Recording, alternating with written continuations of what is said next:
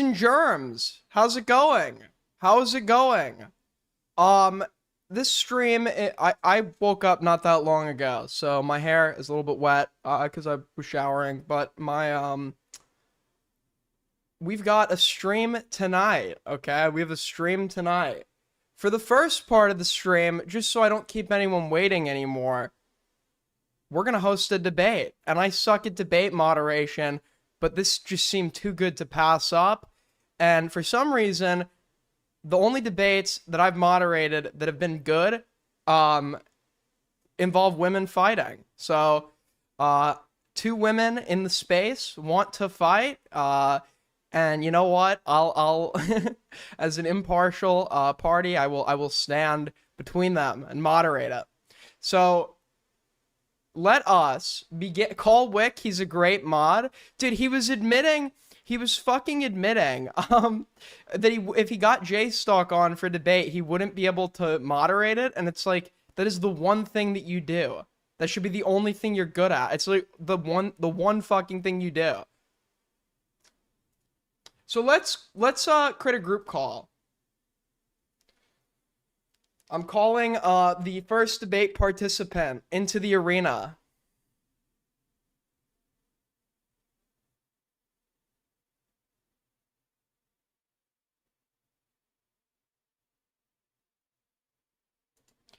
You can't critique anyone on moderating, to be honest, Aiden. I admit that I'm a dog shit moderator. I don't, my existence. Yo, what's up? What's up, bitch? Sorry to keep you waiting. I'm not very punctual. That's an area that me and women actually relate on a lot. I never show up on time to anything. So, um, Uh-huh. yeah, Okay, some did you common figure ground. out how to make a group chat yet? Are you friends with her on Discord? Oh wait, I'm friends with her. Let's make a group chat.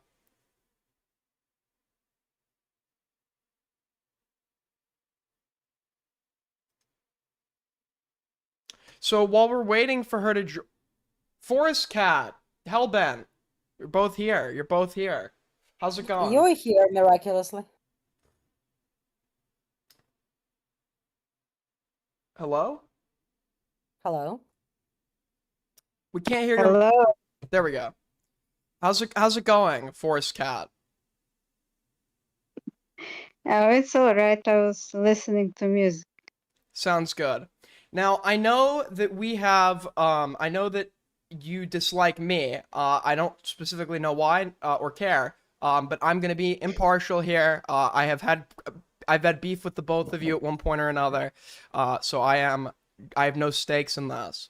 But to begin, I'd like Forest Cat, since you're the one who asked for this debate, to voice your grievances with Hellbent, if you can, and then Hellbent, I'll allow you to respond. Well, it's not just her specifically. I asked her for a debate because I knew she would respond, but my grievances is with everyone in the snarker community that keeps on talking about me and Liam and the rumors like that I was in love with him. And I just really want to say that everything is false. I was never in love with him. Um, we never had any romantical involvement whatsoever. Why no? Okay. Actually, Hellbent, I'll allow you to respond. All right. Well, before we begin, Aiden, I just want to say, obviously, after my recent horrible Lumpy Willy drama, it just means a lot that you co-sign all of my decisions by platforming me. So thanks, man. Yeah, Uh, for sure. That's definitely Um, happening. All right. so secondly, I think for the audience's benefit, I think it would be useful to pull up probably the kind of originating tweet or Yeah. post from Forest Cat So where all of this rumor is stemming from, as well as my most recent tweet that she took issue with, that she believes is me perpetuating the lie that she's in love with Liam. yeah, so I actually have that, and I'll pull that up, which is a first for me to actually have something that I need for a stream. But just for a little bit of context, for those of you that don't remember, Liam Donovan, or Lyrics, was a commentary member or whatever that got into a debacle that the sector dug up and hammered home, but originally Augie's community was going at him for it, where it seemed like he had liked, or he did, like or interact with artwork that is described as, being lolicon or lolly in nature. So this was a big meme and a serious criticism against him. People would call him lolicon lyrics, which he famously didn't like.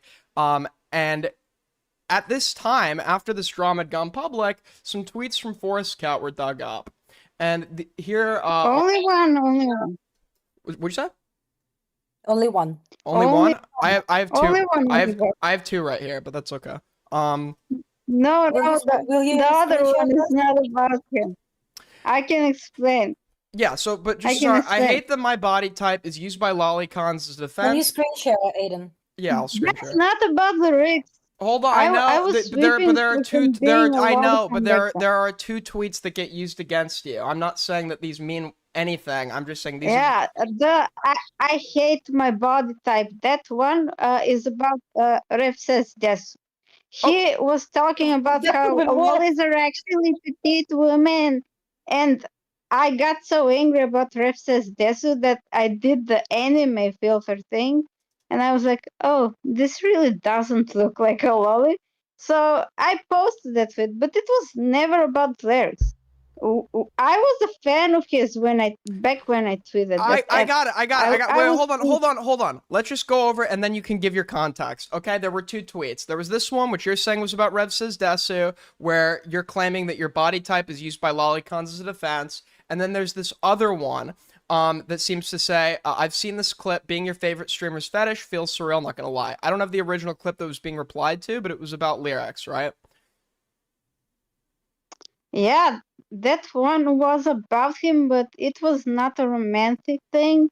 It was just like some observation about some stupid observation, but it didn't really mean anything. Like, how can you tell from this tweet that someone has romantic feelings about someone? I don't think, like, when I see a tweet like that, oh, that person must love that person. No, I don't think that. Yeah, I mean, Okay. on its face, sure. So what do you have to say about that, Hellbent? I would like you to also show my most recent tweet. Yeah, did you link it, or I'll just look? What's your Nope, Twitter's Hellbent? just go to my Twitter. All right. Hello, Hellbent. Hollow Hellbent? What? You'll figure it out. Hellbent. Your most recent tweet. I think it's my most recent. This was really worth bringing up. Well, it is the tweet that prompted the debate, so I feel like we should. Not Liam Donovan. Me and who? Not Liam Donovan. Okay, it's this one. Mhm. Yes, so this prompted Forest Cat to DM me saying, I can see you still perpetuating the narrative that I'm in love with Liam Donovan. Let's debate about this. So I feel like that's important context to include, right? Yes. Yeah, exactly. Okay. Well, so I am actually pro Liam and Kai. I am I'm actually all did the you way hear? pro Liam. Did you not hear? They broke up, most likely. He's available now, I don't girl. think Go so. for it. So, No, I I'm don't think joking, so. I'm joking. Okay. All right. So back to bring things back on topic here. Okay. So what is your response to Forest Cat claiming that she is not or has never had feelings for Liam? What is your opinion on that, Hellbent? Well, I am absolutely going to give it, but if you guys are willing to bear with me for just a moment, I just want to ask Forest Cat a couple questions Yeah. before I give my opinion. Go ahead. So, Okay. Forest Cat, so you mentioned that you come from quote unquote old commentary, so kind of the RFC space, right? So like Augie, Diorio, Boblax, that kind of era? Is that correct? Yeah. Okay. Were you around for, let's say, the flamenco drama? Do you remember it? Oh no, I didn't actually watch during the flamenco drama because during the pandemic I was watching BreadTube and I stopped watching commentary during the flamenco drama when it was popping up. I stopped with Oh. commentary and I was watching BreadTube. I was watching Hassan. Mm. I mean, you missed out. It was very I- enjoyable. But so you don't have the context of, Flamenco's reaction to Salva Pancake stabbing a Sonic doll on stream. So you don't know about any of that. Well, I vaguely have heard some stuff about Flamenco. I know that like he's a Shotokan, like the Boy Soprano thing. I know Yeah. exactly about. Well, I mean, I'm definitely not going to take an issue with that because then we'd get into fruit shops and that's a whole thing. No, I'm specifically, I was hoping that you would remember the specific incident of Salva Pancakes stabbing a Sonic doll on stream and kind of misspeaking first and saying, I hate flamenco. Oh, I hate flamenco, but I hate Sonic. So I'm going to kill him. And then he stabs the doll. And then flamenco goes on Augie's stream and questions, so is this okay now? Can we just threaten to kill people now? So I was hoping that you would remember that because I wanted to ask you kind of your opinion on that drama because I think talking to you seem pretty reasonable. I think you would probably agree that the way Flamenco reacted to an obvious joke was disproportionate and the drama was not really the Salvo stabbing the doll and would have gone completely Okay. unnoticed. It was Flamenco's reaction to it. So I think I'm getting to my point. Don't worry, Aiden. So my point is, I obviously don't believe that you're in love with Liam. I frankly don't know. I do not have enough information to conclude one way or the other. I think that you made that post, people goofed on you for it, and then you responded in such a disproportionate way by first crashing out of Lyrics' community, then bringing it to this side of the internet, crashing out over that again when people just kept teasing you about it. And because you keep perpetuating the teasing by reacting to it, this is basically why people keep doing it. So obviously, when I'm saying That was where this was going. You could have just made that point. You didn't need to go on this whole dialogue about the Sonic doll shit. exactly. Okay, sorry. Continue. My bad. Yeah, I didn't need to, but I wanted to. What are you gonna do about it? Nothing. Exactly. You want me to go So fly out and punch you over it? Like what? So my position to you is, as I said to you on Twitter before, you don't have to be okay with these jokes or, even worse types of jokes, like, the sexualizing jokes, misogynistic jokes, racist jokes, whatever it is. You don't have to be okay with that, but I think you should understand that it is pretty normal for the space. It happens to women, it happens to men. Obviously, you can argue about how proportional it is, and if you do not vibe with that, you're correct in, extricating yourself from the space and doing your own thing.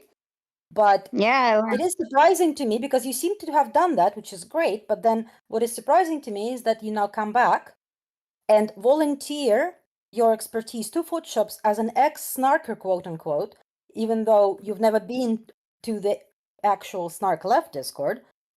And you bring her your expertise and you bring up the situation again, which was the whole problem to begin with, is you just looping on this situation, which is literally a nothing burger. Nobody cares or believes that you're in love with Liam. People That's not true. Teasing you about it. That's not true. People conceivably conclude this person had probably a crush back in the day. I mean, not anymore, but like, typically when you like respond in like a hyper defensive manner to insinuations of having a crush on somebody, like it just makes you look more guilty. And I think that probably convinced people that there was potentially some accuracy to it. But I'll allow you to respond to Hellbent or whoever, Forest Cat, because she took a while there. Okay, I don't like people saying that because of my real love. What if my real love like finds this Forest Cat shit and like it's they keep saying like Forest Cat is in love with this lyrics Liam Donovan streamer and like he searches up like that and he found like his fake Why are you worried about that? Who cares if people Wait, let her respond. Continue, Forest Cat. Yeah. And he would be like, what the fuck, Dora? Why are people saying that you're in love with this femboy guy? Why are people saying? Well, the time you were into him, he was not yet a femboy, to be clear. The time you're alleged to have been into him, he was not yet a femboy. But furthermore, your real love, he's Macedonian like you, right? No, he's Romanian. Does he even speak English? Yeah. Oh, okay. Then I'm like, then Well, you probably don't know. aren't you bigoted, you piece of shit? No, I'm saying that would probably like alleviate some concerns that he's gonna figure out jack shit about this. But second of all, I I think think it raises more concerns, in fact, because Eastern European men, you should be worried I what they think would do if they even suspect anything. what I think that They take you to the wall. I think that your love or whoever this person is, probably knows that at least at some point in your life before him, you may have had a crush on another man. I think most people can probably assume that about their partner. Maybe not Romanians. Well, it was never true. I will admit that I had a crush on Velk, and I would tell him that, but I never had a crush on Liam. I remember this, but this other guy you're talking about having a crush on, what I also remember is you were like, I'm pretty sure, and I could be misremembering this. Back then, were you not talking about your type, and your type was like blonde, like men with blonde hair, skinny men with blonde hair, that like you described like exactly like Liam's appearance, and then this other guy that you said you had a crush on after the Liam accusations, he looked very similar to him. Sorry, then it sounds like you're not moderating, but debating. It's a What is that about? Well, my laugh doesn't look like that. He is a skinny guy, but his hair is brown and his hair is long and his eyes are hazel. But he is not that Aryan archetype. Aryan. So, to be fair, Well, whatever. No. my position has never been that Forest Cat is in love with Liam or was ever in love with Liam or even had a crush on Liam. I have no idea. All I know is that she gets disproportionately tilted over insinuations that she might have had some interest, which makes it incredibly funny to tease her for it, especially in a harmless manner like you're currently showing on screen. That is all. Like, I don't actually care what else she has tweeted about. I don't. If she tells me she's not in love with him, sure. That literally doesn't matter because obviously I'm just teasing you, So which is I, natural. I will admit when I like someone, like, but that was never true about them. So that's why I get defensive because people are trying to ship me with him, and not you, but some other people have made up like fan fictions, like that. Like I want him to rape me, like that we're like some who did strong that? exes. Who did that? Oh, Critical Shogun wrote the rape thing. Wow. So it sounds like Critical Okay, so Shogun has a if lot to I answer may, for. yeah, he sucks. We disavow. I don't. I don't know So anything about this, but okay, we disavow you too. nice. So, but Forest Cat, like that happened like what, at least a year ago, right? Uh, yeah, it happened on a Mrao stream, like in his YouTube chat. Like I saw him type like Forest Cat, like she's into the rape fantasies. She wants lyrics to rape. Yeah. Like So when did this that's take place? insane, bro. That's insane.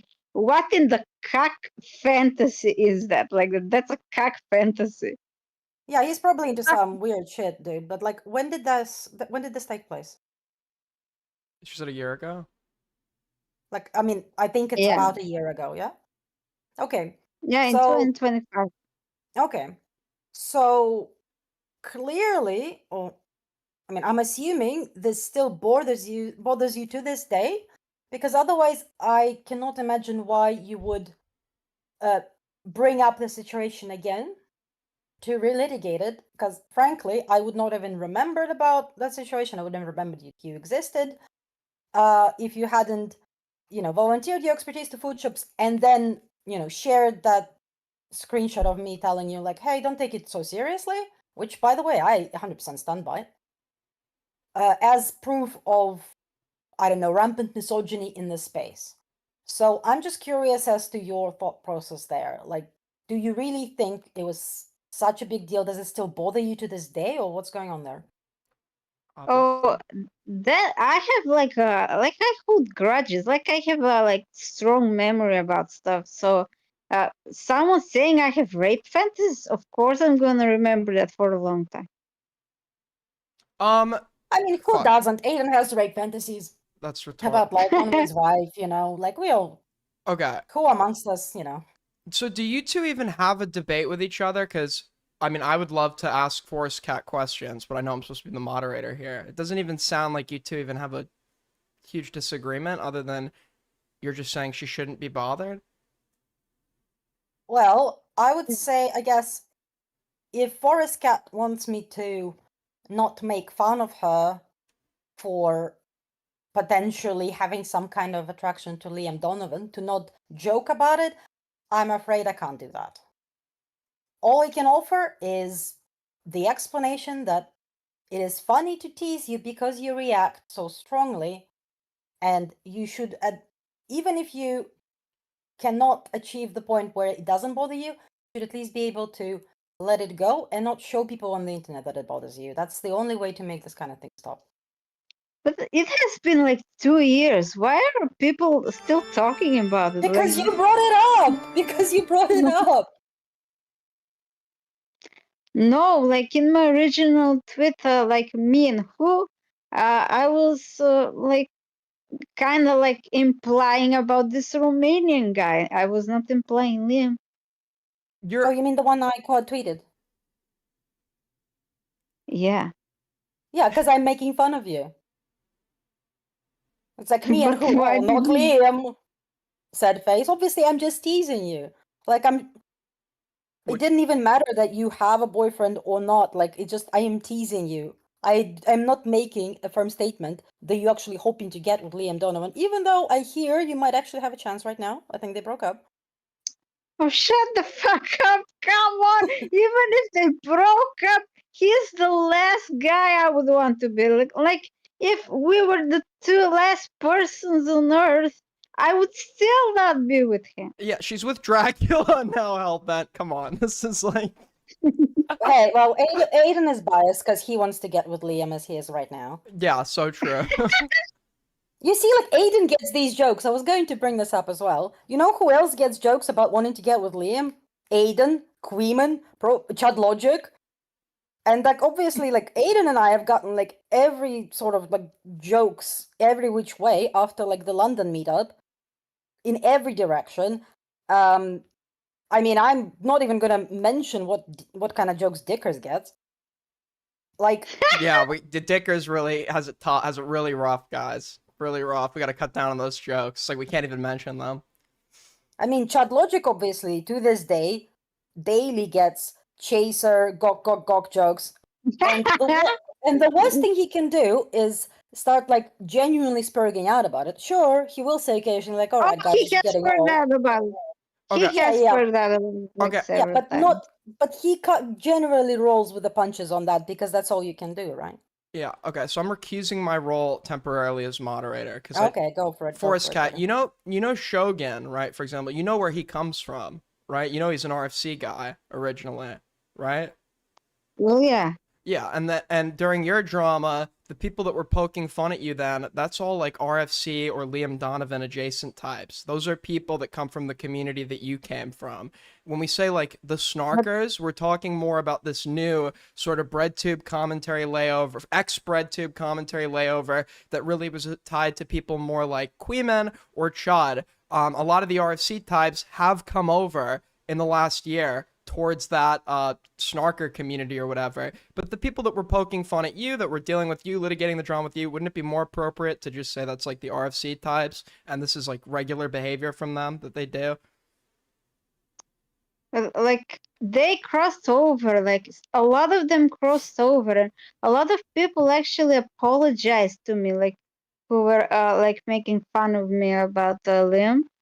Um, and this QQ person, like I don't think he's not an RFC guy. Why was he making the why was he talking about this shit? Why was So QQ QQ Oh, posting the he's an old screenshots? gay homosexual. That's what So he does. okay, thank you, Hellman. So QQ is not an RFC person. You're correct. QQ is more snark adjacent. When did QQ talk about this? Oh, when I was in Dicker server, when I was in Gamma server, when I was in Paris server, all the time when I would try to voice some opinion of mine, he would always post the lyrics fangirl wants to talk. Or he would post that screenshot over and Um, over and over again. yeah, I'm That is sorry. a great impression, I must say. I'm sorry. I'm sorry to hear he was doing that. I'll have to have I'll have to have I'll have to have a serious conversation with the It guy. does sound like that. I so the thing is, right, what the snarkers and the RFC types have in common is the shit talking and like the interest in drama. That's a commonality. And the only thing that you're known for, not to say that like known for on this side, not to say like, oh, you're irrelevant or whatever, but people only know you for that situation. So if people see your name, that's going to be their only frame of reference because that's all they know you for. They knew that like you were getting mad that people were insinuating you had a crush. We know chatters are like shit stirrers that like to poke and prod to make people crash out or whatever. So you just ignore it. It's not that damning to say, oh, this person. Who cares if you had a crush on somebody or not, right? It's not. If let's say you do for a second, let's assume you actually did have a crush. That doesn't mean any. That's not. Doesn't mean anything bad. But you know who has a crush on him? Like that Jxmmy guy. Like his tweets like pop about on my Twitter timeline about Liam, and I'm like, what the fuck? Why am I seeing this? Because Jxmmy likes shitter drama, and this is like a shitter drama that's kind of funny, right? So that's what they poke fun Believe at. her. No, I believe her. I think there is something to But there. his captions are like, "Oh, I'm groveling for Liam Donovan." Did Oh, I well, that's ever not about. say I that? don't think that's not about you. That's making fun of him. We all make No, jokes. no. I'm just saying that Jimmy actually has a crush on Liam, unlike me. He's only 19. He doesn't know any better. I do actually have one more I'm sure that was question that is completely somewhat unironic. unrelated. Aiden, if you don't mind, may I ask like another question I wanted to ask Forest Cat, and then I can Yeah, just you get have with you the have you have other my questions I permission. have. Yeah, you have my permission. Thank you. So something I was curious about. Oh my god, I just did it. No, I'm not curious actually. Forget that. But what I wanted to ask you was, so you mentioned to Foodshops that you've never been in the Snark Left Discord, but you've been in Gammas, Dickers's, Parry's, and you characterize those spaces as being, Snark communities, and you had issues with those spaces. So I was wondering if you can clarify exactly what kind of negative experience you had in those servers, aside from the screenshot of me telling you to take it easy. Okay, I will talk about my observation on why I left the community. Like actually, and it has nothing to do with the Liam stuff. Like when I saw how vindictive they were against Nicholas the Oreo, and how were they going against him, like bam bam, this is the worst person ever. And like Nick the Oreo was my entry to commentary. I kind of have a soft spot like for Nick, and like for me it was like, okay, fuck this shit, I'm out, I'm leaving every space, I'm leaving even Himpleton, I left every. Well, Himpleton sucks, so that's fair. So you didn't think that you didn't see the valid criticism that was coming from those servers, or did you feel like it wasn't sufficient to justify the quote unquote snark that was coming along with it? It wasn't justified. Of course there's criticism, but like it was way too much. I felt like Nick was becoming like a flamenco type of figure, which is he's not. Like he's not a pedo. He's not a lolicon. Like they were going against him like he's a pedophile, and I felt really bad. So I was like, oh my god, I must go. So which So criticism like against Nick would you I'll say I'll was have this whole justified? convo there. Hellbent, is that all you have to say? Sure, yeah. Go ahead, buddy. And by the way, we're even now, okay? We are. I did say that this would compensate for Goodbye. lags. Goodbye. All right. Sorry. We can have this conversation. I think that this could be interesting. So I actually can relate to you a little bit in the sense of Nick was a personal friend of mine. Nick was a personal friend of mine, and I'm obviously, as a result of that, widely sympathetic to him, more so than the normal snarkers, etc.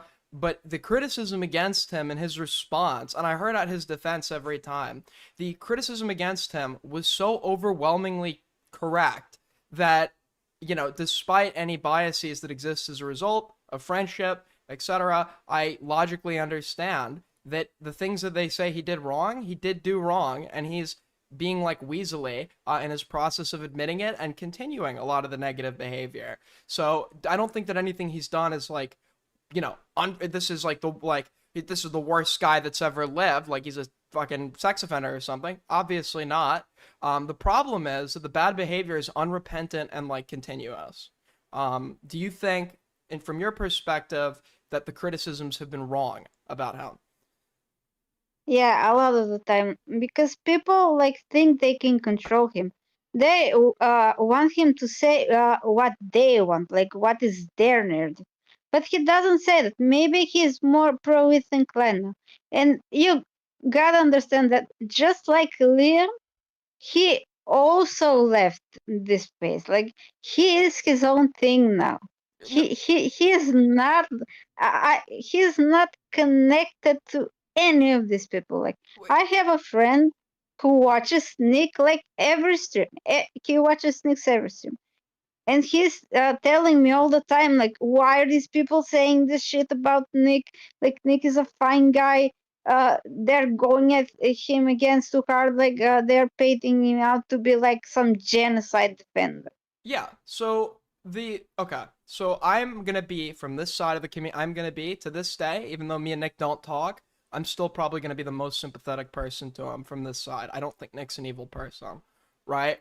But at the same time, these people don't know Nick. They don't have the prior experience of them, so their frame of reference is what he's doing now.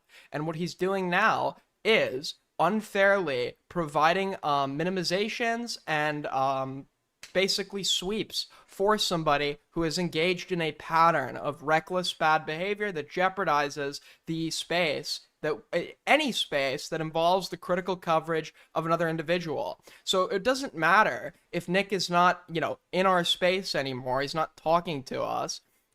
Ethan versus Hassan is the most ongoing, one of the biggest like dominating dramas on YouTube, right? And he's inserted himself as essentially the guy that is going to run the defense for that one side, a side that this community is obviously against. So he's the messenger, and obviously as a result of that, he's going to be treated with a lot of disdain. He's the main messenger from the commentary side. So obviously, in regards to people that are close to us, people are going to have a lot to say about him. The question is it unfair? And I don't think that any of the criticisms that have been laid out against him, with the exception of one or two, have been unfair. I haven't agreed with everything they've said about Nick, to be clear. There were like one or two things Oh, that I didn't I agree with or see something. the shit they post about him on Twitter. Like they're way too malicious. And by the way, like I'm a Hassan hater. Like I was a Hassan fan. He said some terrible shit about Ukraine, and then I stopped being a Hassan You don't fan. have to. You don't have And to. You don't have to like Hassan. You do not have to like Hassan to not like I know, Ethan. but I'm like a hater, a Hassan hater, A lot of people are. A lot of people are. essentially. But probably how you feel towards Hassan and the dedication that a lot of people feel to snarking this guy's every move, right? That's comparable to how snarkers treat people like Ethan, right? If anything, I think it's worse with Hassan, but that's neither here nor there. That's just Well, comparable. because That's Hassan how is people online overshooting. treat the side they think is wrong. Hassan is a way worse person than Ethan. Like, I don't agree with How so? Ethan's lawsuit, like, at all. I don't agree with the lawsuit. Why? Well, because it's a terrible precedent. Like, any of the lawsuit, like the denims, the case it runs, like Oh, do you don't agree with the lawsuit or the loss? You were saying. the lawsuits. Oh, you don't agree with Ethan's lawsuit. Eh, each and every one of them. I don't agree with. Oh, okay, I got you. That's good. That's good. We probably agree. Everyone will find common ground with you on that. But if you think that the lawsuits are wrong because they set bad precedent, and he continues to try to do it anyways, right? Don't you think that a guy that has inserted himself as the person providing constant defenses for the guy we're admitting is engaging in a pattern of behavior that's going to set horrible precedents? Don't you think people are going to hate that guy that's like assumed the role of Ethan's top defender? I don't think he's his top defender because like Ethan has a lot of orbiters. And he also criticized the Noah Samson and the IDOPS lawsuit. Yeah, but do you notice what? Do you notice what? Okay, let's look at anyone else because you've been watching Nick for a while.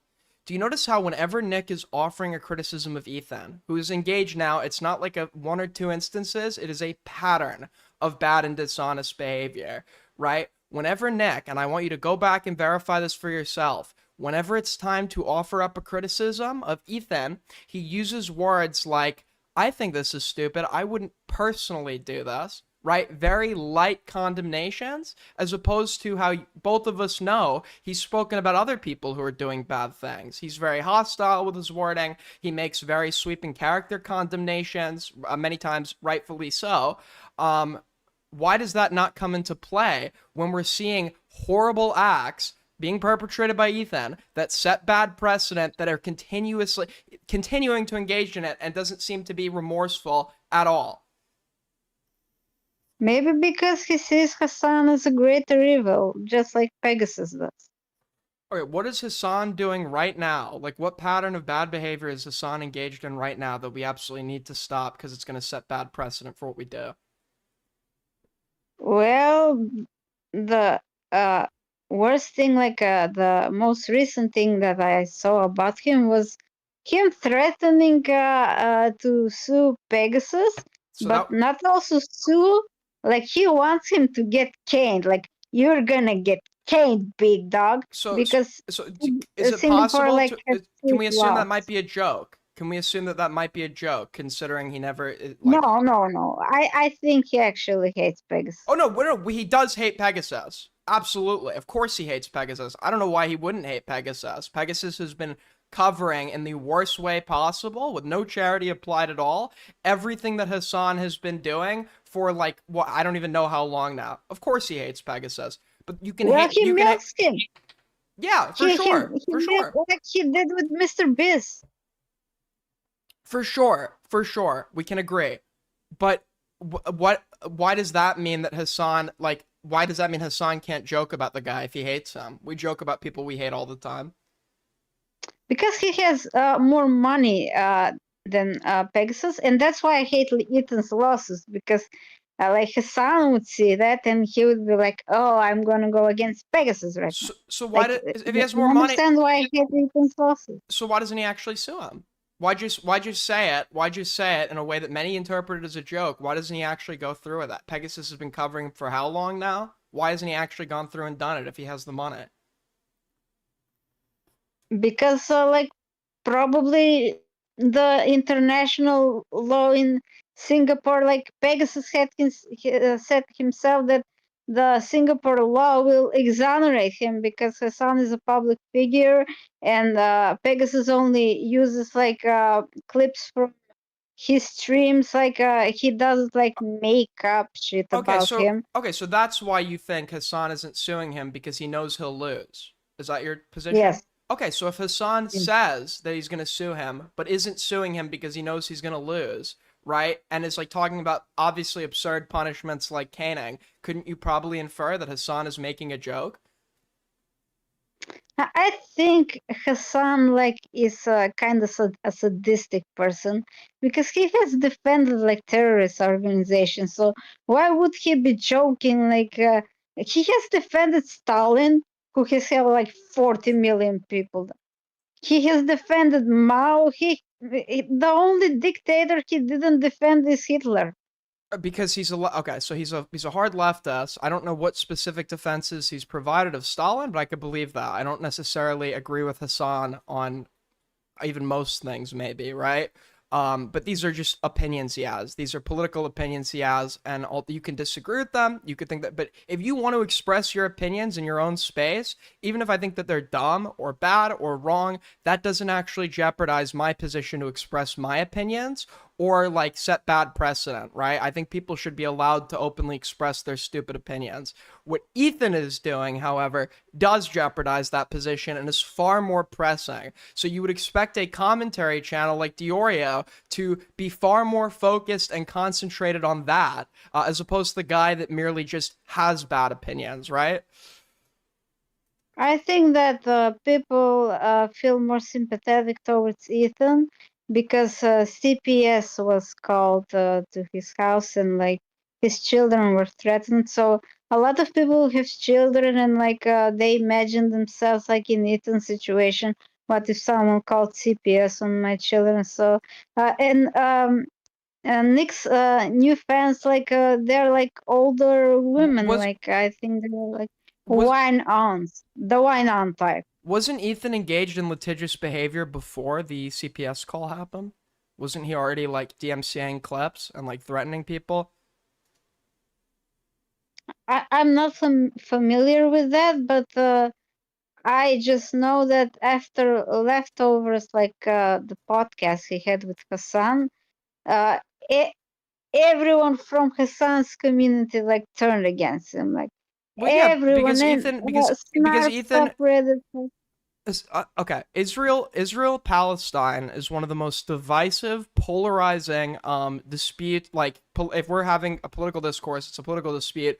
One of the most polarizing political disputes that people can have, right? Regardless of what your respective side is, the conclusions are going to be very strong, and you're going to feel very strongly about them, and you're going to feel very strongly against the people on the other side.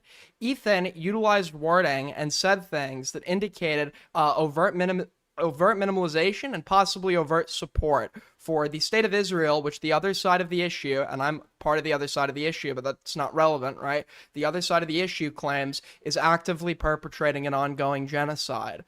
So obviously, people who see someone that they believe is providing minimizations and defenses for such a state, they're going to feel very strongly against that individual.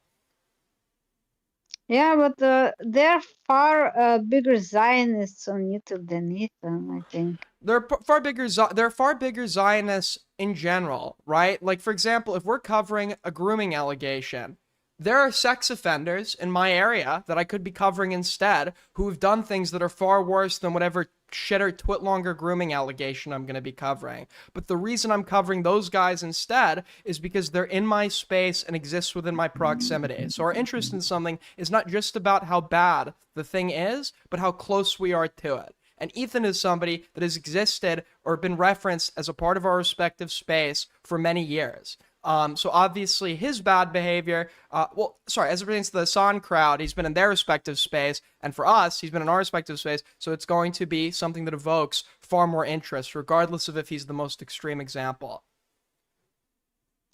I think like Jordan Peterson like was kind of right that Ethan like should have never associated with Hassan. Like it was the biggest mistakes of both of their careers. Like if they never did the leftover shit, like they both would be just like talking about other shit. Like Ethan would be talking about drama. Like he was better with like the Trisha Paytas, like the frenemies drama type. Yeah, So that was If better Ethan than never leftovers. expressed anything disagreeable, I'm sure people wouldn't be disagreeing with him. The problem is that he did. That all happened, and now people disagree with him. They vocalize it as such, and this is over. Same with the sun. Same with the sun. You're allowed to disagree with Hassan. Feel free. I disagree. Like, if what you're saying about him and Sonic, that's probably, you could totally disagree with them on that. And you feel free to talk about how much you disagree with them. You're gonna find no, you're gonna find no pushback from me on that front. But the issue is that Hassan, if you even find his opinions bad, him expressing those opinions isn't gonna negatively impact my ability to express mine, as I was saying before, whereas the precedent that Ethan is trying to set jeopardizes the space. I can agree. Like the lawsuit's gonna stop that. Like everybody who is engaging in a lawsuit, like Even the It's BRICS just, and Minifix. it's literally, Everyone has to stop there's not, this is a lawsuit. Dioria talking point. In our respective spaces, it's just Ethan that's being this litigious, right? It's literally just Ethan. Hassan made an Well, offhanded comment on stream, which you admitted he didn't even intend to follow through with, so it's not really going to threaten our respective. This is an Ethan Klein issue, right? Ethan Klein is the guy in but our proximity that's doing this. maybe Pegasus felt like scared, like you're gonna get caned, big dog. And Pegasus, I'm sorry, some Pegasus was calling for Hassan's arrest. Pegasus was calling for Hassan to be arrested. Maybe Hassan yeah, was like scared when he made that comment. no, I don't think Hassan watches Pegasus that often. Like I don't think he was scared about that. But Pegasus was expressing that because Hassan was talking about good thing about terrorist organizations, and Pegasus comes from a different culture. When if you talk like some good things about terrorist organizations, like Do you you know get like some prison sentence. what do Like you for think? example. Out of curiosity, and I think that you have a background that might allow you to appreciate this a little more. But what do you think that a terrorist organization? What do you think terrorism is? Uh, I think terrorism is on like extremist groups. Like it can be left wing or right wing or like Islamic or Christian. Got it. So, in the former Yugoslavia, right? In the former Yugoslavia, you had like groups like, I don't know, Macedonia didn't go to war with the other Yugoslav countries. They didn't go. No, you're right. North Macedonia didn't go to war. I'm pretty sure. I forgot exactly the context behind why they ended up getting granted their separation. But North Macedonia, Oh, we had a under loophole. Ottoman rule, when you guys were under the I Ottomans, will tell you. I will tell you our loophole. So the president that we had like in 1991, he did a referendum. He was like, "We are Milosevic. leaving for now, and we will return to Yugoslavia, like if Yugoslavia wins." And that was the referendum. And everyone voted yes. And so we left, and Yugoslavia fell apart, and we stayed independent. Well, do you know? Okay, so do you know, for example, about the Internal Macedonian Revolutionary Organization? I know. Yeah, that fought against the Ottomans for their independence and utilized violent tactics. Like a terrorist organization are going to be Well, groups. our ruling party right now is named after them. Yeah. But for example, if you were to ask the Turks could describe the Internal Macedonian Revolutionary Organization as terrorists, right? They probably do. This was a group that, for the sake of their independence, utilized violent actions. And within these more decentralized groups that don't really have like the organization of a state backing them up, you do see a tendency towards more civilian risking or intentionally targeted violence and respective designation as a terrorist organization. But there are many groups that are considered terrorist organizations by some countries, but then not by others, because it depends on the respective purpose that group was fighting for. So if people think that the justification was good enough, they'll just what? We were actual slaves to the Turks. We were slaves for 500 years to them. Yeah, I don't think the Turks treated you guys good. I don't think the Turks treated you guys well. That's like saying to black people, a Black Panther should be like a terrorist organization. They shouldn't. No, I agree, but the Black Panthers were designated as a terrorist organization because I'm pretty sure, because the designation. I don't think they shouldn't, because they fought against slavery. Okay, the Black Panthers that was way after slavery. You had people like John Brown that were fighting against slavery in like the Harper's Ferry raids, and he was also been described as a terrorist. He was fighting against slavery, but he did use irregular, decentralized like battle tactics, etc., that did kill some civilians, and he was justified or classified by some as a terrorist. But the people that are classifying him as a terrorist are going to depend on the people who believe the cause that he was fighting for was strong enough, right? So, as it pertains, if you believe that the Gazans are fighting for a cause comparable to liberating themselves from something tantamount to slavery, then you might not view them as terrorists, would you? Regardless of if you think their excesses are wrong or right. I don't know much about. I avoid the Israel-Palestine situation. Like, it's not relevant to the Balkan. Like, That's fair enough. I avoid Maybe it. then I urge you to read up more on that and figure out why Hassan thinks what he thinks to understand maybe why he's not so quick to call these organizations terrorist organizations. Because it seems like you think that there are some causes where people can engage in tactics tantamount to what we would describe as terrorism, but we wouldn't call them that because the cause was righteous enough, right?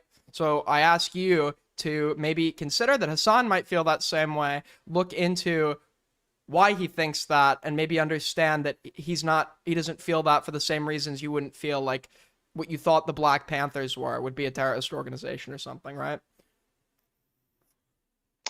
Uh, I don't know, but I just know that Hassan is a fucking local. Even if he didn't like say positive shit about Houthis, Hezbollah, and like Hamas, he's still a fucking local. Okay, so He crashes out all the time on stream on his chat. I mean, we all do that. We all do that. No. I don't think so. Not to his degree. He is like a way huge degree. Okay. Well, Hassan is bad because he is, I guess. I mean, I like the thing is, some of your Oh, and he's pro-Rush. He's pro-Russia. I follow the Ukraine-Russia situation. He's pro-Rush. it seems like he has sympathies, right? And that's a totally valid grievance to have against him if that's true. I wouldn't blame you for having that. I don't know if that's true. I don't know how true that is, but I've heard like some statements. Maybe I don't watch Hassan, so. But yeah. Anyways, I think that's all we can get to here. Did you have any problems with me you wanted to vocalize before I let you go? Because I know you've said a lot of things about me, and I didn't know if you wanted to ask. Oh, the System of a Down song. Sorry? Are you a fan of the song I sent you You sent on me a Discord? song? Oh yeah. When did you send me a song? System of a But check Down, it again. Chop Suey. Yeah, it's a good song. All right. Thank you. All right, take care. Bye-bye. Oh, and I have I don't talk to Liam, but I have like a song dedicated to him because he stopped streaming because of some snarkers. So I dedicate the song "The Show Must Go On" by Queen to him. I'm sure he's wow, crazy stuff. All right, well, thanks for calling in. Bye-bye.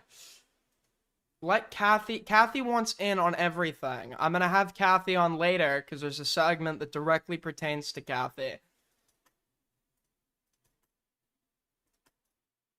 I'll have Kathy on this stream. It's just not gonna be for that one. Okay, well, that was not nearly as interesting as I thought it would be. In other news, really quick, before we move on to our next big topic here, I saw something. So apparently, for those of you that don't remember, the Trump admin. Well, hold on. I also saw this. I know police like to do like firearms busts or whatever, and like post it, to get like, I guess like, look, we're taking the guns off the streets, guys. And I guess one of those police departments, tried to do this in, Saskatoon, Canada. I think that's how you say it. I don't fucking know. But let's take a look at this really quick. This was what they got off the street. This was a serious firearms. Is that like a fucking flintlock? Like, what kind of gun is this? Is it like they stopped some guy who was about to go to a fucking duel or some shit? It's not a flintlock, but holy shit. Crazy stuff. They're taking those. The Saskatoon Bloods have lost all their firepower now. Also, for those of you that don't know, the Trump administration, Trump is very obsessed with building a legacy now because as you get older, the prospect of meeting your maker becomes more pertinent to you, and you begin to understand that you're not going to be around for all that much longer. So you want to do things that get your name remembered. You're focused on your legacy. So Trump is very big now on like having his name on everything. I think they renamed Palm Beach Airport to like Trump International or something. They're doing a ballroom at the White House, but now they've also been they painted the reflecting pool, I guess. And whoa. What was that? Anyways. Did I just leak my IP? Okay. Awesome stuff. I think I have a VPN on, so it doesn't matter. So they're painting a reflecting pool, and they got this whole paint job done, and now people are noticing that the paint is coming up now or something. For those of you that don't know, for the non-American people that are watching, this is in the capital, Washington, D.C. The reflecting pool is very important culturally because if you look right there, that's the Lincoln Memorial on one side, and the Washington Monument is on the other. This is where the March on Washington ended, and Martin Luther King stood right up there to give the I Have a Dream speech to a crowd of like 200,000 people. The reflecting pool is very notable and iconic.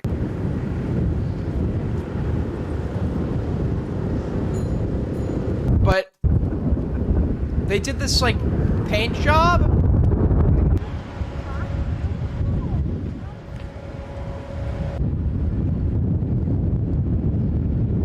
They've also been having problems with algae in the pool. So they got somebody caught on video. Some of the workers were pouring in little bits of like hydrogen peroxide, which is like ridiculous because if you were using hydrogen peroxide to kill the algae in that pool, you would need a hell of a lot of it, far more than like any amount you could just pour out into the reflecting pool. But people have been calling this out. I don't know what's going on that front. You know, it's just it's every day with these guys, man. It's every fucking day it's something new. So it's 12%. Wait, they were pouring in 12% hydrogen peroxide? That won't even disinfect a cut on your skin, will it? I guess I could know that would. I was thinking, why was I thinking about, I was thinking isopropyl alcohol for a second. That's my bad. But they're dumping like hydrogen.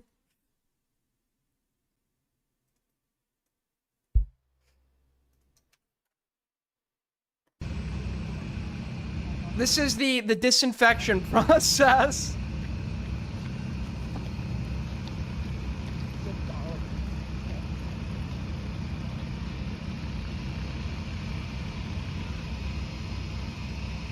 Great stuff going on. Great stuff. Israel advised cleanup operation.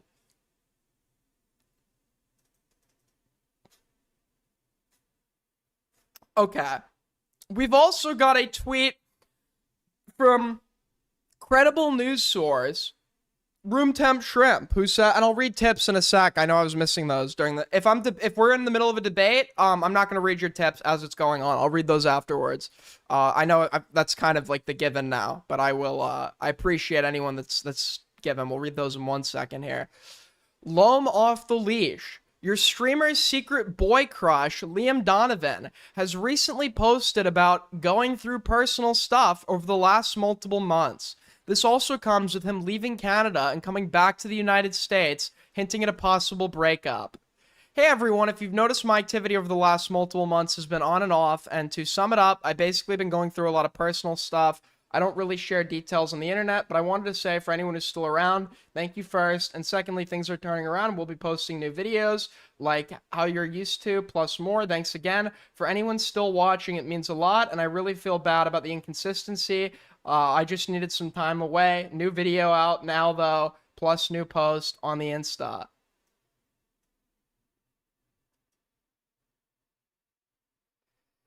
Yeah, I think that normally I would say it's a little bit schizo, but the fact that she's not in the background or something, I guess this might be a men's bathroom or whatever, but this is looking like a breakup. This is very much looking like a breakup. I'm getting those vibes majorly from the things that he said. He's coming to LA. I don't know why. You know, if you want to go to Aiden summer camp, I'm only gonna be in LA for like another week. I'm coming back obviously, but I'm going back to New York for a little bit. I know that VidCon's happening soon. I'm not going, because why would I? Who am I gonna go to see? I'm gonna go hang out with Dioria. Check inbox. Okay.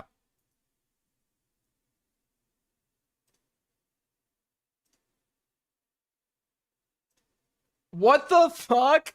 So, really quick, to go, I've brought this up before. Like, listen, I'm not super vocal about the Israel-Palestine stuff. There are reasons behind that, but my position is known. I've said it enough times now. But to sort of highlight some of the sickness in the population, I've used Ben Gvir as one of my primary examples. Only in a society, for such a developed, westernized society or whatever, you would never expect to see a mainstream politician like Ben Gvir. Ben Gvir had a photo of a mass shooter on his wall in his office. Not like a soldier that committed war crimes in an act of war, a member of the IDF who, in his own free time, this guy called Baruch Goldstein went into the Cave of Patriarchs and massacred about, I think, 20 Muslim worshippers before thankfully being beaten to death by the crowd. He is venerated as a national hero amongst the Israeli far right. They do excursions out to his grave. This would be tantamount to a mainstream American politician having a photo on their wall of, who would be a good example? Fucking the Buffalo supermarket shooter or whatever, the guy that shot up that Walmart, the Chud guy or whatever. But he tweets out this: for every tear of an Israeli mother, 1,000 Lebanese mothers must weep. All of Lebanon must burn. With all due respect to the Americans, Israel must make it clear to the entire world that the blood of our sons and the security of our citizens are not forfeit. All of Lebanon must burn. Our supreme duty is to protect the citizens of Israel and the soldiers of the IDF, and this commitment takes precedent over every other consideration. I told the Prime Minister, even in our private meetings, for every tear of an Israeli mother, 1,000 Lebanese mothers must weep. Enough with the ping pong in the Middle East. You don't win with measured responses and restraint. You need to go berserk, to obliterate, to crush the terror. This is genocidal rhetoric. Nobody who's ever... Let's look at history in the Middle East for a moment here. Why did the Ottomans genocide the Armenians? Well, wasn't it because they believed the Armenians were sabotaging their war effort and collaborating with the enemy, so they had to respond through the deliberate evisceration of Armenian communities through things like forced death marches into the desert, etc. Nobody who, like, when people are perpetrating genocide, they're not getting up there and saying, we are going, this group of people over here that has done nothing to us, we're going to go wipe them off the face of the earth. They'll always add some perceived wrongdoing perpetrated by members of the group they think they're genociding. If you go look at the Nazis, for example, they believed that the Jews were responsible for Bolshevism or what their other political enemies were doing, and that the Jews had aggressed against them, which somehow justified wiping out an entire group of people for an immutable characteristic. If you go to Rwanda, I always get it mixed up whether it was the Hutus that did it to the Tutsis, or I think it was the Tutsis that did it to the Hutus, right? I could have that one the other way around. But they believed that the side that was perpetrating the genocide believed that the other side had killed the president, and that it was finally time for them to come and right the wrong that had been perpetrated against them. People perpetrating a genocide always believe they're doing so because they've been aggressed upon first, right? So it doesn't matter how much you add the qualifier of we're protecting ourselves. Genocide is genocide. right? The negative actions perpetrated against you by a military apparatus do not justify a punitive response to an entire group of people for an immutable characteristic like their race or ethnicity, etc. It was the Tutsis that did it to the Hutus. Got it.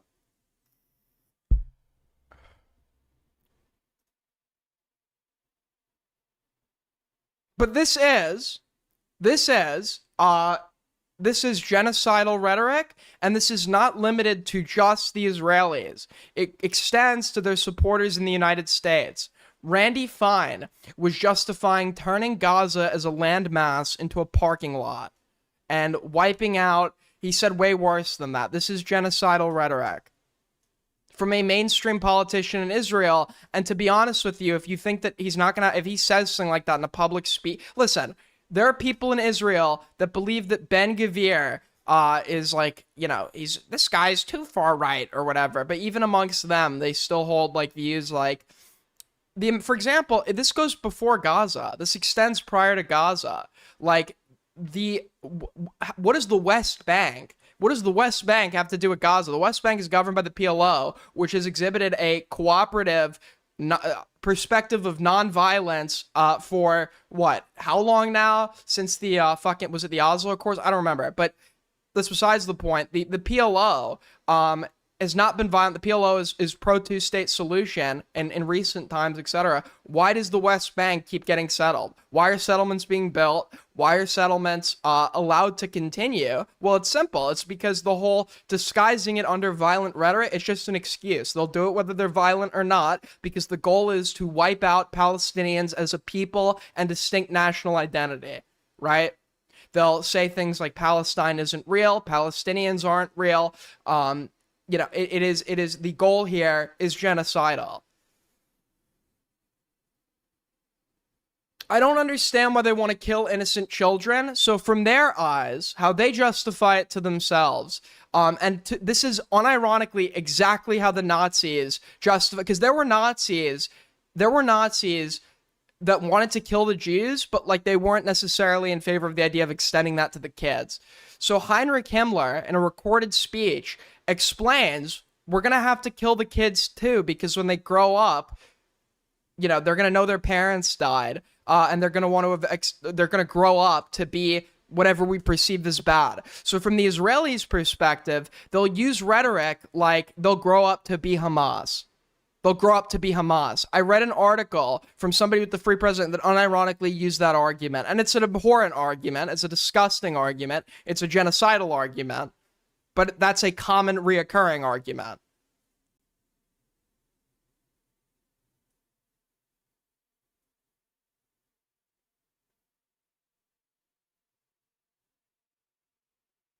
Ben Gvir said explicitly genocidal stuff in this is not about Gaza. This is extended far before Gaza, right? Gaza is the present manifestation of this. But the deliberate efforts at wiping out Palestinians as a distinct national identity has extended far beyond what you've seen in Gaza since 2023.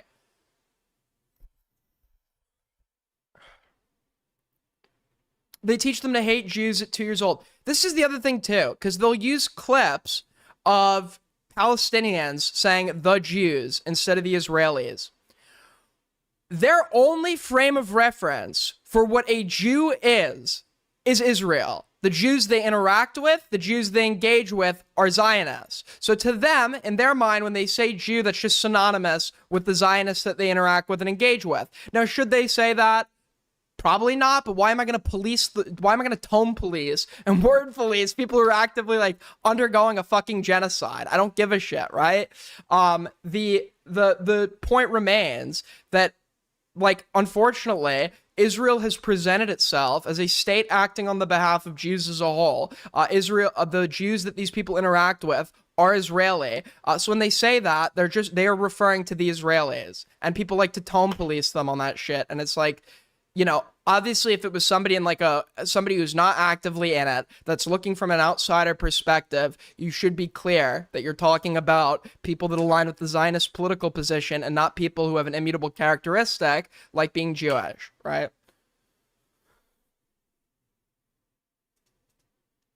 obviously, I don't want people to be anti-Semitic, but I've never for a moment felt serious offense at like some Palestinian standing in front of like his like bombarded house, like with his wife's blood on him, saying like, "Look at what the Jews did to us." I've never been offended by that because I know what he means. I know that if I was to stand in front of him as somebody of Jewish descent and explain what I believe or whatever, he probably wouldn't sit there and say, "Oh, well, you're guilty as well," or some shit, right?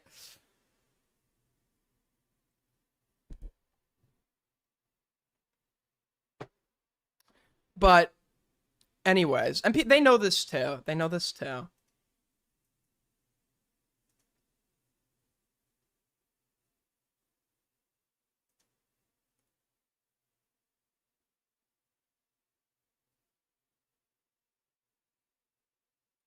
What is this? I've started working out again, went into a depression after my time in the IDF was up. Now I'm finally getting back to myself. One time when I was in the IDF, a Hamas boy, maybe 7 years old, called me Samin, terrorist talk for fat. It always has affected and and stayed with me. Horrible stuff, man. Horrible stuff. The Israeli tank division, the IDF tank division. I thought it was Salvo. Well, Salvo's Sicilian, so he's hairy. So you see a lot of you see commonality there.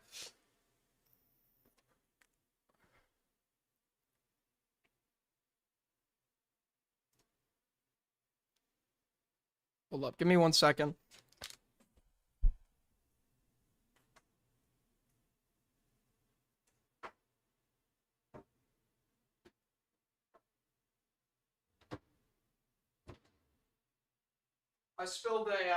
I spilled coffee on my desk earlier, but I didn't get up because we were mid-debate. Um, it's not a lot, just like a little bit, but it's gonna be sticky if I don't fucking wipe that shit up. Um, Booth break? Nope.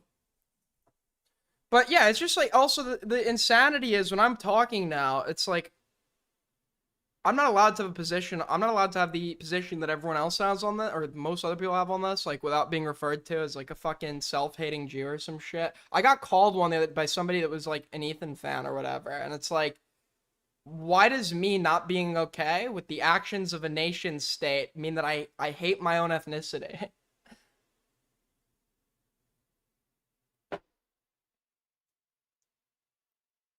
Ethan would call you a token 1,000%. I I'm not trying to be like it was like, oh, you're just trying to win respect from people who hate your guts. No, I'm not. If I was doing that, I'd go full Groiper. I'd go full Groiper and start like and start being like being like a Bobby Fischer type where like I'm hating them from within or whatever. That's not true. Okay? I don't personally for me, I think ethnicity is worthless. But I understand that it has social value and people value culture, etc. Um, so I think, but like, you know, I'm not.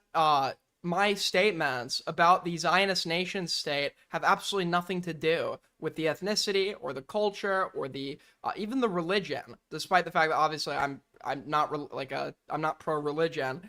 You know, even the religion, it purely pertains to the actions of a state and that state's transgressions. And if it was being conducted by Turkmenistan or something, I'd have the exact same takeaway. Because why would my ethnicity determine my moral evaluation of the acts of another state? Did you grow up in a religious house? No. No. Nope. I've been pretty, like, I don't claim to have ever been, like, super Jewish, like, culturally or whatever. I wasn't bar mitzvahed. Nobody in my family gives a fuck about religion. We never heard you cry out for Sudan. I'll cry out for Sudan. I'll cry out for Sudan. I don't know the whole. I know there's like the Darfur. I don't know like all the details of that. But the other thing too is, Sudan is not a country that is constantly held up on a pedestal. By my country, right? Sudan doesn't get in discourse. It doesn't get this like special treatment. Israel does. Israel's supposedly part of the West and a part of us. So obviously, its actions and bad actions are going to be far more pertinent and relevant in this context. But I felt the only thing that maybe like being Jewish might motivate a little bit. I mean, I'd be lying to you if I didn't say I felt a little guilty. I'd be probably lying to you. I know that's irrational, and I shouldn't feel guilty because it's not my actions. But like simultaneously, I know I'm a part of a category that also consists of the main perpetrators of the wrongdoings that are occurring over there. So obviously, it's going to be something that's like a little bit interesting or pertinent to me because I there is like, even though it's irrational, there is some guilt on my end over that. So like I also I'm like far more, I'm also invested. But it's also like the same with like when the US does something wrong. I'm more interested in the US's wrongdoings because I'm an American. I'm a part of that collective, and I believe that my country should, you know, live up to its values. So obviously I'm going to be very, very critical of that.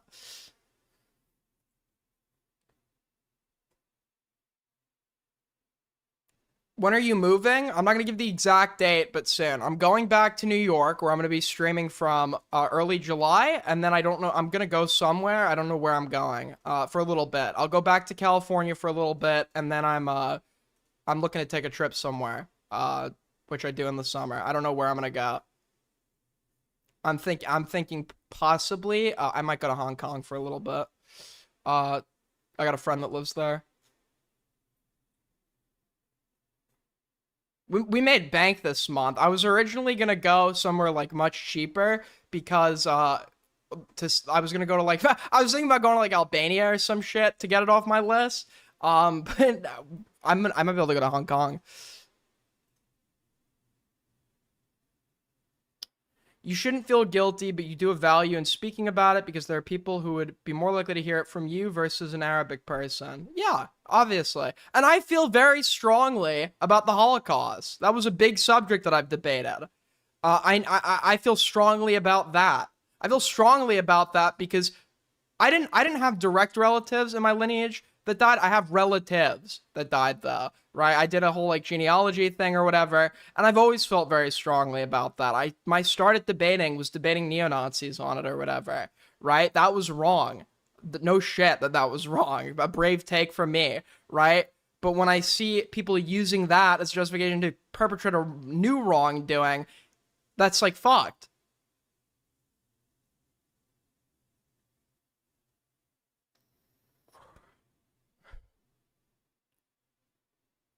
But somehow you can't go up to VidCon to meet up with all your best friends. You're so fucking so true.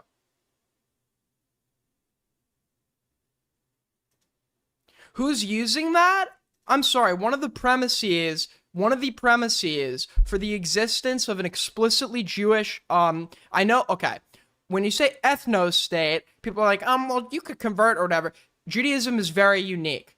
There are other ethno-religions that exist, but in terms of mainstream, like Sikhism, but in terms of as mainstream religions go, Judaism is very unique as a category because yes, it is an ethnicity. Within that respective ethnicity, you have subdivisions with their own respective unique cultures and backgrounds. But it's an ethnicity, it's a religion, and because of these strict requirements for conversion, many times when you see a religious Jew, it's going to be an ethnic Jew, right? But when you're acknowledging in law, the sort of like, make no mistake about it, it is ultimately an ethnicity that is acknowledged in Israeli law. And the premise for the existence of what is essentially an ethno-state in the Levant, Israel or whatever, is the Holocaust. That's one of the main premises for this. Assimilationism was a dominating view amongst Jewish intellectuals after the Enlightenment in Europe. That viewpoint was totally eviscerated and demolished after the Holocaust, at which point people who did at one point believe in their assimilation into European culture ended up becoming sympathetic to the need for a nation state somewhere else. It's a private club. Okay, it does accept new members. It just doesn't need them because they believe you're born Jewish. So if you convert, the belief is that you were born Jewish. You've had a Jewish soul. You've just undergone the specific process of conversion to officiate that, right? But they believe you've always been Jewish if you're going through the process of converting. If you wanted to become Jewish, you could. You just it's work. It takes some work.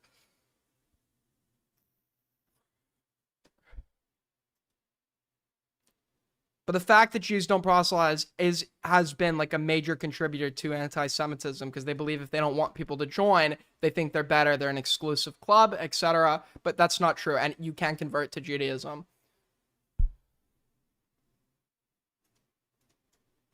I'd say don't because it's wrong. Embrace logic, embrace science, science. Hold on, where is? Okay, but anyways, as I was saying, and also for non-Jews, like when Jews call themselves the chosen people, the belief is that they've been chosen. It is their role, according to God, to fulfill a set of tenets until the return of their respective Messiah. They believe that Gentiles are not bound by that code per God and have to abide by what's known as the Noahide laws or whatever. So as long as they're abiding by that, God's will, as the Jews see it, is being met. So there would be no reason to encourage conversion amongst the Gentiles so long as they're following Noahide laws, because the Jews don't think that they're part of the covenant and they're not expected to abide by these other laws.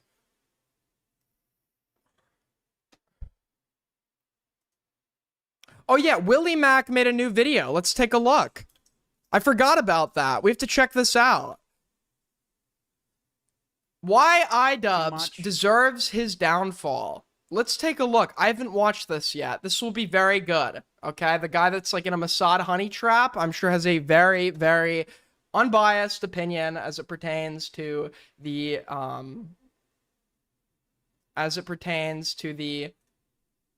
look, it's me. As it pertains to the reflecting on how EHD discourse. we got. Watch my clip as a palate cleanser. Where's your clip? We have this clip. Why can't I? Beat and I never understood. This is cool. It's cool to watch AI make you speak another language. Why is there a beat? In China, and yes, you can call Mandarin Chinese. Only things I know in Chinese are Ni Hao, Wojia, Aiden, and then Zaijian. That's all I know. What are you doing? Just fucking around. Who was in? Let's take a look at this. Also, Hong Kong. The reason Hong Kong's appealing is because I lived with exchange students from China and Hong Kong, which Hong Kong's a part of China, but it's a special autonomous zone. It didn't become a part of China until '99. When the UK handed it over, and as a result, Hong Kong speak like a lot of people speak English. It's an English-speaking part of China. The past year has not been kind to Ian and Anissa. They've sunk their own careers from a 7 million view content cop to having 400 subs on Twitch, losing tens of thousands of subscribers a month on YouTube. They have to tease that Ian's going to be in porn with his wife to promote Anissa's OnlyFans. So if you're an OnlyFans. Wait, can we get a learned empathy? Wait, hold on. I real quick just forgot to read the tips as well. Dude, I feel like high today. I don't know what's going on. Thank you, Plants, for the 5. Your hair looks great, AG4L.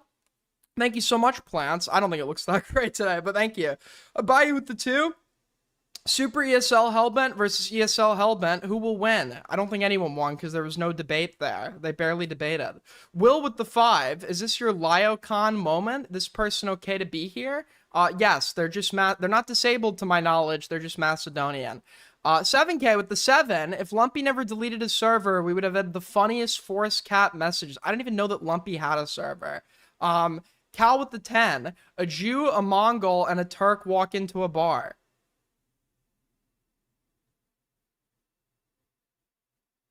And Stalin be like, is it like a Soviet joke? I don't know. Aficionado. Yeah. Wink, wink, nudge, nudge. Also videos. Yeah. I ate my husband's pickle. Uh-huh. on a video. And then they sell pictures like this for $4.99. 2026 has been tough. Anything to pay off that creator clash debt. Things would go from bad to worse as Ian would find himself being sued by Ethan. He's like begging to get beat up in Ethan's backyard. Is an alternative to being sued. Trial by combat. I must say, though, I'm a little poor guy. I don't have very much money. Could just be in a backyard or whatever. It doesn't need to be like, you know, big arena or anything like that. And eventually having to post a humiliating apology on his channel to avoid being sued by Ethan. Now, things at this point have largely resolved themselves, but I still think it's worth reflecting on how we got here, who was in the wrong, and what important details were missed. You see, Ian's been so down bad since the content cop. One of the gimmicks he came up with was becoming a VTuber dragon named Scorched Legume. The Scorched Legume returns. This is an accurate 3D render of Ian's Canadian apartment. During the stream, Scorched Legume platforms a comment Destiny wrote in his chat saying Ethan molests his own children. He facetiously acts like the claim might have some weight to it. I read this last night and I said, this seems like something someone might want to address. And then, okay, so is Willie gonna mention that iDubbbz explicitly states that he does not believe that the claim is true in this segment? Is Willie gonna mention that? Because, you know, for example, Critical, not enough people are saying this or emphasizing that fact enough, but like, Critical or Penguinza or whatever the fuck, he was saying that in the first video he didn't mention that fact. He did in the second, to be fair to him, but not a lot of people emphasize this. Ethan didn't say it at all. Makes a dragon angry to even read such a thing. Ah! This stream is a rough watch. I'm a woke dragon. I choose my embers carefully. He makes it a watermark on his stream for 40 minutes. You cannot be It's like, yeah, iDubbbz is an irrelevant loser. Sure, you could think that there are tons of people out there that are irrelevant losers, but you kind of shoot yourself, you kind of like shoot yourself in the foot when you simultaneously talk about what an irrelevant loser he is, and then also you see the efforts and the level of room that he takes up in Ethan Klein's mind. It's obsessive, right? Compared to his active, like, respective levels of influence. Now, people like Dioria will overemphasize that facet to act like that's what was wrong with the lawsuit, and not that the lawsuit was built on a lie, right? Dioria worded that in a way where it's like, if iDubbbz had been more relevant, somehow the lawsuit would have been more justified or whatever. No, the fact that iDubbbz is irrelevant and it's not worth it is one contributing fact, but not the fact that the lawsuit itself was built on a lie. That's the main issue there. It wouldn't matter if iDubbbz was still at his peak in the era of the content cop phase. It wouldn't matter, right? The lawsuit itself was bullshit. Tolerant of the intolerant. That is what the woke dragon says. Dark woke. This is the highest I've ever seen Ian's sub count. It's the best content he's posted in years, and it still sucks. This took place in February, and Ian out of nowhere would seemingly have a change of heart, apologizing for Scorched Legume's comments. I think this is a good... Suddenly have a change with nothing motivating this apology at all. Nothing motivating this apology at all. time for me to sort of explain to you guys. Also, folks, we need clippers, okay? All the other the clips that I've seen getting posted, I'm sorry, are like dog shit, okay? Not to say, from the two people there was one good one amongst there, but like, you could tell they're just doing it because, to be fair, because I asked or whatever. I make some people pay rent in IC by clipping, but we need clippers. If you want an easy tip, go to the transcript on my last stream and search up the word clip, because I said something and I explicitly said clip that. So free clip, I'll retweet it, I'll like it, and if I'll follow you. Why? Also, tip, if you like what we're doing here, you can tip through Streamlabs and Super Chat. Another great way to help us out is to like. I haven't had Scorched Legume on in a while. He's giving the speech about how he's had an awakening and how it doesn't align with his principles. With having the Scorched Legume on, I've been indulging the dark side a little too much. I have my own principles, my own values, and I'm like, it's the destiny thing about Ethan and his kids. I think I stepped too far out with this one, where it's like I don't want to spread that because it's just negative and it's not true. I don't believe it. Wow, the empathy meter is shooting off the charts with this one. But it's revealed that the only reason why Ian expressed this change of heart is because he received a cease and desist from Ethan. The second iDubbbz stopped talking about it happened to coincide when I took into my service some fine Canadian lawyers. It's not because they're principled, not because he's above it. And although I do find it hilarious that Ian's main motivation for apologizing wasn't his deep values, but the threat of a lawsuit, that doesn't change the fact that this lawsuit was hard for a lot of creators to get behind. One, because Ian complied with the cease and desist. Some fine Canadian defamation lawyers that sent a letter to Anissa and Ian demanding a retraction and a halting of the defamatory statements. Ian did that. And even if you think it's not authentic, him doing it should still mean something. And two, the lawsuit is lacking a lot of principle. Ethan says he's not suing Destiny for his comment because legally it doesn't meet the bar in the United States. He wrote some dumb heinous joke, quote unquote joke, horrible thing, in the context of us beefing in a scrolling chat, like that's not enough to sue someone over. Destiny made the comment, man. Literally. I mean, this is just Okay, so when he provides his rationale for why he's not suing Destiny, it's not even just that apparently he wouldn't win in America, but it's also because he provides this like minimization of when Destiny went and did it that like would also apply to Ian, sorry. But he obviously doesn't care about that. The reason he's suing Ian is not because of the claim about, because of the joke about his, Ethan doesn't give a fuck about that, right? It is to get right with, or to get back at him for all the other shit, their ongoing beef, right? And this is just the avenue that he's found to go and do that. That's why he even says, it like, the law should be a reflection of your morality, but the law should not be your guide for it, right? You should think things are wrong or right because of your principles, not because of what the law says, right? And as it pertains to this, if you think that it wouldn't meet the defamation standards in the US, but does in Canada, then are you going to argue that the United States defamation standards are wrong? Or is it just this, you've just found you're out to go and do it in this other place? So you're going to go do that regardless of if it meets your own standards as to what is defamatory and what isn't. so fundamental. I mean, it's a huge just misunderstanding of how the defamation laws work. It doesn't matter that Destiny said it. Ian's the one that rebroadcast it. Way bigger. To be honest, there's probably more people in Destiny's offline chat than on Ian's stream. Yeah, way bigger. Way bigger. Ethan then explains Just a lie. He's just lying. that since Ian moved to Canada, that He's lying? opens him up to a lot of defamation lawsuits that wouldn't otherwise work. You know what? Willie wins with this video if all he says is Ethan lied. When we get him in a lie, instead of it's like, that's stupid, we can say Ethan lied. Ethan is lying. He's making this up. In the States. If he lived in California, I wouldn't even bother threatening to sue him, because in our great state we have anti-slap laws that make it extraordinarily difficult to sue. In our great state, do you believe that California's precedence for defamation is justified? And if it is, then why would you go somewhere and utilize the standard for defamation that doesn't best reflect your own principles? Is it possibly because it has nothing to do with the precedent? You just want to get back at the guy you think is bad? Oh, wait, it's exactly that. That's the exact reason you're using the legal system, because of your petty fucking grudges. Public figures for defamation. Let me tell you something about Canada. Defamation laws ain't quite the same up there. But you live in America and state that you like those laws better. Ethan then goes as far as saying that because of Canada's defamation laws, his own show couldn't exist in Canada. This is definitely actionable here in Canada. So if you believe that Canada's defamation laws are unjust, why would you go and try to litigate? Why would you use that to litigate your own legal case if you believe that's unjust? Unless you're admitting you're willing to do unjust things and use unjust standards so long as you can get back at people, which is like almost like the entire criticism for why Ethan is using the legal system and the way that he's been using it. In America, you could say that, but in Canada... Why do you think we do our show here? Exactly. Exactly. You think I could do the show in Edmonton? Unironically, all of this, it's not just Israel versus Palestine. It's not just Ethan versus on. It is principles. It is standing on principles versus standing on vibes, and being inconsistent in your application of your principles based off vibes. Every component of this drama relies on that, okay? The new cabal, the new commentary community, the thing that they had against the old one, and the reason I initially supported them is because they applied their principles. It seemed like, I admit that there are some failures there, okay?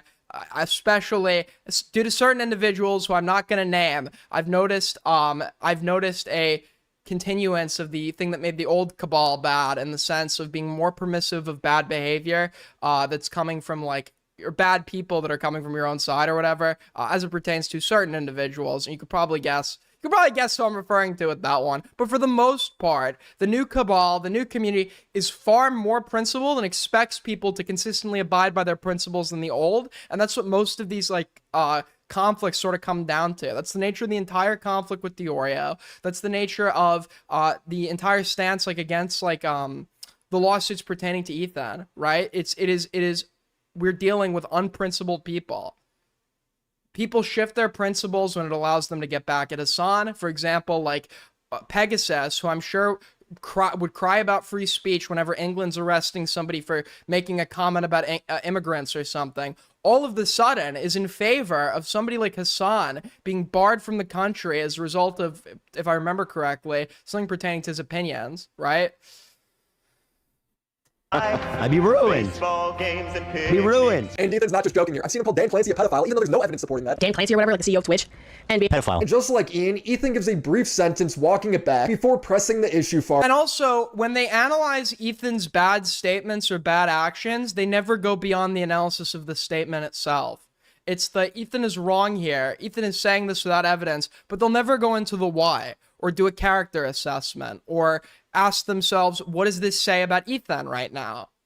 What do all of these things that you can, as a token, offer up a very surface level condemnation of, in aggregation, what do they say about the person that's doing them? They never go into that. They never go into that. If Ethan is running with just saying that Dan Clancy's a pedophile without evidence, shouldn't that tell you that he's operating primarily off of emotion and is willing to use anything and everything to get back at the people that he has this like neurotic, obsessive grudge with?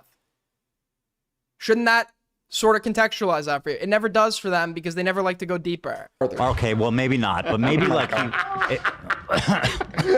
what? I don't know if that's true.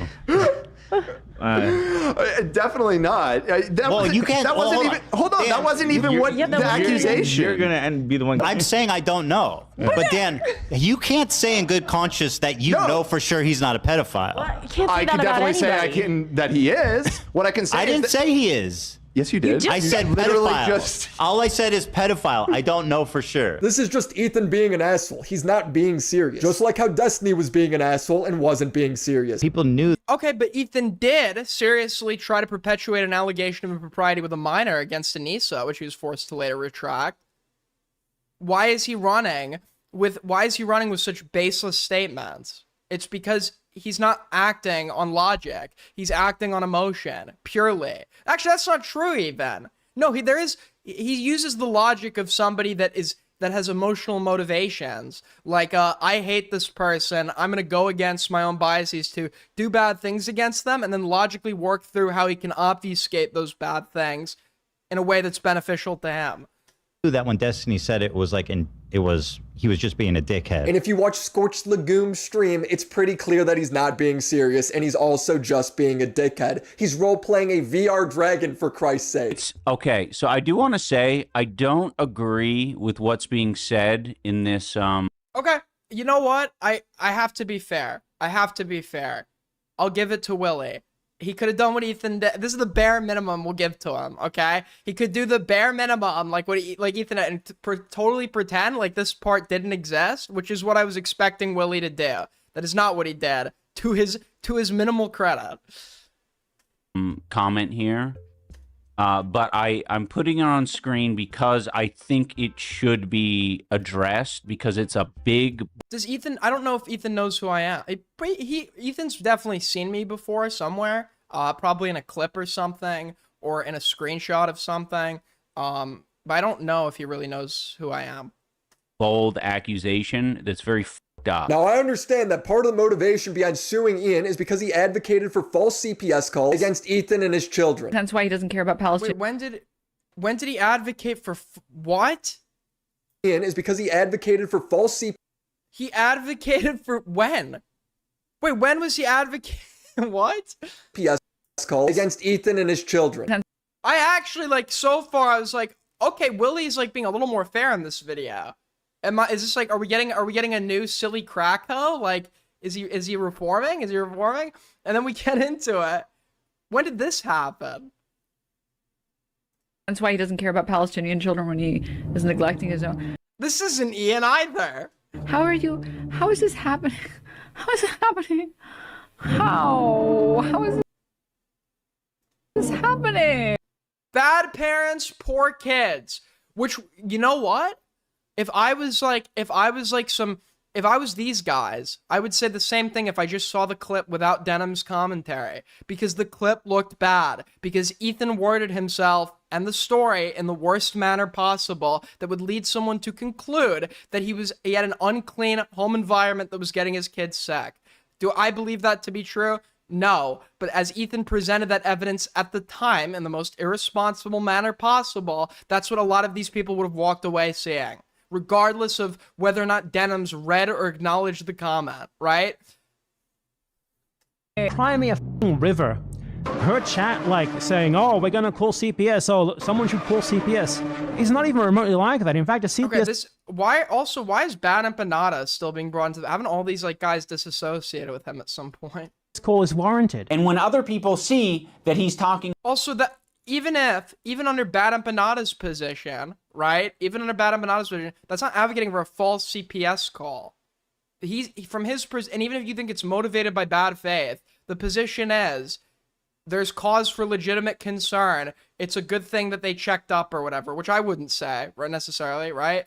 But, like, that's their position. And that's why you don't go online and tell stories to people that would lead them to conclude, based on the way that you present this evidence, that your kids are being endangered.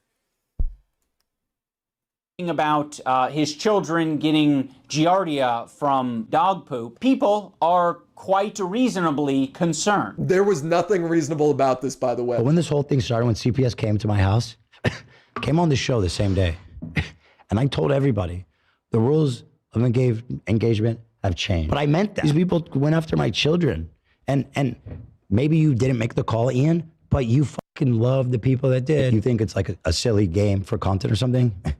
It's not. Nobody cares. Unironically, if we were to give all the snarkers the ability to press a button tomorrow and retcon the existence of Ethan's kids from the internet, not like existence period, I mean like they would never be mentioned by Ethan, they would never be included in his videos, he would never bring them up, anything or any part of this story pertaining to his kids would never exist. Everyone would click that button. Okay? I don't want his kids to be involved in this. I don't care. I said this on stream the other day, right? This is why I thought it was like a reckless decision when he even like was bringing his kids on camera.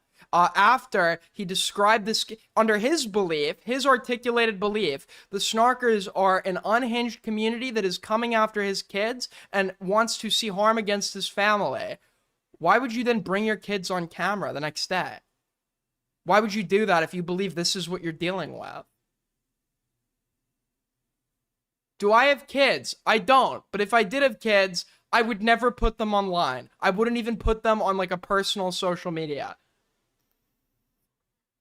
There's no reason for it. There's no reason for it. I'm even against like what these adults who show off everything about their kids on Facebook. Like, what's the reason for that? Why does anybody besides myself and you know their respective friends, social connections, etc., amongst other kids, right? Why does the world need to know anything about my kids?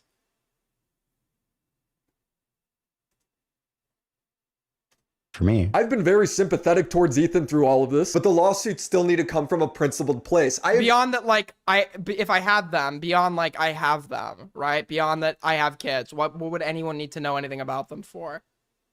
Agree with Ethan's copyright lawsuit, not just because these people have been awful towards them, but also because I don't think streamers should be getting up and leaving as the video is still playing. I don't think they should just be silently sitting there while eating or smoking. And I certainly don't think streamers should be able to say that their intention is to steal viewership from the original work. If you enjoyed not giving any views to that terrible video, follow. But did she even say that's her intention? She just said that's like inadvertently happening, and if you wanted that to happen, then go like the video. I don't even think she's saying that's her intention here, is she? Subscribe, throw a prime if you like the content, if you enjoyed your time here. She had over 40,000 live viewers. She was one of the biggest streamers on Twitch that day. Ethan pursuing this makes sense to me because even if he loses, which he might, the community still gains better clarification for what qualifies as fair use React content. With Ian getting sued, it's just this weaponization of Canadian law that Ethan doesn't even agree with. And because of this, something amazing started to happen. People started defending Ian and Anissa. It's a miracle. And that to me says that you were just trying to take advantage of those laws, the lax nature of those laws in Canada, to get revenge on someone that has wronged you. It's like, Ethan sent a cease and desist. Ian ceased. Even PPP from the Kino Casino is like Ian's greatest adversary. Ian, to his defense, he wrote, Ian once said, either all of it's okay or none of it's okay. The implication being that being in a free society, we must tolerate some speech that we find distasteful, disgusting, or even untrue in order to preserve our general liberties. Jxmmy has since stated that after he matured, he believes that none of it's okay. I said either it's all okay or none of it's okay. And that's just so dangerous and stupid. He moved to Canada, a country that sadly agrees with his newfound views. It's hard to find any sympathy for the position he finds himself in, especially since he was signal boosting, perhaps the worst thing you could say about anyone, let alone their pussy. This guy's a fucking pussy. I don't even think Ethan would, based on what I read, I don't even know if Ethan would have won in Canada. I don't even think that's true. As I like looked into how Canada specifies defamation, I'm not even sure he would have won.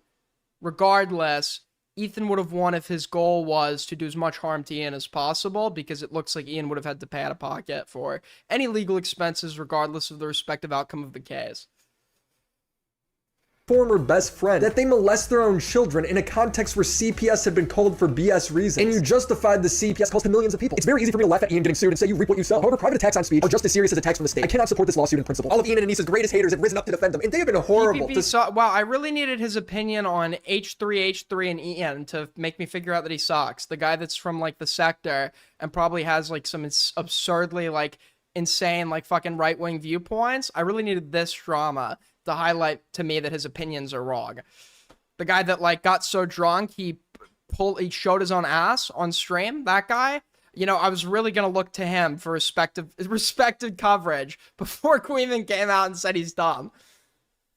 Some of these people. He claimed that Charlie's content was a pipeline to supporting Nick Fuentes' politics, and Anissa has implied that the Kino Casino are pedophiles. But they're all defending Ian and Anissa here because Ethan is just making a bad move. Now, this newfound goodwill lasted about 5 minutes because Anissa didn't read the tweet, saying this fat yogurt-faced moron doesn't understand that if Ethan wins, this means that him and his buddy could be sued by many creators in the near future. She then gets community noted because that's literally what PPP's tweet was saying, and then she copes by saying it was too long for her to read. They make it's so hard to feel bad for them. PPP immediately takes it all back. On the basis that Anissa cannot read, I now fully support Ethan Klein. He then points out that Anissa defamed him and his co-host. Then he says, I try to be nice and stand by my ideals on speech, but nothing other than total submission is acceptable to these people. They genuinely believe they did nothing wrong and that everyone needs to suck them off. Because I'm the people carrying water for them, including myself. I was wrong. I tried to like defend them and felt H3, but then Anissa couldn't even read my tweet.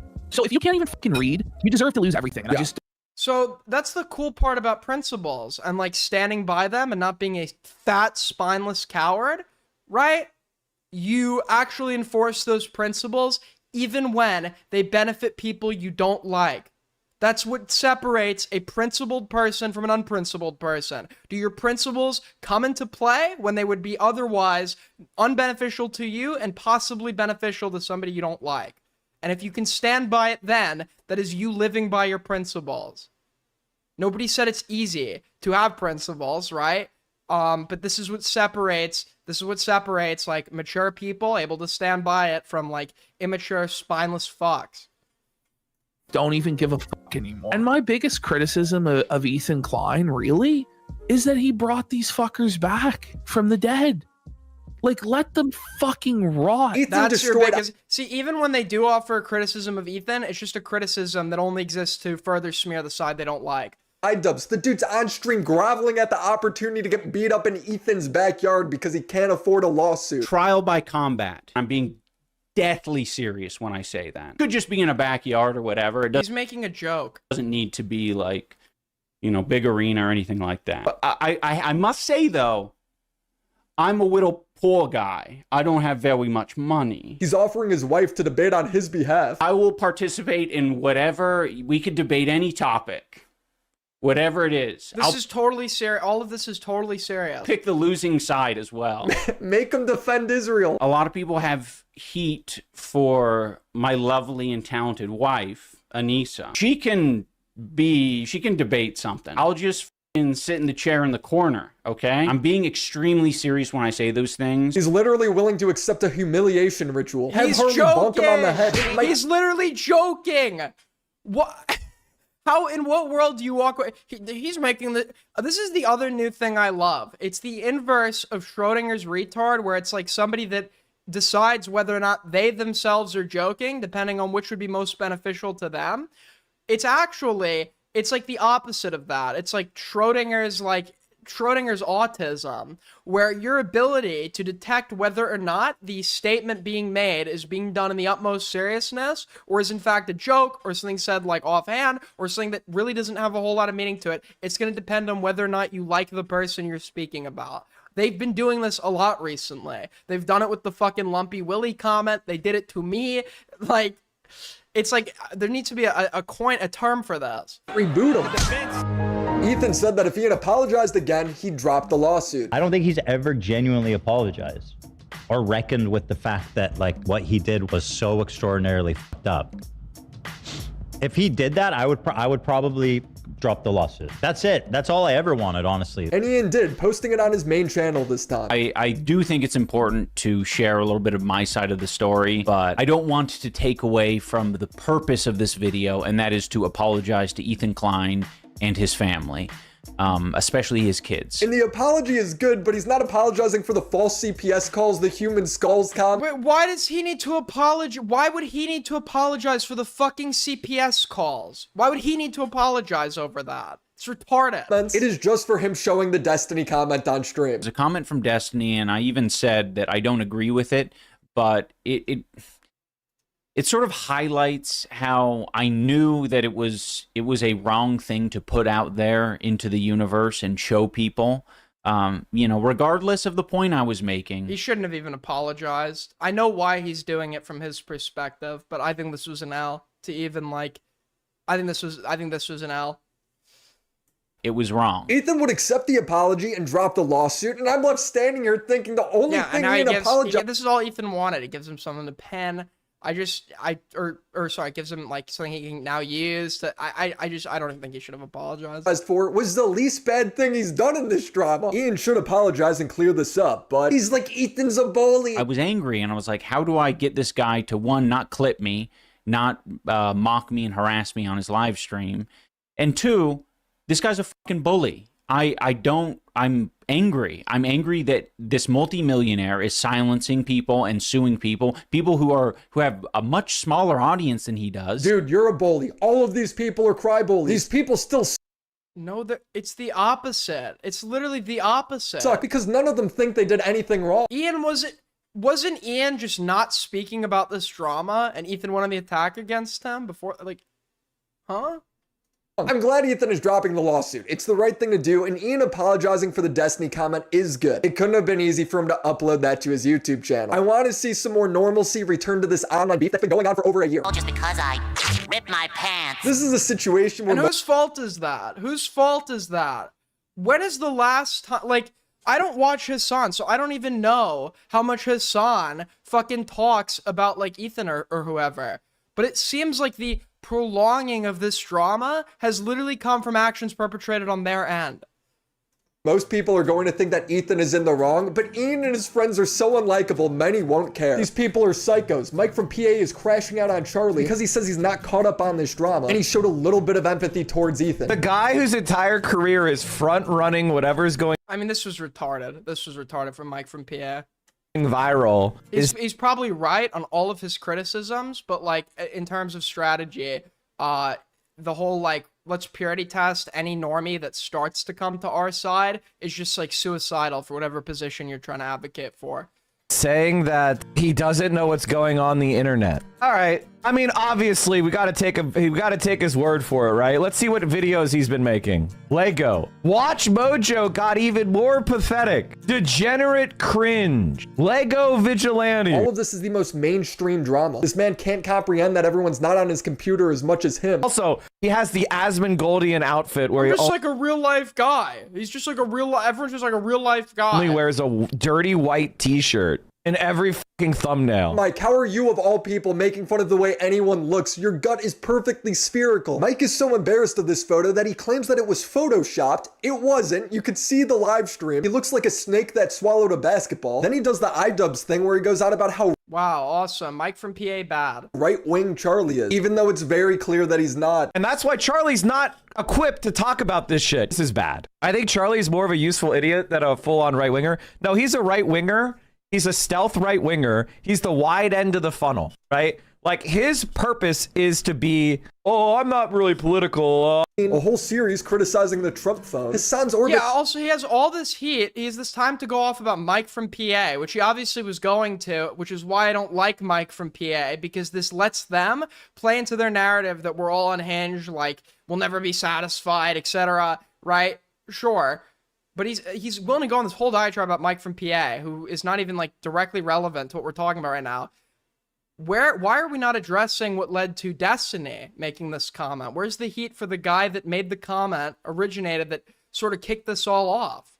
Where's the heat for him?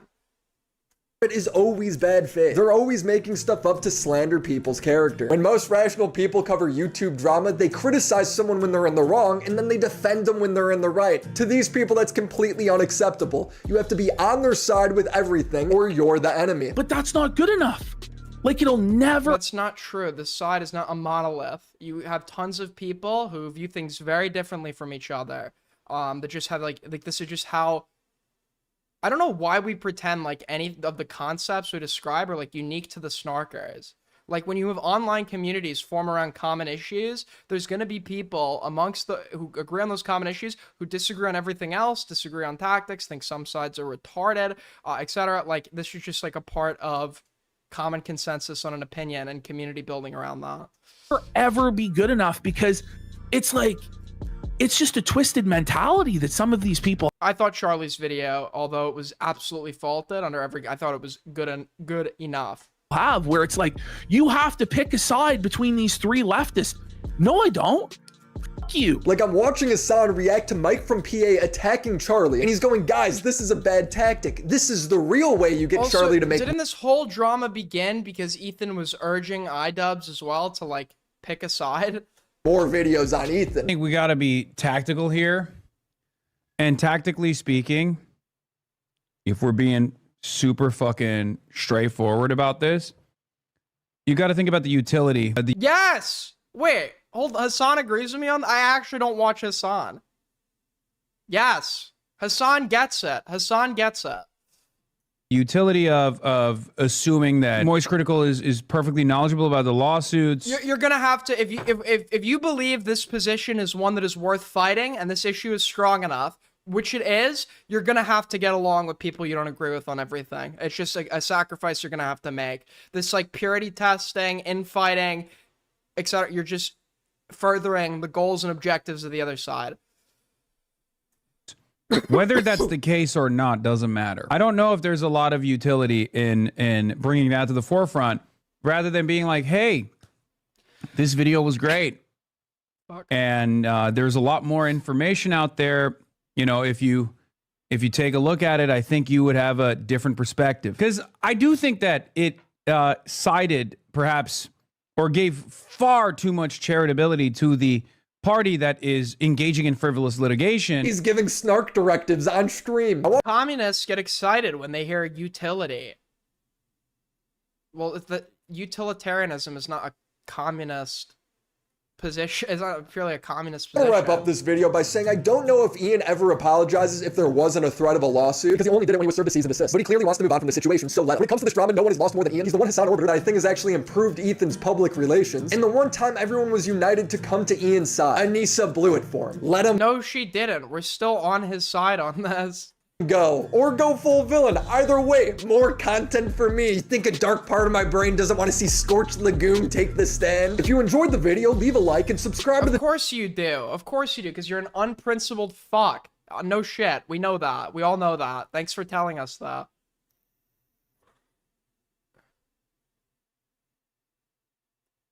Who's the Hassan orbiter? Wait, who are we accusing of being a Hassan orbiter?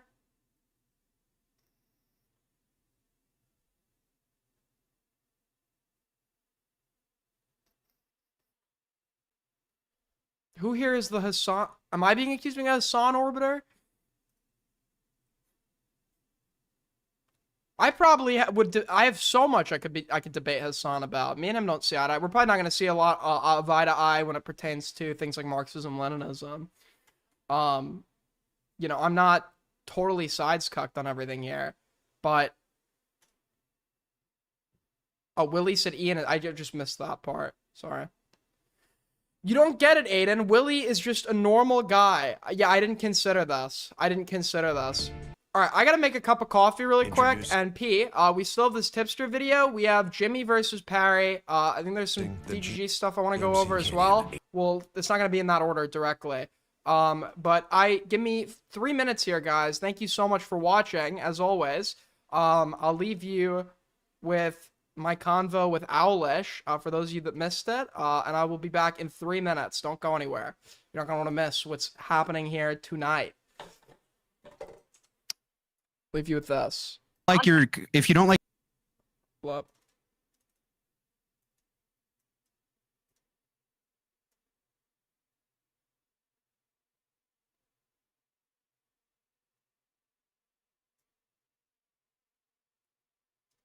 Figured it out and then still pretend you. A CCleaner was used to perform advanced wiping or destruction of evidence. Computer gaming. Hello? Hi, what's up? Can I help you? Yeah, so what you're saying is that you just openly lied to Wick because you wanted to? Okay, so how does somebody change their mind under your logic and it isn't a lie? Out of curiosity. What do you mean change your... I'm sorry, you said you had no idea who the person was. Because I didn't. I said I didn't know who the person was, but if I went back in my DMs, I'd be able to figure it out, which I was. So you figured it out and then still pretended like you had no idea who the person was? No, that's not true. I explained on stream. I know who the person is. I'm not going to provide them the name. Oh my gosh. Okay, so okay, dumb fuck. What isn't clear about this to you? What isn't clear about this to you? What isn't clear about this to you, dumbass?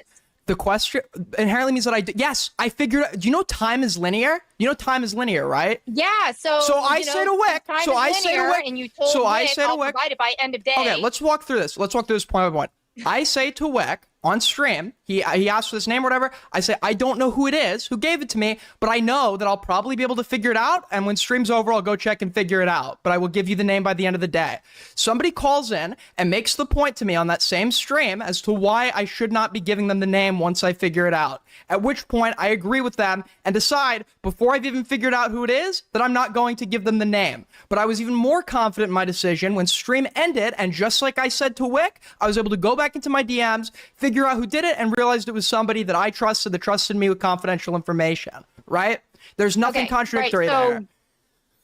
Right, so when Wick added you on X and said, hey, did you ever figure it out, or DM'd you asking if you ever figured it out, instead of responding to him in a DM, which you could have done, you instead still pretended to not know who it was. I'm sorry, when did I pretend to not know who it was?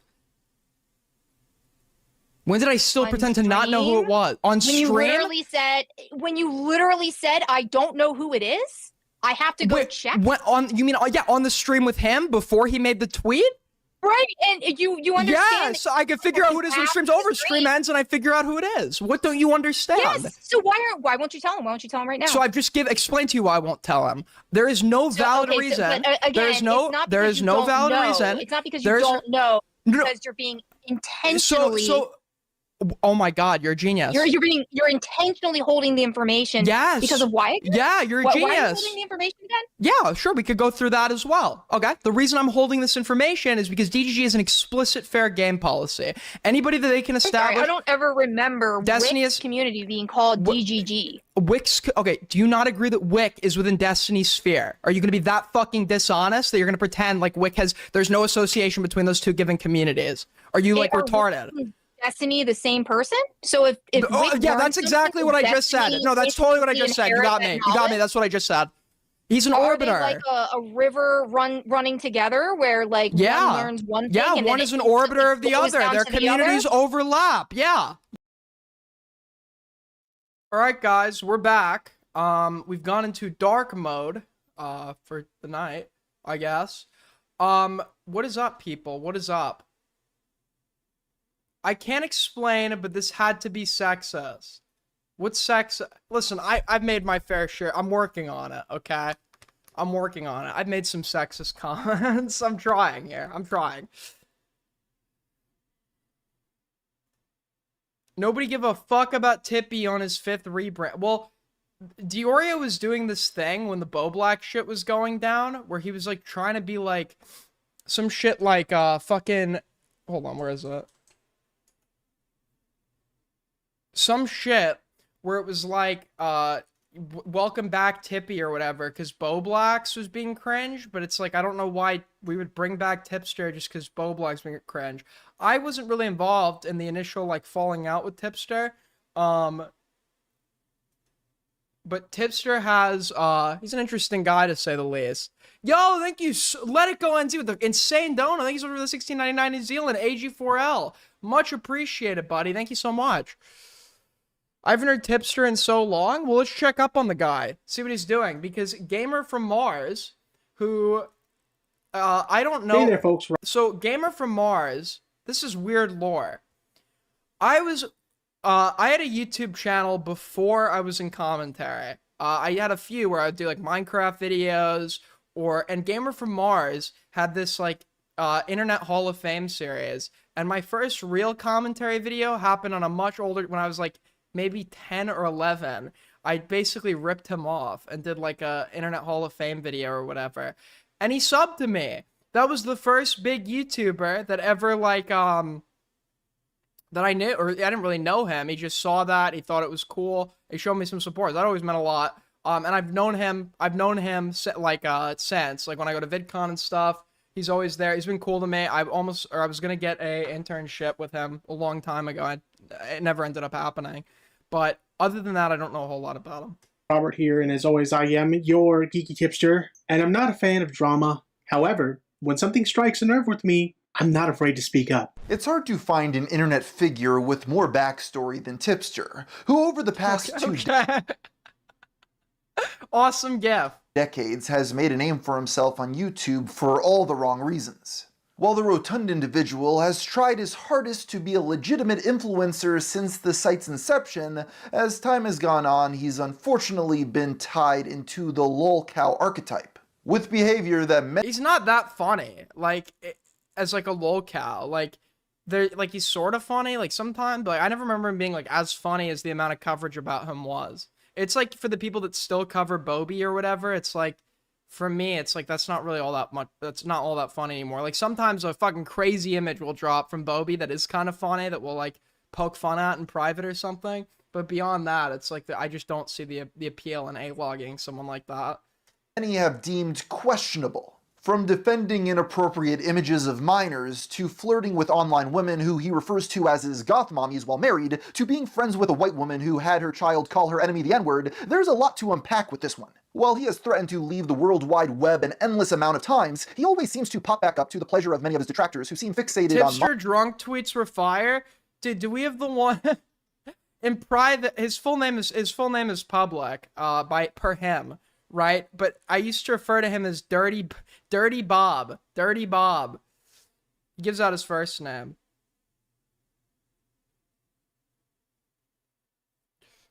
mocking him. Because his career or lack thereof is so expansive, I thought it would be good to dig deep. But there's one, I'm looking for, there's one video from Tipster that was directed at me, and I'm looking for, it was a drunk video that he, like, tweeted at me, and I'm like, how the fuck am I supposed to react to? What was the expected reaction supposed to be? He was, like, obviously, like, totally shit-faced. I'm looking for it right now. Make one concise video breaking down the few ups and many downs of this YouTuber's career, with it all culminating in him transitioning. Got it. Hold on. I'm sending this to myself. How will Aiden ever recover from this? I won't, quite frankly. I won't. Here it is. Here it is. Yeah, he tweeted this at me. I think I had to be 17 or so. Not like in a weird, like, I was just like, it was so random. He's obviously like totally shit-faced.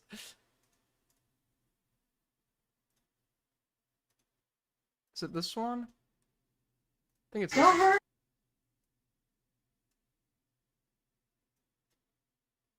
It's not even, alright, awesome stuff, man. It's not even worth it. Here it is.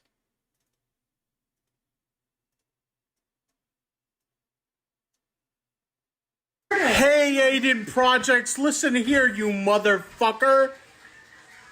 Why are you lame?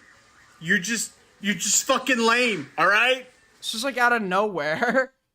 I think you hear somebody in the background say, Robert, what? Don't hurt him. Oh no, they didn't say. It's like so random. to be a goth mommy himself. But before we go any further in today's video, have you ever I like how Tipster, transitioned just to look like the most insufferable, like, receptionist at the DMV or some shit. tried quitting smoking or vaping with no success? Well, Or, today's for those of you guys who went to public school in the U.S., remember lunch monitors? They would escort you to the cafeteria and then watch you during recess. He looks like one of the people. Maybe this was like a New York thing, but there was a certain appearance to like the old Italian woman, like lunch monitor. Typically, short hair, like a butch lesbian or something. And it sort of has that look going on now. Urgent. All right, urgent. It's coming in from Ali Khan, so this is going to be incredibly pressing stuff, I'm sure. What is this? Who is this? That's Green!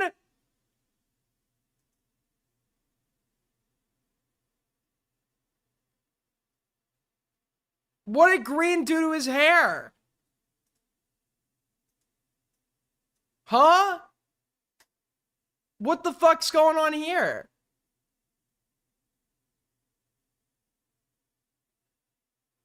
He gave himself a fade. He's going for the Mao Zedong cut. He's such a big Hassan fan that he's decided to get Hassan's attention. He's gonna try to trick Hassan into thinking that he's Chairman Mao Zedong. He's like kind of got this going on. He's kind of got this look going on. sponsor might do the trick. Fume. Nicotine pouches, patches, and gum only address the nicotine while still keeping you reliant on it. And cold turkey is extremely unsustainable, over-focusing you on every craving and expecting pure willpower to carry you through. Is there any actual, like, studies for this fume shit? Is there any studies for this? There are studies that show that the use of things like nicotine patches, etc., are actually, to the eventual cessation of nicotine entirely, are beneficial for that. Is there any evidence that this fume shit actually, like, works? True. But the thing is, vaping and smoking aren't just a nicotine problem, they're a habit problem. That's sort of true, but it's predominantly a nicotine problem, let's be honest. Hand-to-mouth motion, the inhale, the stress break, the thing you reach for automatically throughout the day. And that's exactly why Fume works. Fume is a flavored air device made from real wood and metal that gives your hand, mouth, and brain something better to reach for when craving hits. It has no nicotine. I don't know why I'm watching this. I'm curious about what Fume does. No vapor and no batteries. And it was specifically designed to help you quit. They sent me a package with a bunch of different flavors to try of the product, and I think mint is my favorite. On top of that, I really like the fidget element of it. You could spin it around, make it click, and it feels really substantial. Yeah, but you know what's also fun to fidget with and, like, doesn't make you feel like shit when you're using it? An actual vape, okay? An actual vape. Look, you could fidget with it. Look, guys, I'm fidgeting. It's fidgeting. For you to just mess around with when you're bored. And the best part is if you go and grab a journey pack for yourself, you'll also get a free Fume topper just for using my Nicotine is the most beneficial drug I've ever done, and that's not a good thing, by the way. If you are not hooked on nicotine, do not start, because all of its benefits immediately go away, and the only reason you keep using it is to stop the feeling that occurs when you stop using it. Code the gamer from Mars. But nicotine did help me get locked in for a while. And Tipster has since wiped these videos from his channel. In his About section, he wrote, "My hope is that through these videos, I would one day be discovered by the gaming press and get the chance to review games for a living. I know it's a crazy dream to have, but heck, why not, you know?" Below his bio was a link to his personal Gamer Geek review website. Here he would post his takes on the latest in gaming news and controversy. These usually consisted of extremely short paragraphs summarizing other publications like IGN. Shortly after its creation, his site was promoted on Newgrounds by an account named Anemic Grav. The only posts from this account are directing users to the blog, claiming it belongs to a friend who invited him on his podcast. Considering the only other online activity linked to the Anemic Grav. I love how they always have to, like, when they do these, like, video summary, we have to start at, like, the beginning of somebody's channel, when it should just be, like, a brief, like, blurb. I get, like, you want to be the historian that's going through all of it, but people just want the interesting parts of the content. When you just like, everyone feels the need to have to go on this long tangent about, like, the uninteresting history of the person they're covering. I am tired of the BS and will discontinue use of my personal Facebook account. Tipster would also keep track of important upcoming events, including an anime expo and shouting out his birthday 3 times in a single day. While his various websites... That makes me feel sad for him now. That makes me feel a little sad for him. weren't gaining major notoriety, it was clear Tipster was enjoying his life. In 2012, he posted a review on Foursquare of his local His In-N-Out full name is public, by the way. It's his URL, and this is not doxing. He gives out his full name. burger, giving it a 9 out of 10, writing, "Order the grilled cheese sandwich. It's on their Dude, Dirty Bob Santellan. Dirty Bob. secret menu and is quite good. Yummy." Tipster's many grilled cheese sandwiches were being funded by his job as an IT professional. His side gig as a gaming and tech journalist wasn't bringing in much, if any money at all, but that didn't stop him from trying over and over again. Through the next few years, his videos evolved from tech tips and reviews to a broader range of contents, including unboxings, vlogs, and general internet What's Tippy's new name? What's Tippy's new name? discourse. Although people never showed much interest in Tipster's personal life or tech updates, his videos covering internet controversy slowly found an audience. By 2016, after 10 years on the site, he had amassed just over 12,000 subscribers. He was also now living with his wife, who occasionally appeared alongside him in videos. Hey there, folks. Robert here, your Geeky Tipster, and I'm here with my wife, Cindy, today. How are you doing today, sweetheart? You doing good? By all accounts, Tipster had a simple, peaceful, and happy life. He even began multi-streaming to his humble community on YouTube and I wish he didn't bring up the wife. Must not alt. Must. I'm kidding.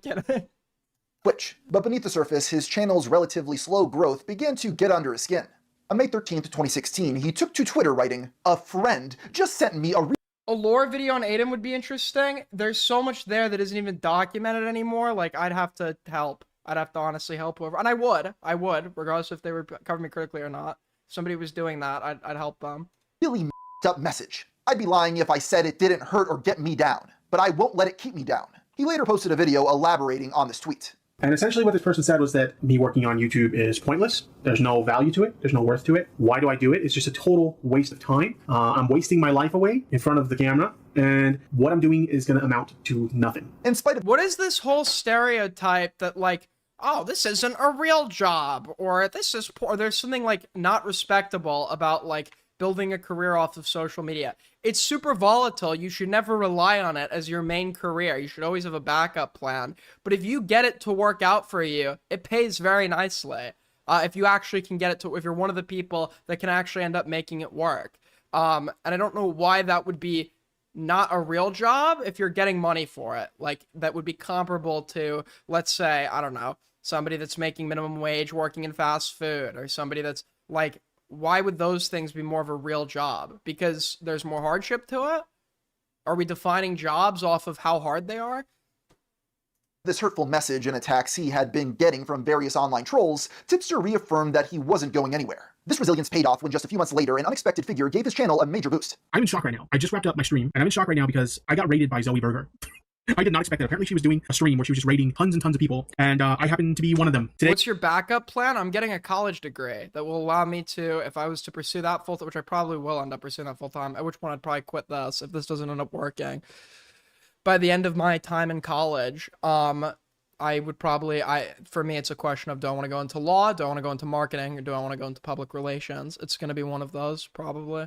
It was honestly a rough day. That made my night. If you're watching this, Zoe, thank you so much. Zoe Burger is a name you likely haven't heard in years, but in 2017, she was one of several women leading the charge in testing the limits of YouTube's live stream policies. To be more specific, she claimed she would post her own nudes at 1 million subscribers, a milestone she quickly reached. At the time, she was one of the most controversial figures on the site, collaborating with other large YouTubers like John Scarce, and getting a diss track made on her by RiceGum where he makes an astute observation that her nipples look strange. So can we getting a shout out from Zoe Burger. I'm already gonna say we could probably skip half this video and just go to around the Keffel stuff.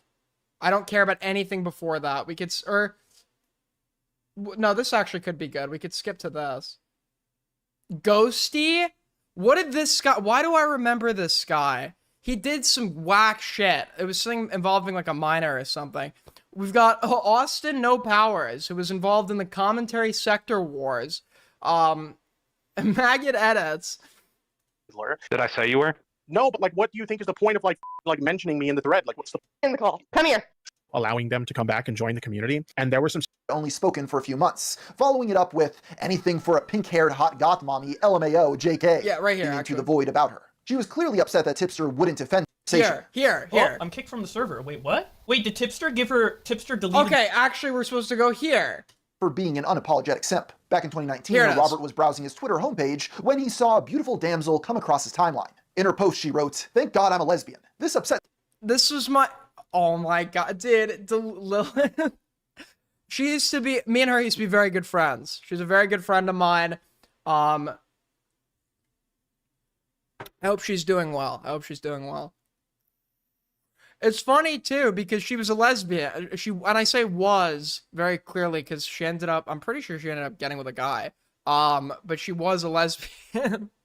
So that's what made this like even more fun. But like somebody asked her to somebody like asked her to babysit their kid or some shit. It was so retarded. Tipster greatly, and he replied. Some rando online in the space was like asked her to watch. I think it was Charm Skull, who was a co-host on Augie's show, and like Lilith was like openly living like a DJ and like using hard drugs, like just like a you know, sort of nothing matters, sort of leftist or whatever.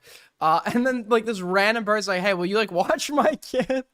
Why do all the hot ones not like hashtag feels bad man? LOL. Tragically, the girl he was responding to they hated him because he spoke the truth. I'm kidding. Turned out to be 17, with her posting underage in her bio. At the time, Tipster was 32 and, as mentioned prior, married. While many I didn't realize she was 17 at that point.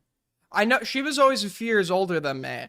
I didn't remember she was actually 17. Fans hope that Tipster just didn't realize the girl was underage. That didn't stop him from getting laughed at by the entire community. If this was an isolated incident of Tipster giving in to his most primal desires, it's likely I wouldn't be making this video. Unfortunately, thirsting over random women on his timeline was a habitual problem for Tipster, and he surrounded himself with almost any woman who was willing to give him attention. He even included Lord of the Goth Mommies in his Twitter bio, and eventually sold various Goth Mommy themed merchandise, which I'm sure he sold a ton of. As one random commenter put it, Tipster's Goth Mommy harem primarily consisted of, quote, busted middle-aged women well past their prime. Yeah, like all the like now recording, I think all the now recording adjacent These types. beautiful ladies was an alcoholic mother of 9 who went by AP over 9K. Didn't she get her kid to like, I think I keep confusing her with somebody else. It was somebody, I think somebody got their kid, it might have been this AP person, to say the N-word into the mic. They're like really young kid. They would like get drunk and call and shit. She often appeared in Discord calls on Tipster's streams. In one iconic moment after ordering a delicious meal of Taco Bell on DoorDash, she can be heard calling her Dasher the N-word after he canceled her delivery.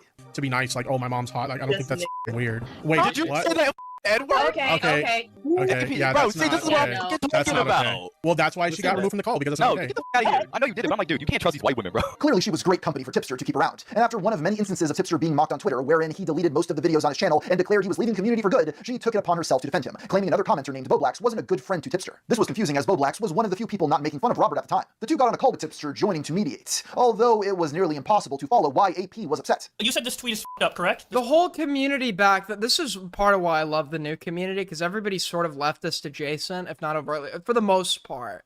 Everybody back then was a right-winger. And if they weren't explicitly right-wing, they were like the type of, they were just like trashy in the way, like they're the types that would just like say the N-word like at random and think it was the funniest shit on earth, or like everybody would be in bed or sort of sympathetic to like actual like fucking fascists or whatever. It was so annoying to be around back then. Like someone like Flamenco was respected, and he would literally get on streams back then, and he did this argument with me where he was defending the fucking Confederacy. Tweet I made about Tipster's up, correct? No, I think you're a giant piece of shit. I think you're a really up, shitty person, honestly. Damn! Like, just in general. But that's probably because I'm actually an adult. The debate ended with Tipster panicking and deleting the entire server mid-conversation. Oh, I'm kicked from the server. Wait, what? Wait, did Tipster give her... Tipster deleted the server. The server got deleted. Oh my god. The following day, Robert posted an apology tweet writing, I wanted to take a Dirty Bob Santellan moment to apologize to both AP and Boblax for what happened last night. The whole thing was a big misunderstanding that led to a huge mess. Also, I apologize to AP for not making it clear Boblax was live. I assume she knew, and that was a mistake. I am going to take a few days offline. After last night, I just need a few days to myself to decompress. Rather than taking a few days off, though, Tipster returned the following day to announce he had taken some Delta 8 gummies. In the end, it seems his apology was not enough for AP, as less than a month later, Tipster had to publicly cut ties with her after finding out she had participated in an anti-Tipster Discord server. She was also now claiming Tipster had intentionally misled her about the debate to being a private call that wouldn't be streamed. Robert responded by saying, now you're outright lying. I never promised you it was private. Everyone knew it was live. The VC channel the call took place on was literally called on air, and I told you he was live, but you weren't paying attention. He then posted another sad anime gif captioned, sometimes I wonder why I bother being a loyal friend to people who clearly don't deserve it. Yeah, it was this shit that was, anytime Tippy would get a W on anything, by the way, he would post some like sentimental shit like this that made him just like look like a bitch. Because when it comes time to return the favor, I'm always kicked to the curb. I'm too kind for my own good. This was the last straw for AP, who posted a notes app response claiming that she was drunk during the Boblax stream, although she denies being an alcoholic, writing, if I was actually an alcoholic, don't you think I would know where my limit is? And to answer her question, no. No. She then did the yeah, no. What? Huh? Alcoholics do sort of know where their limit is. They just don't care. Things like a limit aren't really pertinent to them so much as getting drunk is, right? Yeah, that's a no. You probably only logical thing and leaked all of her DMs with Tipster. The carnage left in the wake of these. Yeah, alcoholics are famous for like not drinking beyond their limit. That's so true. She actually completely cooked with that one. DM leaks was immeasurable, and the event went on to be known as Tipstergate. In these messages, AP can be seen sending Tipster screenshots of a user named Spondyle getting 0 likes posting into the void about her. She was clearly upset that Tipster wouldn't defend her from this menace. Tipster calmly responded with a level head writing, "I'm just gonna leave the internet, okay? I screwed up and now everyone is mad at me. So I am just gonna leave and I am not coming back." AP reassures him by saying, "I will never be the person that gets mad and turns on you or spills things you told me in confidence. That is not who I am." Of course, since and then goes on to do it. That's awesome. Reading this message right now, she did exactly that, which is why we now have something known as the ripped pants incident. This is because also in the leaked messages, Tipster stated, "Sat down in my office chair this morning and my pants split in the ass. Had to Wait, I forgot. I forgot about this. Wait a second. Rush home and change, LOL. Why would you admit this? Should have took a picture of the pants. It's crazy." Besides talking about wardrobe malfunctions, many of the leaked DMs were also having Tipster attempting to rizz up this married mother of 9. "I thought you looked great in that photo." Mother of 9? I'm sorry, she has 9 kids? With how many different men? With how many I know someone's gonna say, "Wow, Aiden, is slut shaming? Really? I expected better from you as a leftist or whatever." 9 kids is nuts, okay? 9 kids is crazy. 9 kids is like, make him wear a condom or like go get your tubes tied. Like, there's no way you're able to take care of 9 kids. To be honest, Goth Mommy could get it. Notice the new PFP. Not gonna lie, looking kinda hot in hot pink. Even hotter, Goth Mommy, haha. You a hot goth, haha. Your friend kinda cute, haha. Ayo, she's 16. In one exchange, Tipster can be seen giving AP his personal phone number after the two had only spoken for a few months, following it up with, "Anything for a pink-haired hot goth mommy, LMAO, JK. What can I say? I got a thing for goth chicks." In the wake of this betrayal, Tipster leaked a message she had sent prior to posting their DM saying, "This whole thing is out of control, but I figured I may as well drag us both to hell." He also made a response of his own addressing the various goth mommy related texts, claiming he and AP had just been good friends and nothing more. Regardless of any perceived wrongdoing on his part, Tipster should have never spoken to this woman again. This is a conclusion he unfortunately didn't share, as the two were spotted together on a podcast less than 3 months later. Supposedly, Tipster's Discord mods had tried to convince him to ban AP, and he responded by leaving the server. So after me and AP and some of the other people kind of patched things up, like I was comfortable allowing them to come back and join the community. And there were some situations with some of the admins where, like, understandably, they were uncomfortable about them coming back, where like they were looking for any excuse to get rid of AP. And on the 4th day, I got so tired of like hearing this. It's obvious that you guys want to do this, so just do it. And he's like, "Okay, we did it." And I'm like, "All right, cool." And I left the server because I was like, I was like really mad about that because I'm like, "Look, dude, like I understand why people are kind of on edge about them coming back, but at the same time, like, why are we banning people off of nothing? Like there's nothing there." Patching things up with AP and allowing her back into his community turned out to be a poor decision for Tipster, when just a few months later, the same user she had complained to him about named Spondyle reappeared on Discord, calling her a quote, "meth head whore." In response, Spondyle used to have no chill. I don't know if he does now, but like that guy would say some crazy shit. The mother of the year had her young child call this internet rando the N-word. Actually, you know what? No, keep me in the call. Come here. Say Spondyle is a do it. No. Do it. No. Spondyle is yeah, call CPS. That's funny because a lot of people have tried, but it doesn't work, does it? This clip was posted. A lot of people have tried? Why? If you as a nobody are admitting to having multiple CPS calls about you, that's not a flex. Why are people so concerned? They've repeatedly called CPS on you. Actually, I can tell why. You're getting so fucking drunk. You're making your kid go and like say life-ruining shit to strangers online. What kind of influence is that? Why are you getting drunk around your kid to begin with? Right? Why are you letting your very young child talk to strangers online? And why are you teaching your kid from a young age that the regular usage of racial slurs is just okay? So you could go to school thinking that. What a fucking, what a trashy person.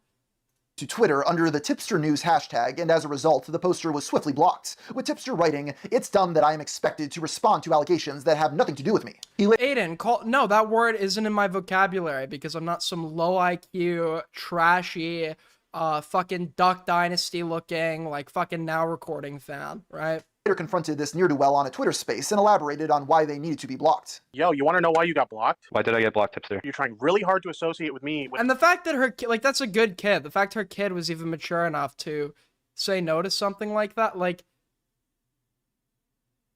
that's crazy. Situation that I had nothing to do with. What the does this have to do with me? I have nothing to do with what AP did. I'm not AP's handler. Did I say you were? No, but like, what do you think is the point of like mentioning me in the thread? Like, what's the point of that? She did something stupid. You're her friends, and that's how people know her. Yeah, I guess so. This is the Tipster cycle on full display. He surrounds himself with insane people who inevitably do insane things, and then needlessly inserts himself into the middle of it. He was never asked to comment about AP and wasn't even tagged in the original thread, yet here he is on Twitter, having a meltdown anyways. His tantrum continued on Discord, where he was asked, "Are you going to disassociate from AP?" He responded by unfriending the person who asked and blocking them on Twitter. Spondyle later posted a thread claiming the father of the kid who called him the N-word had reached out alleging CPS was already investigating AP, and that one of her children had been born with meth in their system. This is the Oh, great stuff, man.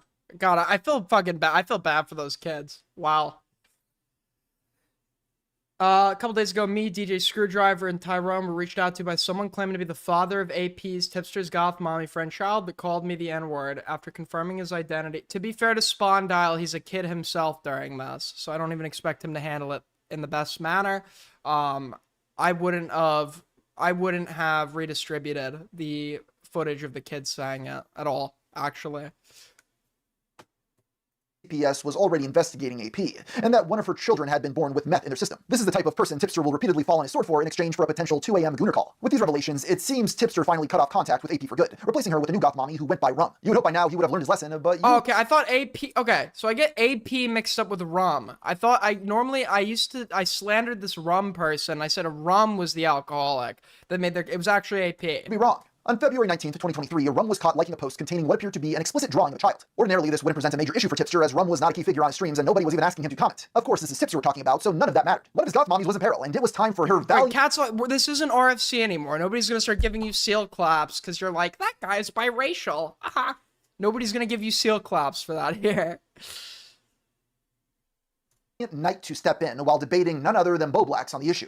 As he'd state, I see the usual suspects are trying to call someone out for liking Lolly when they don't know what Lolly actually is. Some things never change. It's Lolly Tipster. It's a cartoon of a child with nothing but a strip of clothing covering the flat chest and crotch. Why is it a child? Because it had small tits? Guess grown women never had small tits before. Small tits. The girl has no tits, Tipster. It's clearly a child. I have seen video game characters that look like this and no one bats an eye. When prompted to provide an example of any video game character that looked even remotely similar to the image in question, Tipster responded by saying, "My point is that this community is full of spurs who know nothing about anime or anime culture commenting on anime culture. Oh, no. And it's dumb, dude." With Tipster, also, you could tell his motivation is, like, it's not necessarily even that he likes the content himself. He's just sweeping for somebody. So he's resorted to making the lolicon arguments on somebody else's behalf because he's into them. Not into the lolicons, but into the person that's engaged with the material. This was the hill Tipster was choosing to die on, literally posting, "I stand thought he by my was the take. hill. Rum did nothing wrong. I will die on that hill." Evidently upset after seeing this on his timeline, Keemstar replied saying, "You won't even debate the topic on my show." Tipster politely declined the invitation, but that's when Pat God joined the conversation to lay down the law. The definition of a lolly is a young or young-looking girl character in Japanese anime and manga. I don't see why you would defend the open sexualization of that. While this attempt to reason with Robert was commendable, in the end, not even Pat God was strong enough to overpower Tipster's block button. The following day, Keemstar and Pat God loaded up a stream to talk about the situation when... There is nothing in this world that you can do worse for your PR than blocking people. Because the audience is retarded. The audience is retarded. I should tell you, somebody else gets modded. Somebody else gets, like, moderated by a mod in my server, and these people are so fucking stupid. They'll be like, "Aiden, why did you time me out when I wasn't even online when it happened?" They think that, like, everybody takes everything in the most personal way possible whenever it's, like, a decision about blocking somebody, moderating somebody, etc. And they think that if you block them, they personally saw you, care about you, and hate you, and that's why they blocked you or some shit. It's so stupid. But, like, for the other day, for example, I'll read somebody's chat, but not think a whole lot about them. And I was reading, somebody came into chat yesterday and said, why do we allow why do people allow food shops into any spaces? I'm like, aren't you, like, actively in a space that permits Spinal BJ's presence to say, like, to make, like, a hypocrisy argument or whatever the fuck at the time. And I didn't think much of it and I moved on. Well, yesterday after stream ended, like, it was like an hour or two later when I'm talking in Spicy, this person comes into Spicy and starts crashing out on me. And it was like they were accusing me of sweeping for Destiny. Yeah, I'm sweeping for Destiny. I'm the guy. Me? I'm sweeping for Destiny. That's so true. In spite of previously refusing to do so, Tipster called in to explain his side. And you have loyalty to your friends, so you're trying to defend your friend, right? But in this case, you lost. You lost on Twitter. You lost with your other friends. You lost with me. You lost Packard. You lost the audience. Everyone disagrees with you. I genuinely don't care about what people think about me on this issue. As usual, Tipster was spiraling and struggling to defend himself, but he still had one last card to play in this debate. This is about people liking stylized anime art, and people are trying to turn it into pedophilia, and I think it's like fucking gross. We're trying to turn this into Tipster likes lolly and Tipster. What am I supposed to think? What am I supposed to think when you're saying that you're gonna fucking die on this hill? Now he left. He left. I'm gonna click on Tipster right here. Verified Tipster, right? He fucking blocked me. I'm not blocked. Yeah, because you have a pussy. Clearly stressed out, he decided to take a brief Dude, the braces is crazy. He left. I'm gonna click on Tipster right here. Verified Tipster, right? He fucking blocked me. I'm not blocked. Bro, I remember like Brantley looked like a fucking, like she looked like a teenager at the beginning, wasn't she? How old was she when they started dating? Yeah. She had like braces and shit. Because you have a pussy. Clearly stressed out, he decided to take a brief intermission from all of the drama when an That's Keemstar's fiance or girlfriend or whoever, right? OnlyFans creator came across his timeline, holding several Monster Energy drink cans. Looking for an excuse to interact with her, he quote tweeted the post saying, "We love Brantley has me blocked because I called her a stupid, like untalented, like bitch or something, and I don't know why she blocked me over that, but she did. It's a long time ago." Turkey Tom's dream girl? In a reply, one user wrote, "I'm pretty sure Tom is in a happy relationship, and not all guys want to leave their girl for a random e-girl, Tipster. Maybe you should stop projecting." Tipster fired back with, "When I see people this concerned about my marriage, there is only one conclusion I can come to. This dude and others like him want to me." Yes, I'm sure that's the conclusion. "And they're mad because my wife gets to and they don't." What? What the fuck? These two continued their back and forth, concluding with Tipster writing, "Fat boy..." Aiden is so fucking soft on Destiny, it's ridiculous. I'm starting to wonder if he's controlled up. I can never, you can't please everybody. You can't. DGG's main criticism as to why I'm engaging in bad faith is because I offer no charity to Destiny. They say I'm uncharitable to everything that he does. And then on my own on my community side is that I'm too charitable. These two continued their back and forth, concluding with Tipster writing, "Fat boy bussy is best pussy. The only conclusion I can derive from this is that Tipster likes being penetrated, which I suppose is foreshadowing for later in the video." It was also I am, in my coverage of Destiny, more charitable than Queeman is. More charitable. Queeman will cover things about Destiny that I don't cover, but that's because it's not my role. There are other people that are going hard, they already have that end covered. My end, as I see my purpose in this drama, is to be persuasive. And as a result of that, I'm choosing what battles I pick as it pertains to Destiny in a manner where I want to be a little more balanced and moderate because I think I'm far more likely to get people over that way than I am if I just was always on the attack. Now, if nobody else was doing that, then I would be. But other people are. They're doing it better than me. And I'll let them do that, right? On this time that other users noticed Tipster had begun liking similar lolly posts from the same account that posted the original drawing. This was likely meant to serve as some strange act of solidarity with Rum. Eventually, Rum herself joined the stream with Keemstar and Packard and completely dismantled the ground Tipster had been defending her from. Like, okay, Rum. As soon as it was like brought to my attention that it was in my likes, I just went and unliked it. I didn't think anything of it. Okay, so to confirm, Rum, you had accidentally liked that photo, correct? Yeah. Not only did Rum concede that the image was probably lolly, but she hadn't even intentionally liked the post. It was also later confirmed that the drawing was indeed of a child. With this in mind, surely Tipster would back down from his position or at least move on. But no. Instead, he posted a response video to his channel blaming everyone else besides himself. "I have never defended the existence of lolly content, and I never will." Now, we did eventually come to the conclusion that this was actually lolly based on some digging we did on the account that originally posted it. Well, actually, it was Shota. Basically lolly, but for male characters, for those of you who are unaware. Which is also kind of funny in its own way because everyone was arguing about how it looked like a little girl, and it was actually a boy. And I was just looking for a bit of clarification, just to be sure. But in my opinion, my biggest mistake was trying to have this conversation in this community. Because they too aren't equipped to tackle awesome defense. That's the best one I've heard. This conversation properly. This community doesn't have the intellectual capacity to have these kinds of conversations. I get that we're human and we make mistakes sometimes, but y'all this one up so damn bad. It's crazy. And these are just some of the many issues I have had with the commentary community over the course of the past year. And it's the reason for the past year that I have been distancing myself from this community. Y'all made a mountain out of a grain of sand. Keemstar was saying that everyone should come together and oust me from the community, the same way they did with flamenco. And to that I say, don't bother. I'll see myself on out. In spite of constantly putting himself at the center of any turmoil that surrounded him, he seems to believe it's actually everyone else forcing him into this position. His proclamation that he would be leaving the community was also meaningless at this point, considering it's probably the 5th time he said this in the past 2 years. All this drama left Tipster in a precarious position, with few friends and even fewer goth mommies still associating with him. This is when he saw a golden opportunity to jump ship entirely to a much more welcoming community. On August 5th, I was woken up by London police services, pointing an assault rifle in my face at my home. The disgraced creator Keffals is somebody I've discussed previously on my channel. I don't know any of the Keffals lore, by the way, besides some of that shit about like Catboy Ranch and the Drop Kiwi Farm stuff or whatever, but I wasn't like interested in this subject at all. Over her various antics. By 2023, she had already made herself a pariah in most online spaces due to a series of slanderous lies she spread about other online figures and her local police department. She did, however, still maintain a small following of ardent supporters, and among them was Tipster for some reason. That reason became more clear when, upon doing a scroll-through of Keffals' Instagram, one user came to the horrifying realization that Tipster had liked every single post. Damn. Even on his stream, Tipster was giving Keffals unusually positive coverage. So Keffals usually kind of dresses up like tomboyish, right? Can we just agree that she cleans up real nice? You know what I'm saying? Like when she, maybe puts on a little bit of lipstick and, puts on a nice outfit and stuff like that, she cleans up like a shiny new penny. Is that wrong for me to say? I don't think so. Robert's association with Keffals began to draw the ire of many of his followers. I forgot he said that. Dude, everyone swept for this.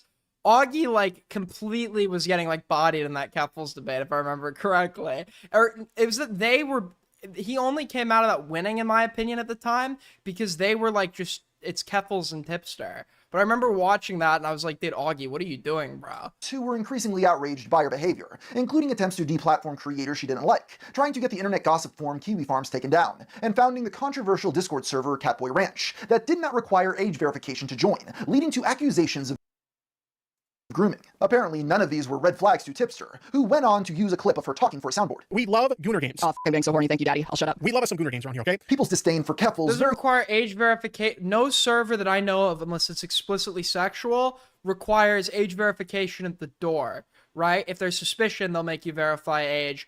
The question is the server explicitly 18, which I know for her, I don't know if that's true. I don't know a whole lot about that lore. I know there were kids in there.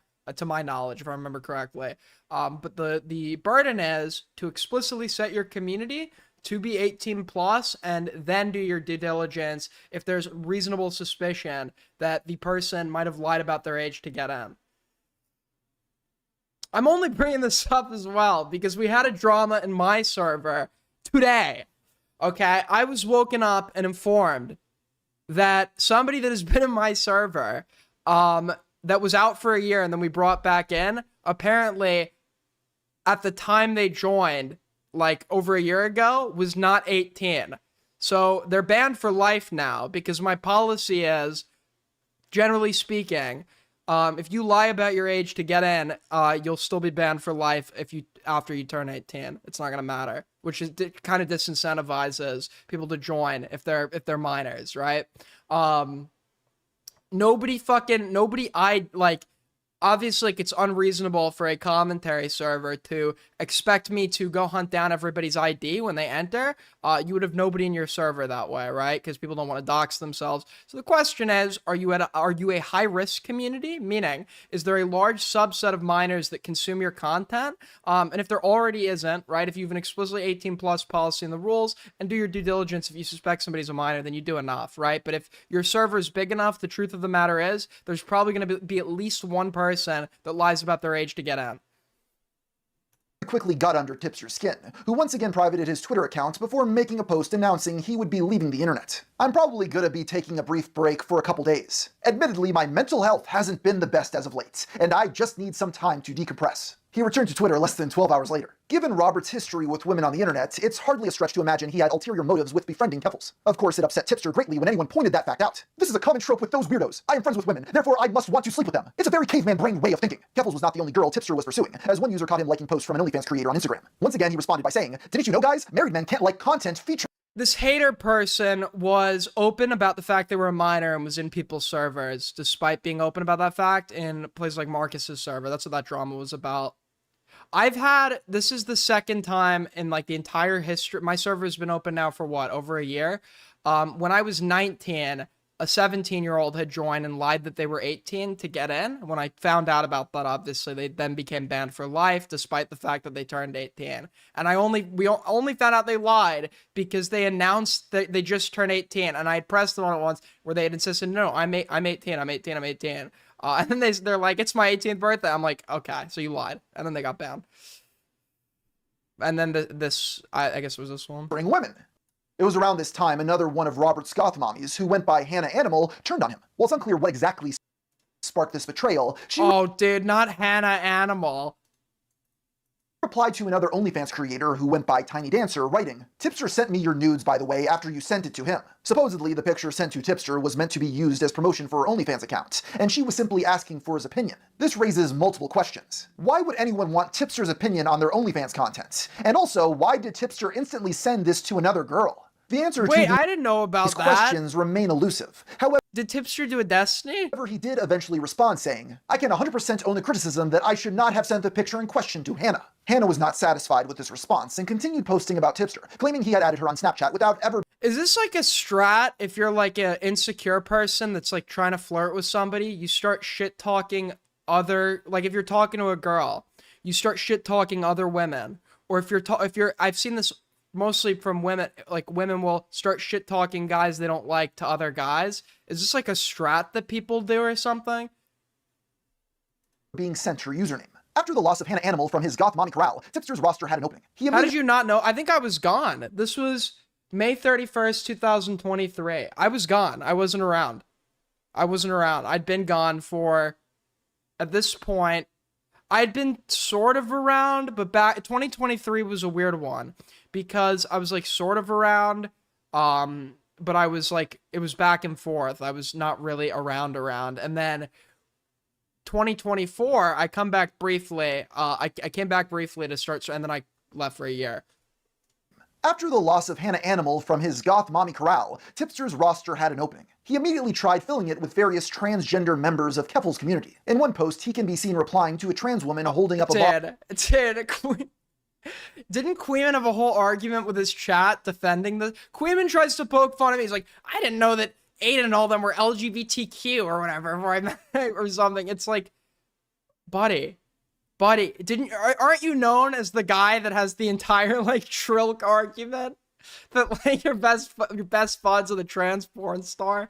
Bottle of her own breast milk, urging the poster to drink it. I looked it up because I couldn't help myself, and yes, trans women can have breast milk, which our friend seemed very interested in the taste of. In this era, his liked post did not fare much better, with one captioned, "What is the first thing you would do to me if you had me strapped down to a bed?" When Boblax re-emerged to remind Tipster that he was in fact already married, Robert replied calling him obsessed and weird. Keffels herself eventually grew tired of Tipster's neurotic and strange behavior, releasing a video titled, "Why I'm No Longer Friends with Tipster." In the upload, she shows a supposed leaked DM wherein he claims he is planning on cutting her off. As it turned out, this was a poorly orchestrated publicity stunt, with the two hoping they could fool their many detractors. Regardless, there was still a nugget of truth that managed to slip its way into her video. Tipster, I literally stuck my neck out for you. I introduced you to all my friends, even though you're kind of like a creepy chaser, man. Like, you slide into my trans friends' DMs, and you're way too friendly. Like, there's obviously something going on there. It's really not cool. And I'm just, like, really disappointed. Tipster soon returned to the internet. Oscar-worthy, pretending nothing had happened. By this point, most of his friends had turned on him, or simply distanced themselves. That being said, one of the few who still remained by his side in spite of everything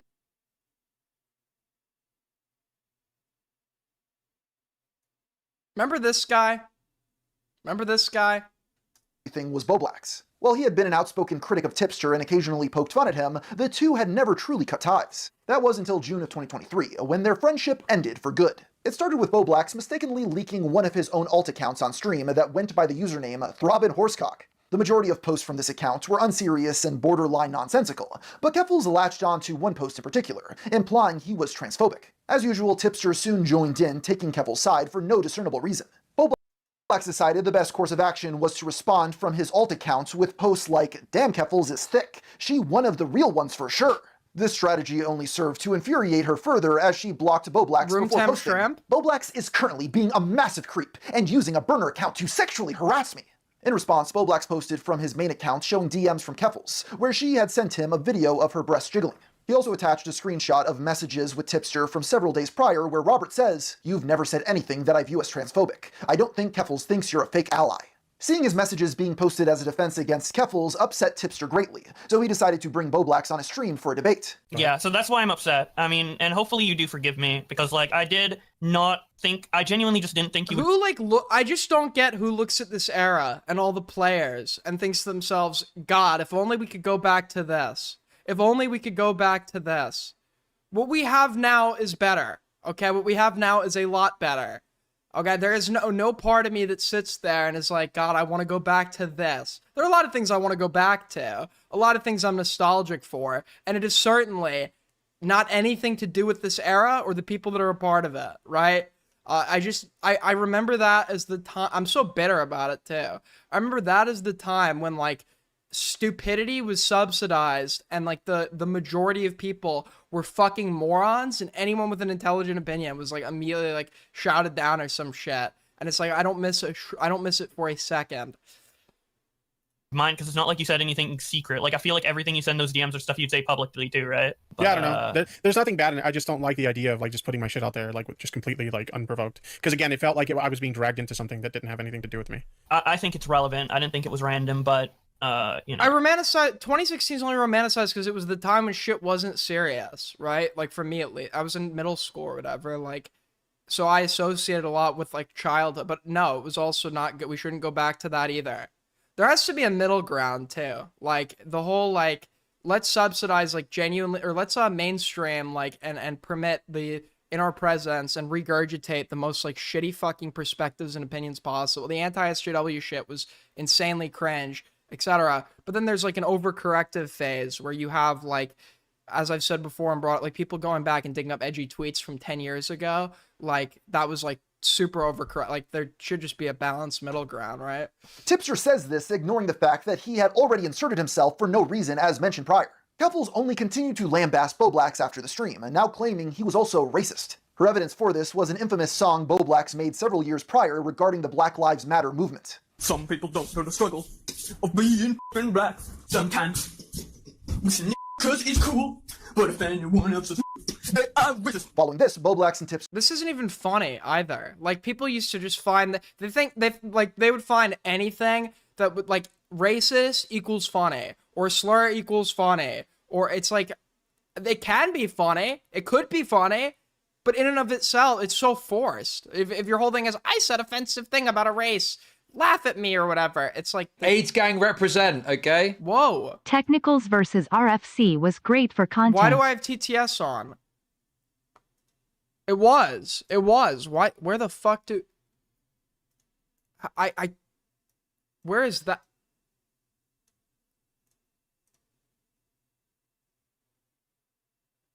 Thank you, Mr. Gorilla, for the 3.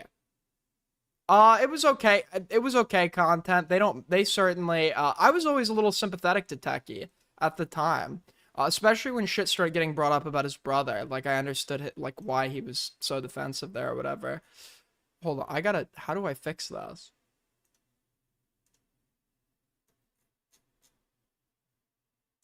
Had a back and forth on Twitter, although only Boblax's side has been archived. He says, "Why are you not defending me against Keffels slandering me as a racist? She's slandering me, Tipster. You defended Rum when she was being called a pedo, but you can't defend me now because it's Keffels doing it." Robert then messaged Boblax personally saying, "If you are looking for a reason to cut me off, just do it. You already said on Augie's stream that you were upset with me, so just go, dude." Robert not getting the response he had hoped for, he took it upon himself to block Boblax, officially ending their multi-year friendship. As is customary at this point, during this drama, another girl came forward with more screenshots of Tipster being weird in her DMs, and even offering to kiss her before deleting the message after she ghosted him. On the bright side, Robert noticed that he and Keffels were briefly trending on Twitter as a result of the whole ordeal, although as many pointed out, this was due to everybody laughing at them. One of the people mocking him at the time was the YouTuber Turkey Tom, who soon after posted a video documenting many of Robert's more cringe-worthy posts. His video ended with Fem Boblax, listen, my criticism of Boblax is not looking too feminine, or if you want to be a trans woman and become feminine, go ahead, right? Go ahead. It's like it's the gender identity where you embrace feminine characteristics but also have a beard. Like, I'm sorry, that just, like, looks ugly as fuck. I don't know what to say. I'm sorry if your gender identity specifically necessitates that you have a beard, I guess. I didn't realize that was like having a, like, I didn't realize having a beard or not was like gender specific, but like the part that's like odd is like the embracement of overt feminine characteristics while maintaining a beard. Like it just like looks really, it looks odd. Looks a little odd. With a diss track featuring Brandon Buckingham. Am I allowed to say that? Wherein he danced in front of a rented Lamborghini. It's like you want to wear a dress, but like I feel like you have to pick between the dress or the beard. I feel like you have to pick between a dress or a beard. I gotta be honest. I've got a question real quick. Why do all the hot ones not like dick? Tipster seemed to enjoy the video, posting, "Okay, I won't lie, this diss track kinda slaps," with a Snoop Dogg gif attached. Given his track record of almost anything getting under his skin, many people saw this as a cope. To make matters worse, Tom's video was the catalyst for people to begin digging into Tipster's history online and documenting his behavior for kiwi farms. What they found was truly fascinating. On September 20th, 2006, an account based in Fontana, California made a post on a developer forum that reads, "Hello, my name is Robert Santillan, and one of my biggest dreams is to develop a revolutionary operating system. I know, I am aiming pretty high, but it has always been a dream of mine. Anyways, I have one problem. I know absolutely nothing about OS development. No code knowledge, no idea what I need, where to start, or even how to get the knowledge and supplies I need." Unfortunately, Terry Davis wasn't on this forum to help, and his pleas would go unanswered as other users on the forum were not too keen on walking him through the intricacies of creating an entire operating system from scratch. While a bit humorous on its own, the reason this was so important is because the username was quickly traced back to a raunchy hookup site. Not only that, but for some reason this account, also based in Fontana, California, had its gender set to female. If there was any doubt that this was him, the provided birth date was January 1st, 1987, just 6 days before Tipster's. When confronted, Tipster was interacting with Terry Davis? Robert adamantly denied these allegations, claiming it couldn't have been him because he was happily married. I'm with GNN. It appears an old dating profile from 2008 where you pretended to be a woman has surfaced any comment. I've never used any dating services at all, so if you think you found something about me being on a dating service, that's not the case. I mean, I met my wife when I was still in high school, so I never had to use a dating profile. Where do people come up with this shit? Another ancient Tipster artifact that was uncovered was a clip of him showing a list of videos he had flagged to YouTube, claiming they had been critical of him.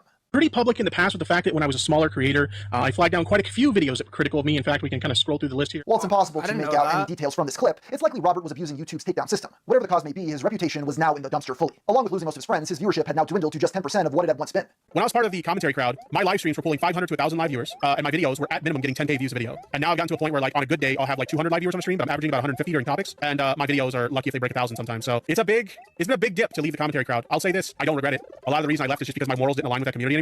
It was a mental health choice. It wasn't good for my mental health. So I don't regret leaving. Like, even if my channel never bounces back, I don't regret leaving. This rapid loss of fans triggered YouTube to stop promoting his channel, even removing it from search results. This is something Robert tried to resolve by reaching out to a YouTube representative.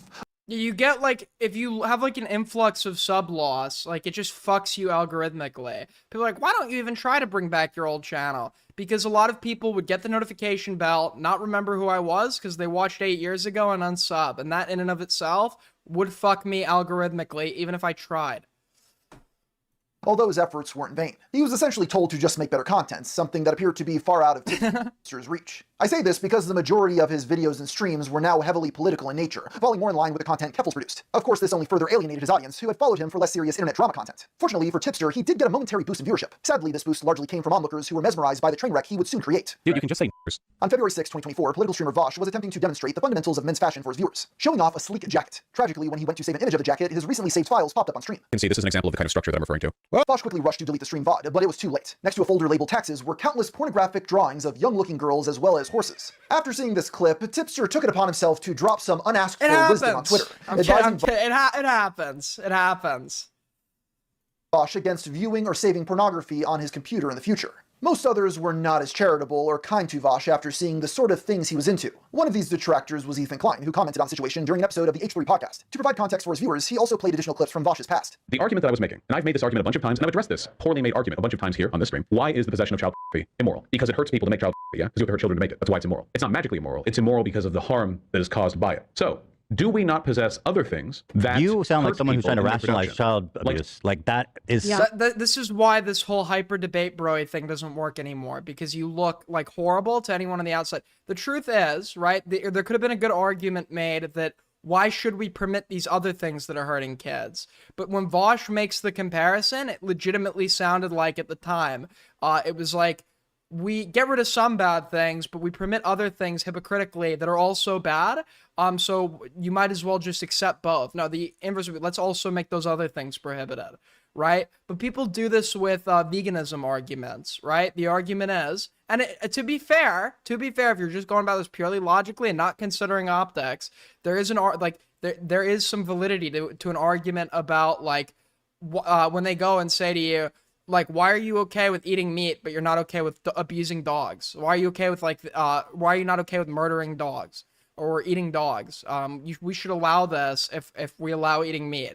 The correct way to go about that would be to say, well, you know, like ideally under their perspective, not to allow either of the perceived bad, or you just look like you're justifying the thing that's already bad as opposed to advocating for the consistent application of the prohibition of those bad things. An insane. That's actually. It's like, okay, this is wrong. That is not better. For whatever reason, Tipster was a meat is delicious. It's not a good argument. That's as good of an argument as saying my dog was being fucking annoying and I needed the thing to shut up.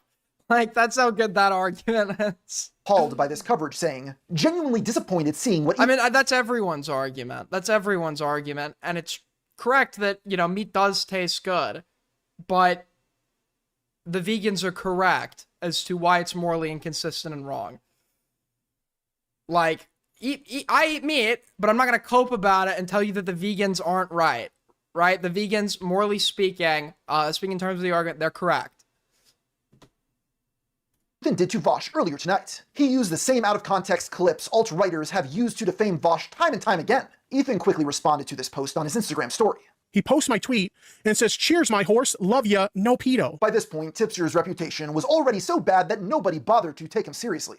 This didn't stop him from continuing to lambaste Ethan, claiming he was a snake. I have no idea what caused Tipster to become this enraged, but his next move was to load up a stream and begin yelling at his chatters, calling them sheep for siding with Ethan. If only Tipster spent as much time exercising as he does defending Lolly, he'd be running marathons by now. I mean, just saying true, I'm gonna keep eating meat though, will tilt vegans enough? They have a right to be tilted at me. If what I just said makes a vegan mad, they have every right to be mad at that. Every right. I don't blame them. Part of this stream was also spent demanding Keemstar stop typing in his chat. Even after being banned, this was to little avail as he simply came back on an alt account. As Tipster began banning people in his chat who wrote anything negative against Vosh, one of his mods spoke up saying, the image Vosh had should definitely be criticized. All humans are hypocrites. All humans are hypocrites if you take their perceived values and apply it to all of their behavior in aggregation. Does that make it okay? No, you should always strive to be less hypocritical. Nobody will ever achieve full vindication from hypocrisy in their lifetime, but you can certainly try, and you should try. And I do try in many other areas. It's just this one I have had difficulty in. But yeah, I'm a hypocrite as it pertains to the consumption of meat. Yes, I am a total hypocrite on that. I don't think it's right hiding those comments expressing their disgust. Their moderator status was quickly... I'd love to be vegan one day. I don't eat enough as is. If I was to cut meat out of my diet right now in its entirety, I would be very unhealthy. I would be unbelievably unhealthy. I could do things that would allow me to be healthy and continue to be, but those things obviously are a little bit more difficult for me right now. Try changing it gradually. Well, I was pescatarian for a while. I was pescatarian for a long while, but that's just because I like fish better than I like meat from like land animals. But removed. Tipster's comment section did not fare much better, with a few remaining fans making statements like, and with that, I'll be unsubscribing. Never mind the fact that you're willing to associate with terrible people like... I think an argument can be made under an ethical framework for some animal consumption, specifically when it pertains to invasive species. I think the mass killing and consumption of invasive species sourced from the place that they're invading or being invasive in is probably justifiable under an ethical framework, assuming that you assuming that other precautions are taken to minimize suffering in the process of slaughter. So if you were to eat like, even though I think veganism is mostly correct, I think you can ethically consume invasive animals because the net utility to the ecosystem would be positive. So like if we were to start getting people to eat lionfish and stuff in Florida or whatever, I'd be in favor of that. Heifels, but the fact that you're willing to bat for the... I haven't heard a good vegan argument against the consumption of invasive species. Like under vegans, like ethical framework, I think the consumption of invasive species can be consistent with that. The problem is obviously nobody wants to consume invasive species, but in like a hypothetical world or whatever, where the only meat that's allowed to be or permitted to be sold is meat derived from invasive populations of certain animals, I think that could still be ethical. After what's been leaked is insane. On the bright side, Robert was once again trending on Twitter, something he was overjoyed about. In a stream the following week, he did attempt to stem the bleeding somewhat by announcing he was throwing out all of his anime. This whole situation has honestly ruined anime for me so fucking much that I never want to watch anime again. I want anything to do with anime. I got my waist bin here, and I got some of my anime. We got Death Note, one of my favorites. Throw it in the bin. We got some Dragon Ball Z, another great anime show. Throw it in the fucking bin. Ethan calls people he views as lolicons, he calls them lollipops. So we'll get rid of Lollipop Chainsaw. I'm so sick of anime at this point. I want nothing to do with it. Base department? This gesture didn't seem to move anyone to his side, and Robert soon established a new rule that if anybody mentioned the Vosh incident or his defense of it, they would be immediately, you guessed it, banned. Mods, crush the scope, thank you. This inspired detractors to see how fast they could speedrun getting removed from Tipster's livestream. Ban any variation of laughter in the chat. In spite of his best efforts to bury the situation, it still haunted him everywhere he went. In one instance, he joined a call with a small streamer to discuss an unrelated topic. That's when an avowed consumer of Lolicon joined. I didn't know about this crossover. We've got Emery, we've got Foodie. I know that somebody gets very tilted when I call food shops that, so I'm going to keep doing it. We've got Emery, we've got Foodie, we've got Tipster. The call and proceeded to debate Tipster on why he continued to defend Vosh. Somehow, Robert lost this debate. Being a hypocrite is a part of being human, you know? I don't see it as being hypocritical, though. I think I'm pretty clear on what my rationale is here. You already say that, you know, the folder is probably like lolly, right? I mean, I haven't seen it, but like people say it is, so I'll take their word for it. So if that is already the case, and therefore the logical conclusion probably is that Vosh is consuming lolly, right? If he downloaded it, like, I guess you could say that, but like, what my thing is, like, did he know? That's my thing. This seems like a real stretch. In my opinion, this seems like a real stretch. But I'm giving you like the logic that I had when I was willing to give him the benefit of the doubt. How is that a stretch? He seems to just admit to that line of logic and then call it a stretch. He says that he would, if he downloaded it, he could probably grant that Vosh is probably consuming it, right? The consumption of this material would mean one knows about this material. If they are consuming it, which he already admits to, if the fact is established that Vosh did download this material, then it wouldn't be a reach per Tipster's own established logic.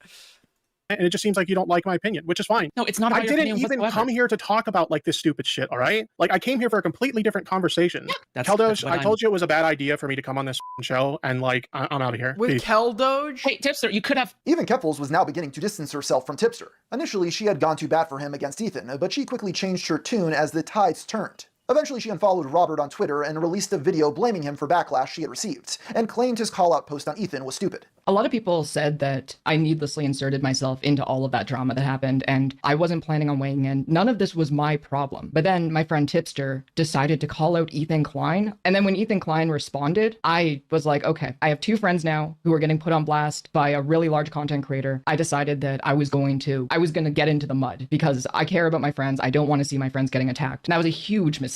But sometimes you just gotta sit back. You don't always need to get directly in the mud. In leaked messages with Tipster, somebody named Fembro encouraged him to stop associating with Keffels, showing him that on top of everything else, she had now been interacting with some of his most vocal... deranged cast of characters than like when I look at the Firebat stuff or whatever.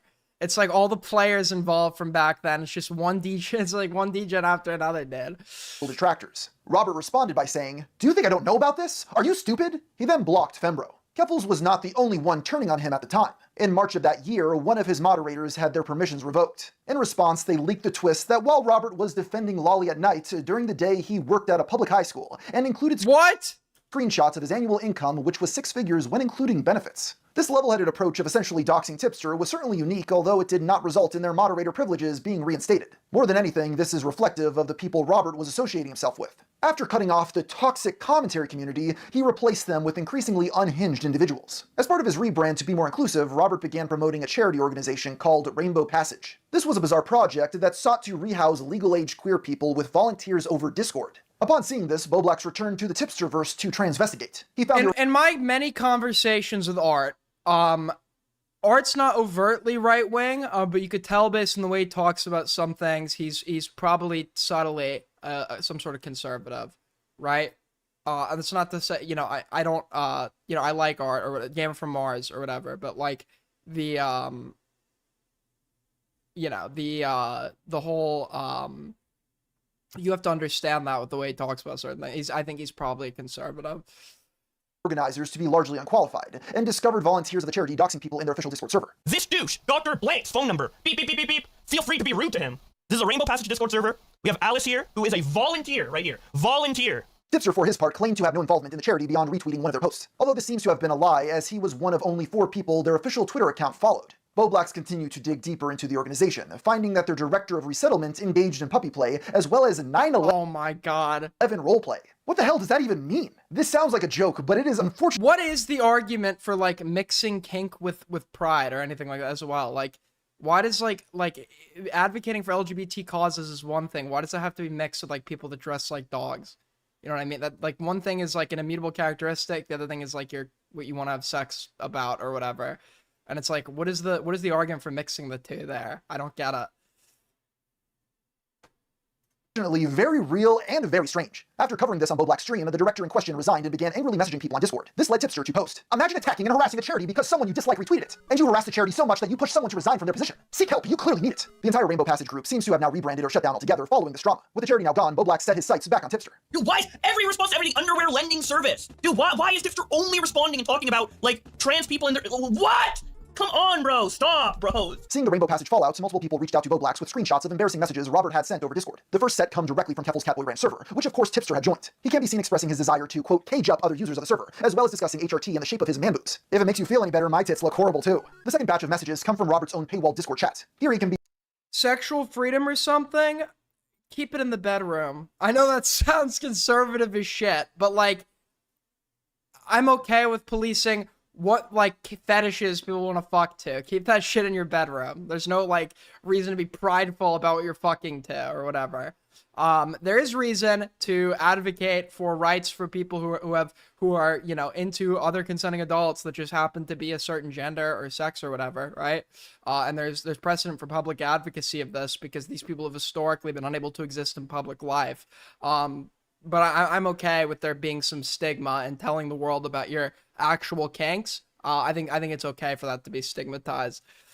He's seen exposing his most loyal fans to a photograph of his feet. Of course, no Tipster DM leak would be complete without several messages expressing his love for goth mommies. Many of these logs retain compared to... A lot of people hated LGBT stuff because I thought they hated LGBT stuff because the idea of a guy getting with another guy or a woman getting with another woman was like viscerally disgusting to them, rooted in cultural enforcement of like shit like toxic masculinity or rooted in the Bible and religion.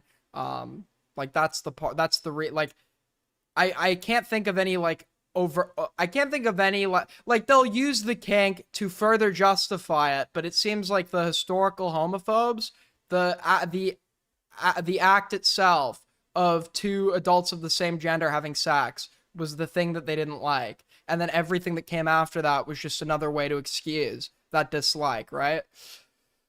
Past leaks, and all came from semi-public Discord chats. Regardless, a large spectacle was still... Sodomy was considered as a criminal taboo kink.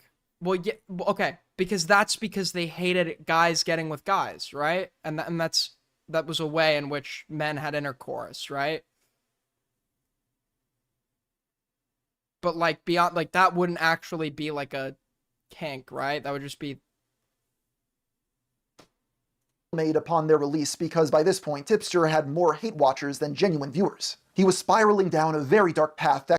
And also, like, if you acknowledge the hardships of LGBT youth who want to benefit from involvement in these communities and these resources, etc., then there's an even greater reason to not make kink an actual part of the movement. There should be ways to engage with the advocacy of rights for consenting adults of the same gender or differing sexualities to engage in relationships without it being sexually explicit, right? Could only end with a lengthy Kiwi Farms thread and dozens of A-logs attempting to ruin his life. Toastify, a YouTuber who had covered Robert extensively, gave him some very blunt advice. Leave. This was something he did not take to heart. In fact, it was around this time he ended up blocking Rum simply for interacting with one of Toastify's videos. Just 8 days later, the community Tipster had been calling home would collapse in a catastrophic fashion. For the past several weeks, the YouTuber Mudahar had been working on an hour-long expose against Keffels. In the days leading up to its release, so Robert attempted to get ahead of the narrative. He tried smearing the investigation as bad faith due to the creator of Kiwi Farms crediting much of the research to his site. When asked what Keffels had specifically done, Tipster replied, nothing. In reality, Keffels had raised over $100,000 on GoFundMe to cover the legal costs of suing her local police departments for discrimination after she was swatted. In actuality, she not only lied about the details of the swatting, but also spent the GoFundMe money on vacations, clothes, and abusing drugs. As more and more shit started happening, I started doing cocaine at the start of 2023. 3. 8 days into a cocaine bender, I found out that the coke that I was doing was cut with meth. This was something Tipster again. It happens. It happens. None of the shit. There used to be a time where you could just buy pure shit, right? The coke was just coke.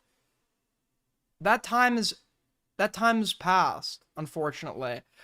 I've only heard stories about it. I've heard what Miami was like in the 80s from my grandpa, and you know, I envy what they had. I envy what they had. You in the 80s in Miami, you'd go do a line, you knew you were getting some fucking shit from the from straight from Escobar, dude. Pure shit.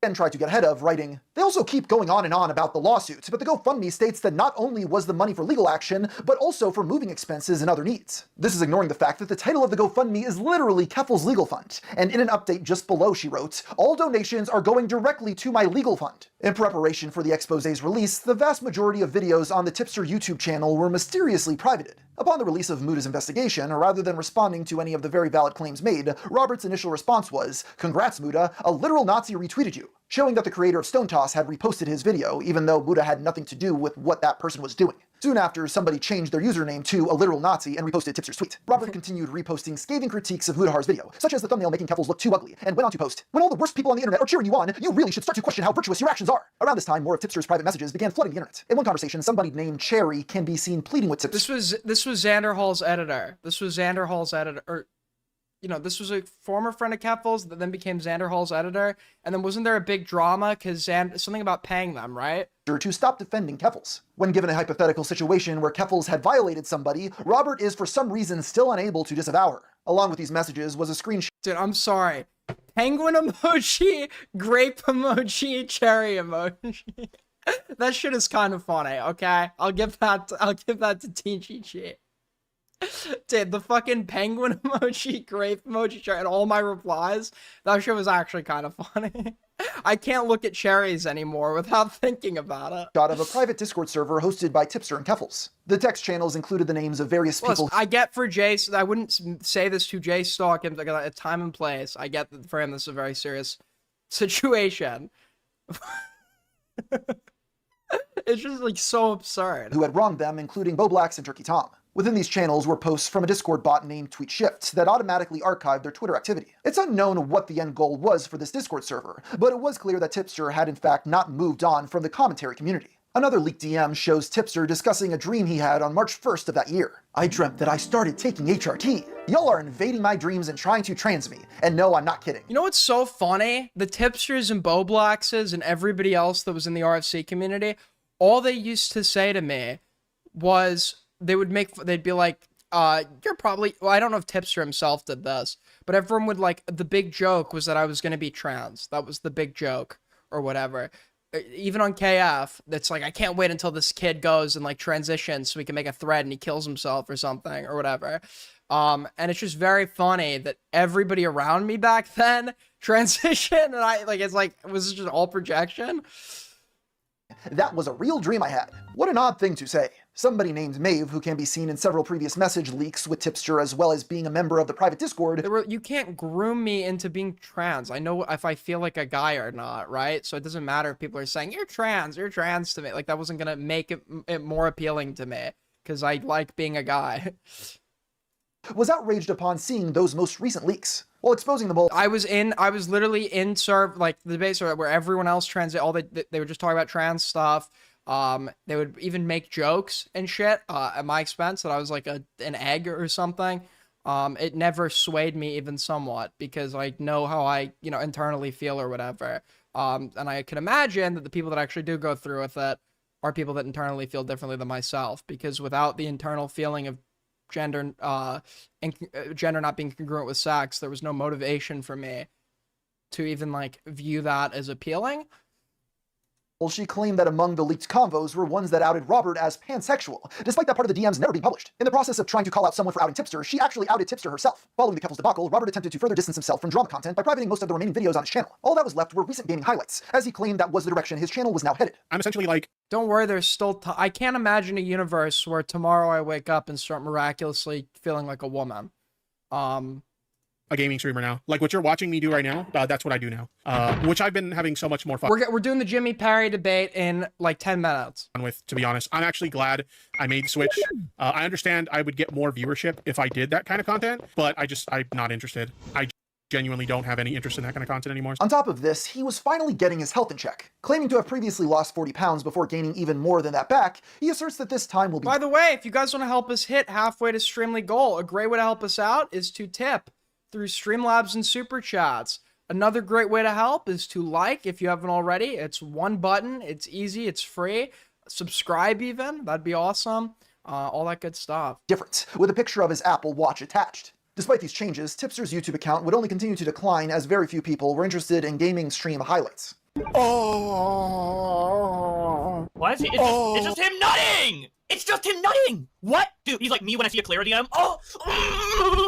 What's going on? He eventually tried doing political content again, although those videos were struggling to surpass a few hundred views. For a while, it seemed as though— From Bobby's perspective, Boblax was not obsessed with Tipster. Boblax was obsessed with being looked at, like people being there for him, liking what he was joking about or doing. And when that started, because people hated Tipster so much, they were watching his A-logging, he just went all into it as a constant because he just wanted to be like the guy that people were watching for his jokes and it to be about him, which it never really was. Robert would fade into obscurity without putting up much of a fight. That was until Boblax re-entered the picture yet again, to hand him his first major win in a very long time. You see, ever since their fallout, Boblax had been covering mostly innocuous Tipster moments on his livestream. Dubbed bully streams, these were essentially 24/7 coverage of Robert playing Resident Evil while flirting with members of his chat. Yeah, can I see it? Maybe with you naked. I want to see the haircut, but like without you having clothes on, but like... You should post it in like a Yeah. channel on my Discord called Pic Sharing or something like Yeah, that. share pics in the pic! When Lyrics was still doing commentary, I thought at first you guys were. I've never dated a guy. I've been curious about that prospect before, but I've always been into women. I always saw myself ending up with one. But I never had that show with Lyrics. I don't. First of all, not my type. I don't like blondes. But second of all, he was just a good friend of mine. Sharing chat Discord! Most gay men, I've never sucked a dick either, so. Put it in the tips. What? What the f? Bought him? You want to see it? What the f? Boblax showed a keen interest in Robert's behavior, likely because deep down they were more similar than he'd like to admit. Up until now, he had done a good job of keeping his own eccentric behavior behind the scenes. While Tipster would implode in public, Boblax would do the same in private messages with his friends. On July 20th, literally a lie? It's not a lie. I've gotten my dick sucked multiple times, but I've not sucked a dick. There's no lie there. 1st, 2024, Boblax posted, "Non-binary people are badass and valid, by the way." Turkey Tom replied to this post saying, "Thank God you chimed in." Boblax then went out of his way to explain his tweet, which was ignored by Tom, who replied again saying, "Praise Skibbity or perish." Boblax quickly deleted his tweets, but not before this pointless interaction was screenshotted and reposted by a small Twitter account named Jxmmy, with the caption, "Boblax tweaking right now." Seeing this, Boblax messaged Alex repeatedly attempting to get him to take down the post. When this failed, he messaged several friends. This is what brought me back. I was in the background for all of this. This was what finally brought me back. The boogie shit was inspiring because the boogie shit was funny as fuck. I actually got interested in that. And then, as this was going down, I was like behind the scenes, being the middleman for certain people, Bobby included. And it was Bobby, all of these, like I knew about like the DMs to Nick and everything because Boblax we called about that because I saw him arguing with Tom publicly. We ended up calling that night in Prague. Okay, I always mention it when I tell the story that I was wandering the streets of Prague just so I could sound cultured and sophisticated. But he told me about it. He told me about all that shit that night. Rest was history. But whenever people say that I'll do anything for money, I bring this up. I never ultimately leaked the photo that somebody sent me a Boblax. That photo never came out, by the way. It's not one of the photos that's been released. I've never leaked that photo. I didn't back then, even though people were cumulatively offering me, like, so one person offered up to 1,000. Others were offering hundreds individually. Had I done that and gone through it and leaked it, I probably would have made a few $1,000s. Twitter account named Jxmmy, with the caption, "Boblax tweaking right now." Seeing this, Boblax messaged Alex repeatedly attempting to get him to Dude, stop telling online randos what you have or haven't done in bed. Well, the fact that I've gotten my dick sucked was leaked by, that was implied by somebody else. That wasn't, that's already out there. I can't really, there's no, I was like, I'm giving you something new. To take down the post. When this failed, he messaged several friends calling Alex evil along with other more offensive terms. This interaction was only scratching the surface when it came to unhinged messages Boblax had been sending people. He blamed these outbursts on borderline personality disorder, although he later claimed he likely didn't have BPD and was only convinced he did by a girl he was dating. In other words, he didn't have BPD. Eventually, many of these messages would leak, resulting in the broader community turning on him. At his lowest points, for whatever reason, Boblax turned to Tipster, somebody he had been relentlessly bullying for the past year. After seeing Boblax had unblocked him, Robert posted a gif of rapper 50 Cent with the caption, "Bro unblocks me now? Really?" He then posted an update showing Boblax had blocked him again following his tweet. In the replies he wrote, "If he thought I was gonna welcome him back with open arms, he's delusional." Using this opportunity, a troll pretending to be Boblax sent Tipster a fake apology on his Linktree page. When Robert reached out directly to clarify if the message was real, Boblax replied with, "That's not me. Doing streams on you is some of the most fun I've had on YouTube. You're also a freak for defending Bosch." This was all the permission he needed to go nuclear. While on the toilet, Tipster wrote, "I wasn't gonna say anything. I was just looking for confirmation of whether this was you or not. But since you want to run your mouth, I'll say my piece. Literally everything you tried to shit on me for, you did." Yeah, everyone was using this as like the Tipster comeback arc, and Tipster was playing into it, but he played into it too hard where it was just cringe. It was like, okay, dude, alright, we got it. It was like, he was being cringy about everyone's like, Tipster is cool again, Tipster is back. And it was just like, you rewind, it's like, okay, Tipster, come on. You're getting a taste of your own medicine and you have no one to blame but yourself. You're such a pathetic coward that you deleted your non-binary people are valid tweets after you got a little bit of pushback for it. I've been getting on for Okay, I thought he was a lol cow. I hope nobody actually takes his take seriously. Well, people who are not like sides cucked, like retarded, like cattle morons, can listen to arguments individually and the premises to substantiate them. And people that adopt some of my arguments have heard them through because I provide premises and evidence for why I think what I think, and they're able to adopt that irrespective of what they actually think of me. So if you disregard all my arguments because you don't like me, you're not the type of person I'm trying to appeal to, because you're the type of person that doesn't actually believe in arguments on substance. You believe in arguments based on whoever you like at a given point in time, and you're somebody that's probably too stupid for me to like want in my space. Over a year for my support of the trans community, and not once have I deleted a tweet about it or backed down. Because unlike you, I have the balls to stand by my principles. And if that wasn't bad enough, you begged Alex Jxmmy to delete a tweet because it hurt your feelings? There's a lot of valid criticism of me and how I mishandled things in the past, but not even I begged a random Twitter account to delete a tweet because it was too mean. You're a spineless coward. And let's not forget all the times you talked on streams, then DM'd me after about how you were just joking and didn't mean what you said. Well, now everyone sees who you really are. Thank you for the 5, Luna! Hashtag Tipster News. Hashtag Dickster Nudes. It's so true.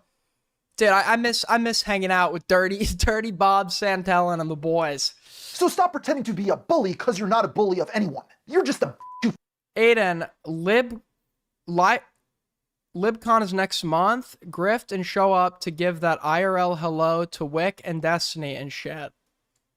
I think honestly, I might need to pass on that one. Falls like a house of cards at the slightest criticism. Don't bother responding because I won't bother reading it. I took my L's, now it's time to take yours. Thank you, bye. God damn. This was a shockingly apt and cathartic message coming from Tipster of all people. In the following days, several of Boblax's friends confronted him on a live stream about his behavior. Although he prematurely left the call, Robert himself joined near the end to clarify his position. We're not going to see eye to eye on everything. We're not going to agree on everything. But like, I can definitely look back at like some of the things that I've done in the past in hindsight and be like, yeah, I was really dumb. And so like, I had to take my L's and just like own it. I don't know. It just seems like he has a really hard time just like owning shit. But yeah, I can't stick around. I got to get going. But like I said, regardless of our like differences or whatever, you know, it's whatever. All right, I'm gonna head out. See you later. Whoa! Wait, was he fake? Was he fake? Was he trolling? While it's arguable if Tipster ever truly came to terms with his behavior in the past, considering Someone invited me, but I feel like it's a trap because I never do politics. Who invited you? You gotta be careful, Cal. You gotta be very careful. he often preferred blocking his critics, he was at least now accepting some responsibility for how things turned out. In a post directed to Boblax, he wrote, You don't have to be high IQ to watch me, but if you're like so fucking stupid that you think an argument is true or not based on who's giving it, you're not smart enough where I'd want you watching me. Because that's like indicative, like the ability to understand that an argument is going to be substantiated by its premises and evidence, as opposed to it's wrong or right because this guy's saying it. That's like average intelligence. And if you're even below average intelligence, I really that's between you and I don't know, like people that can help you developmentally, not me. Right. If you continue down this path, you're only going to end up with a dead channel and a dead career. Don't make the same mistakes I did. As more came out about Boblax, Robert continued to dunk on him. Eventually, the two agreed to chat on stream and air out their grievances, starting with Vosh. All I alluded to was like the defending Vosh thing, which I still think was horrible, and you agree. So Oh it's yeah, like, I make it an idiot. That's what I had. I had a big problem of going out on a limb for people to like defend them and stuff like that, when I probably shouldn't even got involved. Boblax continued trying to grill him, but after already admitting he was wrong, the conversation was essentially going in circles. Tipster had come to terms with arguably his biggest flaw. In contrast, when confronted about why he had been Cal, do not go back with anybody to their hotel room by yourself unless you explicitly know what you're getting into there. Do not take any, don't take any fucking drinks. People that are being nice and inviting you to shit or whatever, like you have to understand why some people are doing that. Friendly in DMs while publicly telling people Robert had backstabbed him regarding his fight with Keffels, Boblax refused to concede anything. So then you did feel backstabbed. Yes. So why didn't you tell me that when I asked you that in DMs? Why would I tell you? You see what people mean when they say that you do this like doublespeak thing, and you're not like fully honest with like how you feel or whatever, and you don't see how they can see that as dishonest. Yeah, I think we're done here.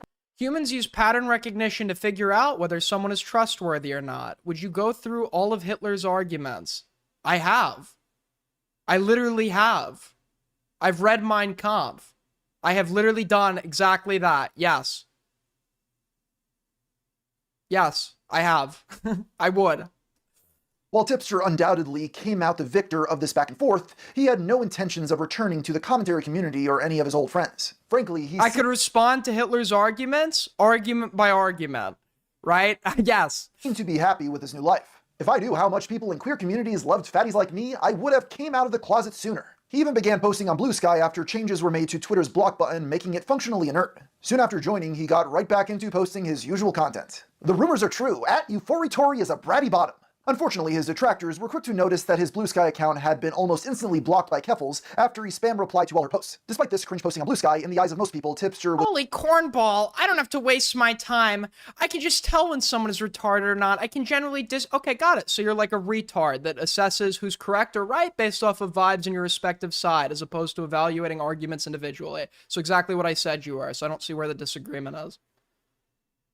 Continuing his redemption arc. Near the end of 2024, Rich from the once respected YouTube channel ReviewTech USA was routinely spiraling on live streams. Oh, he's doing the thing where he like exaggerates how offended he is to act like that sort of like impugns the insult, where it's like, I'm so offended right now. Acting like that's like all of a sudden the power of the insult is completely disregarded because you've tried to exaggeratively express how angered you are, making the prospect of you being angered by the insult look ridiculous. Robert and him had spoken years prior and seemed to be on good terms. Sadly, in the present day, Rich had just deleted his entire account after surpassing 1 million subscribers, and was now ranting about an ex-girlfriend named Becky Boop, claiming she had been a prostitute. Hi everyone. Wasn't that a LolCow live host on LolCow Queens? Becky Boop is an opportunistic who used to herself out on Craigslist to old men to make money. As it turned out, Tipster and Becky had been good friends for several years now, and one of his female friends coming under fire could only mean one thing: she needed him to defend her. But hear me out. Possibly for the first time in his entire career, Robert utterly crushed his opponent in a debate. You were friends with Keffels. How'd that go? I heard you on the other day on stream say that we're not friends anymore, and that's not true. But how did that go for you? How'd that go for your reputation? Can you explain to me where the grift is then? Because I literally like lost my career by standing by my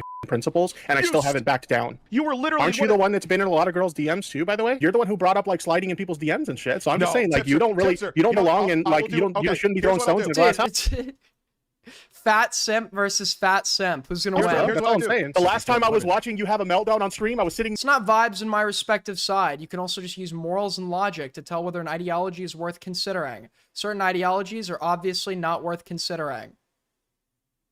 I wouldn't refute or accept an ideology if I didn't consider what that ideology is. That's retarded. How do you know an ideology is bad if you're not assessing what the ideology believes in, what it advocates for, and what its respective history is? How are you able to make a claim about the utility or morality of something if you don't at least consider that thing? That's called making shit up. Next to my wife while having dinner while watching you lose your mind. Good luck to you. Pause Best one of luck to second. you, Rich. No. But you look like a fucking clown. You don't Peace, get bitch. to end. He just pulled a Phil. There are many blunders online personality. Any ideology that I don't like or could tell you I don't like, I could tell you exactly why I don't like it, because I've considered it to reach the position of disliking it. Have come back from over the years, but losing a debate to Tipster is essentially career ruining. As for his claim of still being friends with Keffels, that would at least explain why he continued to defend her on Blue Sky and random Reddit threads. However, it would be many months before the two would be seen interacting again. When interviewed on the matter, Tipster does acknowledge that Keffels has blocked him, but hand waves it away as her wanting to distance herself from the internet, which makes no sense. Apparently, has Keffels blocked you on Blue Sky? Whoa! Is that right? Yeah. Don't think Keffels has said much since the whole Xanderhall crash out thing. Is there like a kind of a fracturing kind of behind the scenes? I'm not gonna, obviously share anything that's private or whatever, but like as far as like our relationship, like it's fine. She's kind of living her own life, offline for the most part. There's no like bad blood there or anything like that. Like we're still cool or whatever. Robert, too, has grown tired of the internet. On December 6, 2024, he announced he would be leaving Twitter for the foreseeable future. This was in response to what he saw as an increase in bigotry and discrimination on the platform. Just like his previous breaks from Twitter,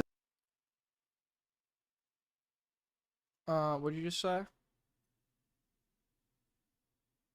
I'm saying I don't have to go through every single argument of an ideology to consider it. I can look at outcomes and generally think that the things the ideology promotes. So you'd be considering some respective premises of it and considering its historical application. So yeah, to determine that, you would be considering it. Yes. Right? To indicate that you dislike it, that would involve some consideration. And it's not just like I'm being pedantic, like, oh yeah, no shit, we're obviously talking about a different... That is the exact consideration we'd be referring to here. Like when I tell you about evaluating an argument, you consider what the argument is, what its respective evidence is, right? That's the consideration we're talking about. And if you're looking at historical application and you're looking at specific points promoted, that would be some consideration contributing to your view of said ideology. So I don't know what you're disagreeing with here. this was over just as soon as it started. The allure of blog posts. Yeah, dumbass, I said I don't have to look at every single argument someone says. When you have retarded takes, I can generally disregard your takes, just like I can generally disregard Hitler's arguments.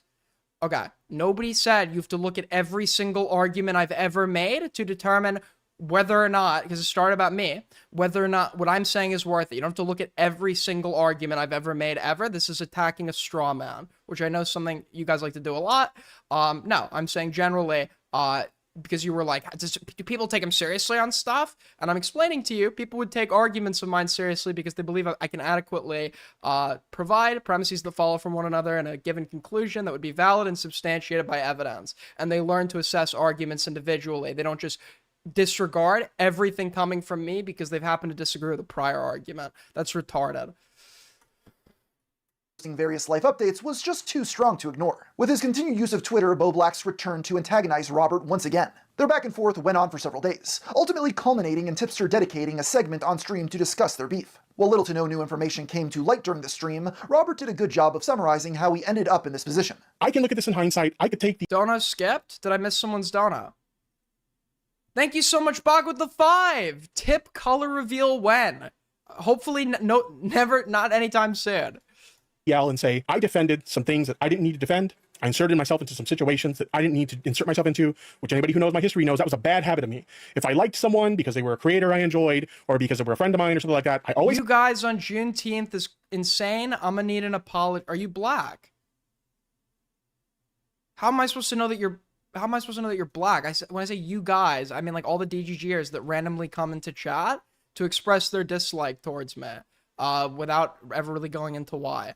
Had a bad habit of inserting myself into situations that I didn't need to insert myself into. I basically lost my career as a content creator. I lost my audience. I lost a lot of friends over this shit. Like, I made an ass of myself, and I can own it. This new sober perspective on his past failures was slowly buying back the little respect he once had. Unfortunately, just one day later, tragic news would strike the Tipster fandom, as he would make a post on his community page. I've always said that the day YouTube was no longer fun for me would be the day I'd retire. I believe that day has finally come. The YouTube landscape has changed drastically since I started. Many of the aspects that initially drew me to the platform and its community are no longer present. I've come to realize that it's time for me to move on and leave on somewhat of a high note, on my own terms. In many ways, this was understandable. YouTube is completely unrecognizable compared to 2006 when Robert first joined the platform. Now nobody cares to watch his stream highlights playing Resident Evil, or talking about his interest in retro games. For many... Saying you people is a dog whistle about black people if you're talking to somebody who you know is black. I don't know who you are, and you have a profile picture of the lemur from Penguins of Madagascar, so there's no reason for me to assume that you're any given race. viewers, the only entertaining moments from Tipster's long online career centered around him getting overwhelmed in debates, losing his friends, or embarrassing himself. Given that reality, can you blame Robert for wanting to leave? While he had stopped posting on YouTube, he continued keeping his fans updated on Blue Sky. You would think by cutting off the source of all his anguish, Tipster's life would have improved, yet somehow it seems to have gotten worse. In one update he posted, "A friend today told me they look up to me. Why? What is there to look up to? I'm a failure in every way possible." Even if you're someone who despises Tipster, you have to admit this black and white sort of thinking isn't an accurate reflection of reality or productive in any way. He does have a decent job and a wife who seems fine with his online shenanigans. Less than 2 months after announcing his retirement, Tipster returned to YouTube. Fine with, that's why he's sleeping on the couch. All right, good video. Great video. That was totally not like forced filler content because we have nothing here. Great stuff, man. Do you think any white person would have a picture of Mort? Are you being for real? Mort is legit the most black-coated king. I didn't know that. You know what? Good point. Hold on. I just need to pee really quick. And then we're getting into last night's happenings, or I should say 2 nights ago. 2 nights ago's happenings. Give me 2 seconds here, guys. I'll leave you with more of this conversation with the owlish person, and I'll be right back. Yes, that's how that works. Okay, so that's absolutely crazy. You think that that's Destiny crazy and that I Vic think are like a Destiny is hive mind. orbiters? They just share a single brain cell that they pass between each other during the stream. That is not what I just said. I said Wick orbits Destiny. They have community overlap heavily. Wick is a part of the DGG sphere. Are you refuting that? Because I don't even think Destiny would refute that. But you think that telling Wick means that somehow Destiny's going to find out? But he said everything else to you don't think the two of them are actively collaborating? Collaborating for what? To do what? To dig up info on like the snarkers and shit. You don't think they're I'm sorry. You think so you're accusing Wick of contributing to doxing. That is what you're doing. That is not what I just said. I don't know where the fuck you heard that. Okay, so when you say the word collaborating, what does that word mean to you? So like people working together. Yeah. Okay, so if they collaborate together in the effort to dox people. That's not what I said. I said dig up info on the snarkers. I didn't say dox. Okay, and what is digging up information? So digging up like finding like incriminating messages from like the servers by sifting through the logs. What purpose? For the sake of concocting a narrative, right? The sake of concocting a narrative.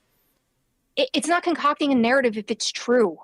Okay, that's called just telling the truth, no, right? it's not true that this was a doxing server. It's not true that there's an association between people like me and the kiwi farmers. It's like, yes, they did. Destiny verbatim said on the stream with Chud Logic, this was a doxing server.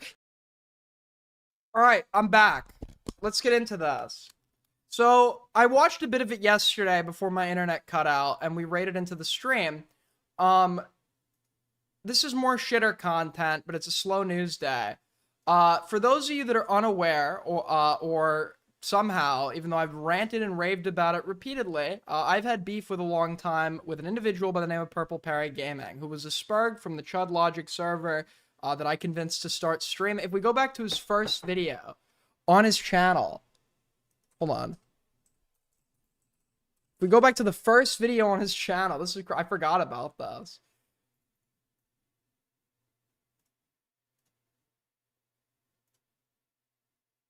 It's us fucking around on COD. I spoke to Ra. Oh. God, my entire... Oh, fuck. Oh. Sorry, that's really embarrassing for me. God, press him at all. You know, I would raid into him. He'd ask me for raids. We were cool. I thought he was funny or whatever. I went out to Malta after meeting him, after knowing of him, and I knew he lived there or whatever, so we both met up. That's where the whole incident happens, where I stepped out of the hotel room to vape while we were starting up a stream. He went through my laptop, found a DM from Nicholas Diorio, and then waited until Diorio was in chat to reveal that he had gone through my laptop to leak that. I, like a moron, had forgiven him after this. And then we had the whole fucking London incident where when my drama starts, he reveals again, after claiming to be super apologetic about the first time, that he went through my, well, he leaked shit about who I'm into. He then goes into, like, or he went through my stuff in my bathroom, went through my backpack, etc. That's a whole thing in and of itself. And this is all beyond what he's done to other people. He's thrown mods under the bus for money from pedophiles that he harbors. He has lied about doxers that he harbors in his community, so long as they give him money.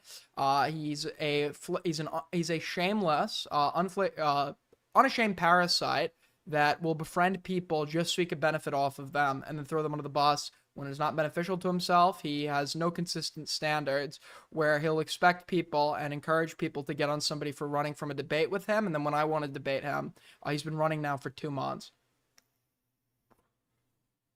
Why is Aiden scared to debate Jxmmy? I'm not. Anyone who wants to debate me can debate me. You just have to call into the server and join call-ins, and I'll drag you in. But if you want to debate me, you can. The criticism I could give here against him is endless, but the point remains that he was happy to leak everything in his power against me when I was at the center of drama and didn't really have much to swing back with. Started leaking even more, and then I responded with a retaliatory leak, and then he got me on stream for a debate after the London drama to try to embarrass me further, and I ended up owning him in that conversation so badly, in fact, that it ended with him having to make some admission of being molested by his dad or something at the end of that. And as a result of that, despite being like the big bad wolf that had come after me so often, all of the sudden, now that I want to debate him, after he lost the last one, he has run. He has run so poorly to the point where if I join a VC, like a spicy chat VC, and he's in it or whatever, he will leave. He'll leave. He won't interact. He won't talk in chats I'm in, and he has made up a litany of reasons for why he's running from me, all to avoid the ultimate revelation that he knows that I'll destroy him, embarrass him, and he doesn't want to be destroyed or embarrassed. He likes easy fights. But he was happy to go at me, no issues there, and now that he realizes that I'm not like as easy of a fight as he thought I was, all of the sudden he has a million excuses for why he's running. But finally, somebody from MySpace got a debate with him the other night by the name of Jxmmy O. Jxmmy is somebody that has actually been in the past super sympathetic to Parry in my community. I've even had arguments with Jxmmy over it a while ago or whatever, but he has slowly turned in favor of some of the arguments that I've made and arguments that he's heard of his own. And I guess he went to debate Parry the other night, and the condition was, well, I guess we'll just take a look at it. Now, be easy on Jxmmy, all right? I heard that Queeman was insulting the fuck out of this guy or whatever, and it's really easy. I'm sure for no coincidental reason at all, not because Jxmmy attacked his pet tard, Parry or whatever, but Jxmmy he's not a debater. He's not a debater. He streams about shitter stuff. He's not like it's easy for me to sit here and say what I would do in a debate, but I'm not some fucking, debate genius, but I've had so many, and watched so many that I would be experienced a little bit on that front. And I understand when I'm looking at somebody that's inexperienced that they're not going to necessarily be doing everything that I want. But let's take a look at this.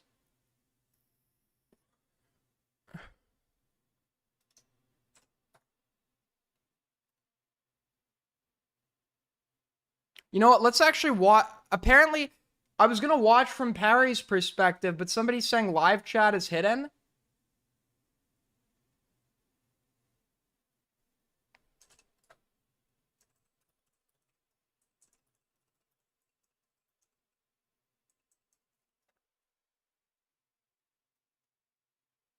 I was going to watch from Parry's perspective. So after waiting for an hour, they finally get into this debate, and it's weird because Liquid Sonic was moderating it, I guess, and Liquid Sonic was streaming it on his channel, which nobody was watching, not because Liquid Sonic's a nobody, but because the video audience and the live audience is not the same. And if I cannot say this enough, if you're a guy that predominantly does video essays, make a second channel to stream. Make a second channel to stream. It's two different audiences.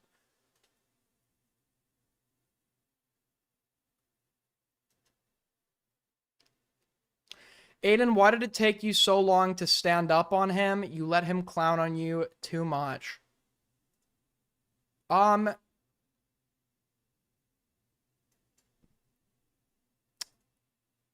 don't know, to be honest with you. I'm looking for an answer for you, and I quite frankly, I don't know. You're correct. That was absurdly long. How long I tolerated certain things, and that's something I have to learn from, and I learned the hard way.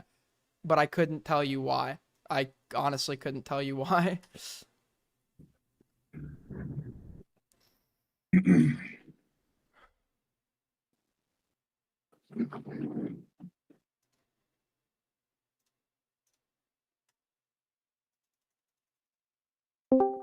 Hello? It's weird because I will be uncharitable to like enemies of mine and people I don't like, and I'll go hard on them or whatever, but like I am like, or have been weirdly permissive of being fucked over in the past. Like, I don't know why. It's always been like a thing that I'm like a total pushover or whatever, and that's probably correct. I've historically been a complete and total pushover, and I don't know why. Oh, Hello, sorry, Parry. my earbuds aren't connected. Brilliant. We can hear you. I can hear you now. Hello? Hello, hello. Hey, what's up, guys? So Hey, what's up? Parry this is like what I've called debate pedophilia, where you're selecting on purpose only the weakest targets to debate so you can come out looking good whilst actively avoiding and ignoring the people that can advocate for the position more competently. All right. Good, good. We've been waiting a while for you. In my opinion, Aiden is like, who is still questioning that Spinal BJ is a pedophile? Exactly. It's not just that he's admitted that he is sexually attracted to drawn depictions of mid-teenagers or whatever, 15 to 16. It's not just that he's admitted that.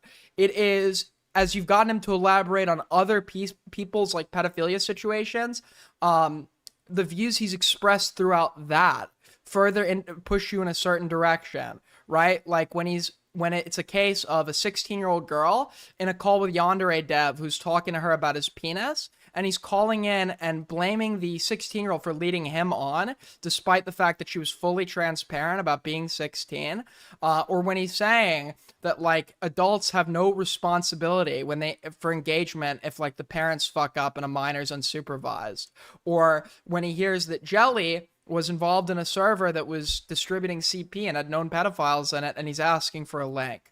Or it's all of these things in aggregation that leads you or the fact that his like YouTube homepage is just, he watches random channels in full with 40 views that are all just made by 14 to 15-year-old girls, with their age and general appearance being the only commonality. Parry, what's been on? Like, I don't know how many like mental, the amount of fucking the amount of steps it requires for you to walk away from this not acknowledging that Spinal BJ is attracted to 15-year-old girls is like insane. You would have to go through do so much reaching to get out of that position. That's all I can get away with, making you guys wait an hour, and I went back to bed. Oh, you piece of shit. Well, some of us have things to do. I don't know. I'm trying to be unbiased here, but it is what it is. For anyone on my side that has no idea what's going on, we've got Parry and Jxmmy here. Jxmmy recently dropped a segment on Parry. There's been a bit of heat. I know lolicons are pedophiles, but the truth is, I don't necessarily think most are going to go on and offend, or that's necessarily going to carry over to their real life, exchanges. And I thought the same about Spinal for a while, but after I saw that he was actually consuming like content of real girls, and like some of his viewpoints, or whatever, like I came to a personal conclusion that this guy probably will present or does present some sort of risk to real 15-year-olds. And I, based on his behavior that I've seen, in my opinion, like he is totally at risk of stepping that up to the next conclusion, because it wasn't just engaging with the fictional media that sexually depicts this like specific age range. It wasn't just the abhorrent viewpoints about like how adults should be engaging with kids, but like now that I see, okay, he's actually going out of his way to seek out and consume in full random content of real kids where you know why. If you look for possible explanations under Occam's razor, you know exactly why he was watching those channels, with the only common theme being the age of the person making it. And I think somebody like that, I'm very worried, would then start going out and seeking real explicit material, because he has explicit fictional material. He's then going on to real materials depicting the same age range. I'm worried he's then going to go progress that. So if you just want to start, Jimmy, and then we'll just go from there. All right. So on my first point, I think I made like 3 points in the segment. My first point was about Parry taking a $65 donation from Spinal to kick Swedish Crow's moderator, and then immediately like backtrack and be like, "Oh, I'm sorry," and donating $22 to a was it cat fine in Sweden, Malta or something? PCA. It's in Sweden. It's not just for cats; it's for animals. Okay. Well, I'm covering Jimmy. Yeah, but from there, that's pretty fucked up to do. Straight up, donations to kick your mods. I disagree. This was the wrong argument. It's not that like, I don't give a fuck about Swedish Crow getting demodded by Parry. The reason that would be relevant is because it shows a pattern of Parry's willingness to throw people loyal to him under the bus for his own benefit, right? Like, that's why I actually think he was considering Dan Saltman's offer, right? Because he's shown this willingness through his other acts of what he's actually willing to do for money. He sweeps for ZV because ZV gives him money. He will do anything for money, right? Because he makes it through no other means or whatever. He does less viewers than myself, right? And I don't even make enough money where if I was to live completely financially independently right now. I'm a full-time student and shit, but like, I can't imagine that for his age or his respective age, he's not making nearly enough to live on or whatever. So of course he's desperate. You disagree immediately afterwards. You're like, "This is my bad. I just need it so much." Yeah, but it depends on the circumstance and the mod and how they feel about being a mod. It was shitty to do it Swedish Crow specifically. Oh, you're saying like they don't really care to be a mod. Someone donates to get them Are for you mod. listening? Hello? No, I'm saying if Okay. somebody doesn't care, obviously it's not a big deal. But in Swedish Crow's case, right. they were being helpful. You kind of like take advantage of that. Just throw them under the bus. So it depends on the mod and how much they care. Okay. So specifically, I guess we're on the one. It's kind of fucked up. You did it. How do you think the $22 is fair? Heard about Aiden's back channel talks with Dan. No, all my communications with Dan I've been public about. All my communications with Dan I've been public about. I have talked to Dan. I haven't spoken to Dan. The last time I spoke to Dan in DMs was over those leaks. Dan knew that I hated Parry or whatever. Dan, I guess, likes to have a good image or something in commentary. I don't know, but he gave me those leaks knowing that I would be interested, which I was. Oh, you still in pocket $43 for that? Well, the point wasn't not to make any money. The point was to show, because they're saying, "I don't care at all." Well, I do care a bit. I just feel. Did he offer me money? On stream, he made an offer to buy out my channel. Not in private though. That's not true. In private, he made a bet with me on something. In private, he made a bet, which I didn't accept. So I don't know if that bet is still on the table, but he did try to make a bet with me on something. Kind of bad. Okay. But if the point is, you have to donate all your proceeds, I'm not going to do that. I don't feel that. I mean, I guess I don't. I'm showing how bad I feel, right? It's if you think, oh, it's all performative, or Swedish Crow thinks that, it's up to them. But that's what I felt like doing, and that's what I did. So, did you offer Spinal, saying for $65 you'll demod them, or Swedish Crow? I don't know, he brought the offer to my attention. So the offer was before you donated. Like he asked, you accepted, and then he donated? No. He asked, I said I'd sleep on it. And he asked the guy, I said I'd sleep on it. I asked the guy, I said okay. Because you agreed to it before you donated. Yeah. Okay. Yeah. Well, it's kind of bad behavior, you just doing stuff for money. Like, that's pretty bad. You can say that about a lot of people. You just doing stuff for money. Dude, I wish I fucking, there are good points to nail money. Listen, Jimmy did his best here. Jimmy did good at many points. There were just certain points I wish Jimmy focused on more than others. But what sucks so much is Parry knows that most of this is going to be a debate by proxy with me, because I'm Parry's main critic. Well, I guess under Kathy now. Kathy's a little more obsessed with Parry than I am. But a lot of this is naturally going to be relitigation of arguments that I've given. I've argued with Jimmy about Parry, right? So Parry's going to use the fact that this is occurring by proxy against Jimmy, but it's like, it doesn't have to be by proxy. I'm right here, and I want to debate you directly. Yet you refuse it. Doing stuff for money is bad. yes, doing stuff for money is bad. So if you get a job, That's not true. Fuck. where you work at McDonald's for money, is that bad? Okay, so I guess it's about what you're doing then. Yes, yeah, that's better. Yes, it's not doing stuff for money in and of itself is not bad. It is or your attempts to garner money. Do they violate preconceived values of yours? Things like loyalty, for example. Right. So Yes, why did you things- say, Jimmy? Why did you just Okay, say? man. He just added the. So you know what Jimmy meant. Anyone who's engaging with this in good faith, as soon as he adds that clarifier, would engage with what the actual point is, right? Obviously, Jimmy doesn't legitimately believe that it's wrong for people to accept an income for their job. That's why he adds the qualifier of what specifically he's talking about. So now that the clarifier, now that it has been clarified, he's going to harp on the original lack of clarifier when he could just easily engage with the point that has now been clarified. Yeah. This is what a dishonest pussy does to argue with people. You know what I'm saying. Me. You know what I'm saying. fuck No, you. you know what I'm saying. No, how about you speak properly? You just said doing stuff for money is bad. You 100% know what I'm saying. Elaborate. Jimmy, sorry. He just added the clarifier. Sonic, could you make him elaborate? Doing bad shit for money is bad. Obviously. Okay, and that's actually called a circular reasoning or a tautology, because you're saying doing bad thing is bad. That's what you just said. Doing bad things for money is bad. Obviously. Yeah, doing bad things is bad. Yeah. Obviously.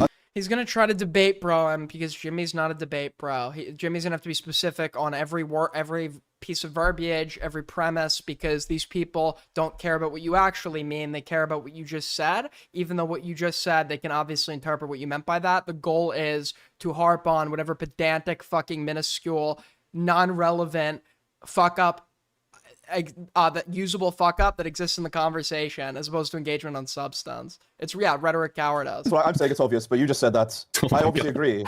Like you're saying, Parry, we all know doing bad things is bad. It was so you obviously agree. It's like you make an obvious point, and then you can be like, yeah, no, you're right. Sorry, are you saying that's what I'm doing or what you're doing? Me, I'm making an obvious point, so you can be like, yeah, you're right. Yeah, it's all obvious. It's tautology, so yes, it is an obvious point. Yes, it's an obvious point. I'm saying, yeah, doing bad things is bad. It doesn't matter if they're for money or not. Doing bad things is bad. But doing it for money is arguably worse. Maybe like say where there must be like a line somewhere, right? If you do something mildly bad, then you wouldn't really care. But where's like what's made it like cross the line? Is that what you're trying to get at, Parry? Well, I would be interested in that if Jimmy would like to explain. If he's saying just doing things for money is bad, we've obviously shown he doesn't believe this. All right. So maybe more like you already agreed demodding them was bad because they obviously care about the modding position, and doing it for money. No, shows can I you can elaborate, agree with please? that? Okay. It would be bad to demod them for money.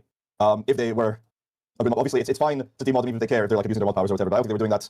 Basically, generally, I do think it was wrong because they were like helping out. And it shows I just like I'm not valuing their contribution. You know, it's not the point about Crow is not that the act itself is like, it's that we know this guy's a piece of shit.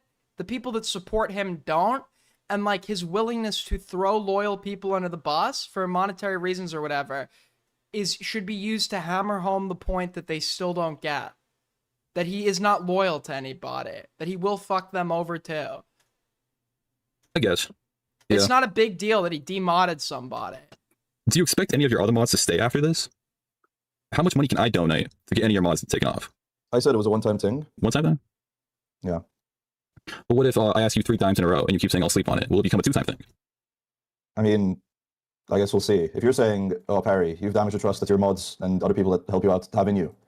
I agree. I've already said. That's why part of why it was wrong. I had to be browbeat into that perspective, by the way, because people were gonna, and they eat it up. They eat it up. He does introspection, but the introspection is like his imam is like begging him to adopt to apply some level of morality or some level of decency, and when he finally reluctantly does it, they just eat it up. It's like, no, he only did that because you were forcing him to, not because he actually believes it's real.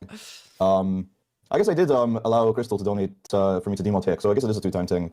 But like I'm saying, you know, Hick has a different feeling, different dynamic. Yeah. Like, kind of point is like you do a lot of shit. Like there's multiple times on stream, like I have this leaked call, I'll leak it for money. Like the Starbase call, Kathy call. Yeah. Was that from? Yeah. It's that seems fucked up. It's straight up being like, this is important information we have here. Then I'm putting behind is it important?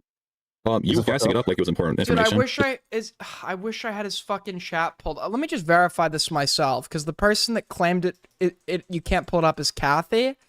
I don't think that's.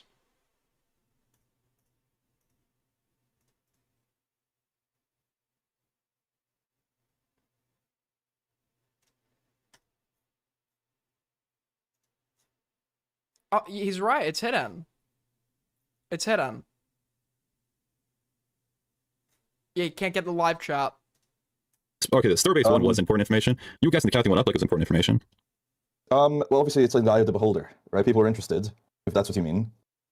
I mean, I don't know what you're saying. It's bad for me to have dono walls for content. That's my business, man. I don't tell you how to run your donos. But despite about what I'm doing. It was like the Starbase call was like damning, and it was over for Starbase and all the evil shit they're doing. And you're like, but also, I could be wrong about the timing. I could be misremembering. It's fair enough if I am. Wasn't the reason behind the Starbase call that I wanted to like censor it, but because there was like Parapon and I didn't want to like mention, say I was going to censor it, and then it was like found out that it was Parapon that the Starbase was upset about the Mao stuff with, and so I just released it, or did I ask for money as well? I forgot. Honestly, I forgot what I did there. So I can't go back to your stream pods. I'm very certain. People are very certain. You put it under a paywall. You're like, donate this much, and I'll leave. Well, I don't know who these people are, but if they're watching you, I just don't believe them. All right. Is it the trough? Is it the trough saying that? Got it. So whenever, this is the other thing he does. Whenever he can't accept an argument or a position, he always goes to impugn the motivations of the source, or because he can't engage with the point. So he'll do this to everybody. Anyone who happens to disagree with him is somebody that can't be trusted. Their motives are wrong. He'll immediately go to smear their motives. It's like pathetic because he won't engage on substance. No, it's not the trough. Right. What the fuck are you talking about? Well, yeah, I mean, who else is in your chat right now? It's not the people in my chat. This is like shit I've seen for months. Right. Well, I just assume they're full of shit because I you know. Yeah. So the default assumption is, if they disagree with him, they're full of shit. The kind of people that you'd be talking with, and you know, they just lie. So I don't. I mean, that's fair. I was gonna ask. There's a debate. I was gonna ask Kathy about something. Nah, that seems like the worst person to ask, actually. So no, Kathy asked. I guess we get into your interaction with Dan Solomon. Money. Well, there was no money exchanged. No, but it's the worst. Okay, there was no money exchanged. I'll put the screenshots. I guess all of them into the little chat thing. Yeah. I'll put them up on mine too. We have. This is the first one. This is the first one that got leaked. The context matters. While all of it, this is the first one that got leaked. I think. I have 3 here. I have 4 screenshots. Okay, yeah, I think because then it's like I just proved that I didn't have any prior communication, right? So you proved no prior communication. You're saying it was about you trying to. Nobody alleged any prior communication, so great job attacking the straw man. Talking about Transfire, but you couldn't have responded because it was about what's it? You're making your own video, and then boom, you responded 4 hours later. Wait, bring up Jxmmy. Bring up the fucking DM. He messaged you about what though? He messaged me about what did he fucking say? I need the. Dude, I'll pull it up because he's not pulling it up. I think he pulls it up late. Hold up, 1 sec. I'll pull it up.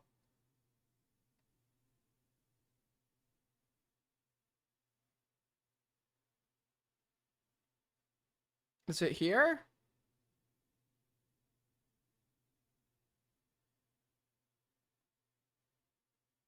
Is it here?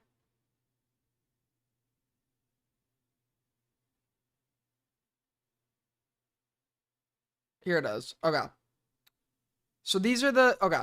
So if you look right here, this is how this started. Dan reached out to me and sent me this. And Dan... Okay. Hello, Dan. I have information you want and have money. I think we have much to discuss. That depends on what you have to offer. Sorry, I'm not very good at business dealings. I'll have to ask ChatGPT how to continue. Look, I'm basically looking for anything that shows bad behavior by commentary people, specifically to narrow it down, or people who are running the Snark server or moderators. Now, let's keep this in mind. Parry's friends with Jxmmy, and as a result of this, overtly anti-DGG or whatever, but in regards to the other non-Jxmmy snarkers, people like Kathy that he has personal gripes with, he holds no reservations about throwing them under the bus. That's why when DGG is focusing on the Snark left server being a doxing server, Parry decides to re-air jokes made by Kathy to a guy called Ricky, where Ricky says he knew it was a joke, Kathy says he was joking, to make it look like Kathy was trying to dox this person, right? He is willing to throw certain snarkers under the bus so long as he doesn't like them. And he didn't like Kathy because Kathy was pressing him to debate me. Now, Parry's reasoning for this is that he had some pre-planned bit in mind.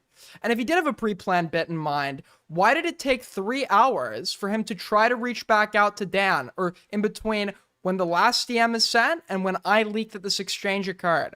Why did it take 3 hours? Well, it's because within those 3 hours, which Parry originally said were spent editing a video, he actually was on Discord DMing a known snarker by the name of Ape Gamer, who runs a Snark adjacent Twitter account, was in the Snark left server, about doxing allegations. The exact type of dirt that DGG was looking for.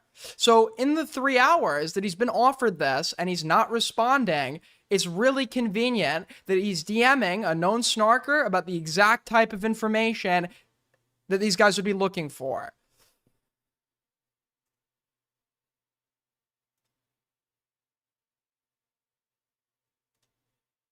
I think it was like, oh, debate Hayden or something. So you have And I was this. like, "Hey, aren't-" and people were saying like that he was a doxer. So I asked him. You think about it. It's specifically the first screenshot I got pulled up on my own stream is it looks like you're being like, hey, I'll give you information for money on these people in these chats. No, it doesn't look like. That's what I'm saying. Yeah, it doesn't just look like that. Sure, that's what you're saying. That's what That's I'm what it saying looks to Dan directly. Okay. And then the Ape Gamer screenshot in between, you're asking Ape Gamer, you're like, hey, didn't you dox? Hey, didn't you dox in that chat? And you're saying this is like proof that I asked Dan for money for info, but I didn't have any info. I agree. Yes. Wait. Under the rationale that I initially provided, Parry might have had a bit in mind. He might have been brainstorming something. He didn't think Dan was actually going to respond. He goes and reaches out to Dan. Dan does actually respond. Parry wants money, so he's now considering this offer and looking for information to provide because he doesn't have any. Right? I believe he didn't have anything to give Dan, but that's exactly why he's DMing known snarkers about the exact type of information that Dan would be looking for, so that he could, you would assume, provide the information and have the benefits that come with that. You also have to remember, at the time of doing this, he would believe there was no personal risk being assumed on his end, because the mole that had leaked shit from the Snark Left server, their name was never outed by Dan. So Parry would be of the belief that he could do this while maintaining his anonymity. So there would be no trade-off here for him. He'd get back at somebody he didn't like, the Kathy Ape Gamer types. He'd get profit, and he would never be outed as doing this. So the better question is, why wouldn't he consider the offer if we know anything about Parry? You dox? Hey, didn't you dox in that chat? And you're saying this is like proof that I asked Dan for money for info, but I didn't have any info, so I went to Ape Gamer. Yeah, you went info at Ape Gamer. But I mean, Dan isn't asking me for info on Ape Gamer. It's people in those. He's being purposely obtuse. Dan is asking for information on snarkers, and he leaves it at information. So what you would have to do is use your inference abilities to figure out the context being the type of info they're demonstrably interested in based on what they were leaking from the Snark Left server, which was anything dox adjacent, right? Anything that could look like or seem like doxing, right? About known snarkers. Ape Gamer is a known snarker. Parry's asking for the type of info that basic inference would allow you to assume is the type of info that Dan wants. So what about this behavior would be inconsistent with somebody actually asking or trying to garner information for the fulfillment of Dan's offer? Yeah, but who gives a fuck about Ape Gamer?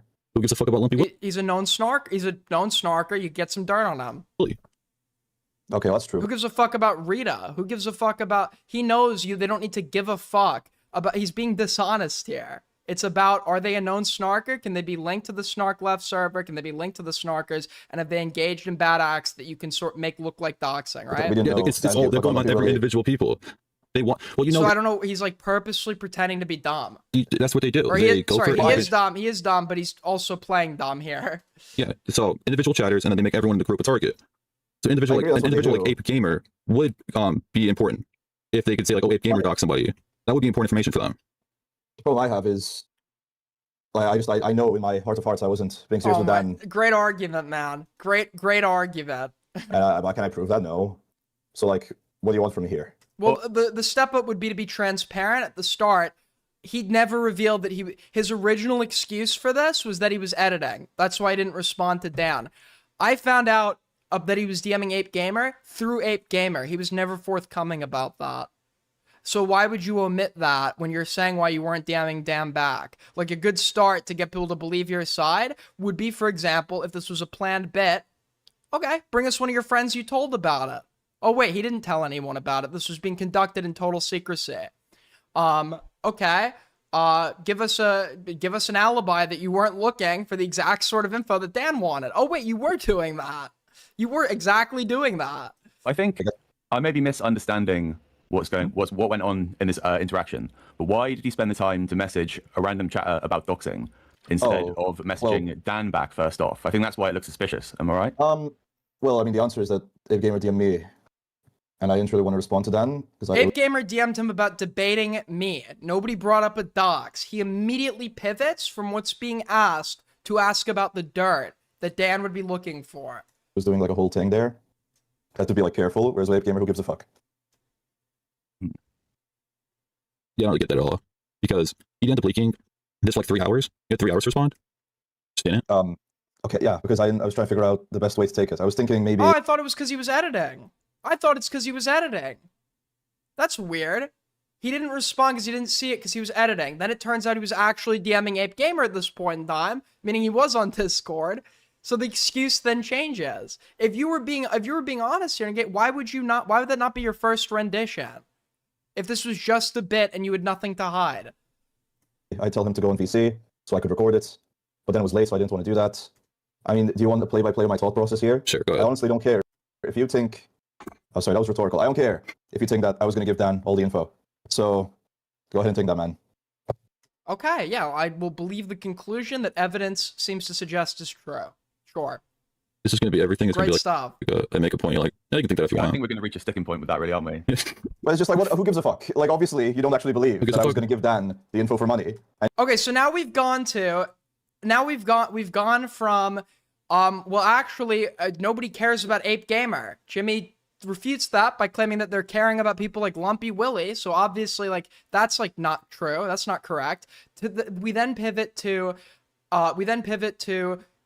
you know, you could think that. Who cares? You know, like some fucking meta, like, I'm the victim complaint or whatever, right?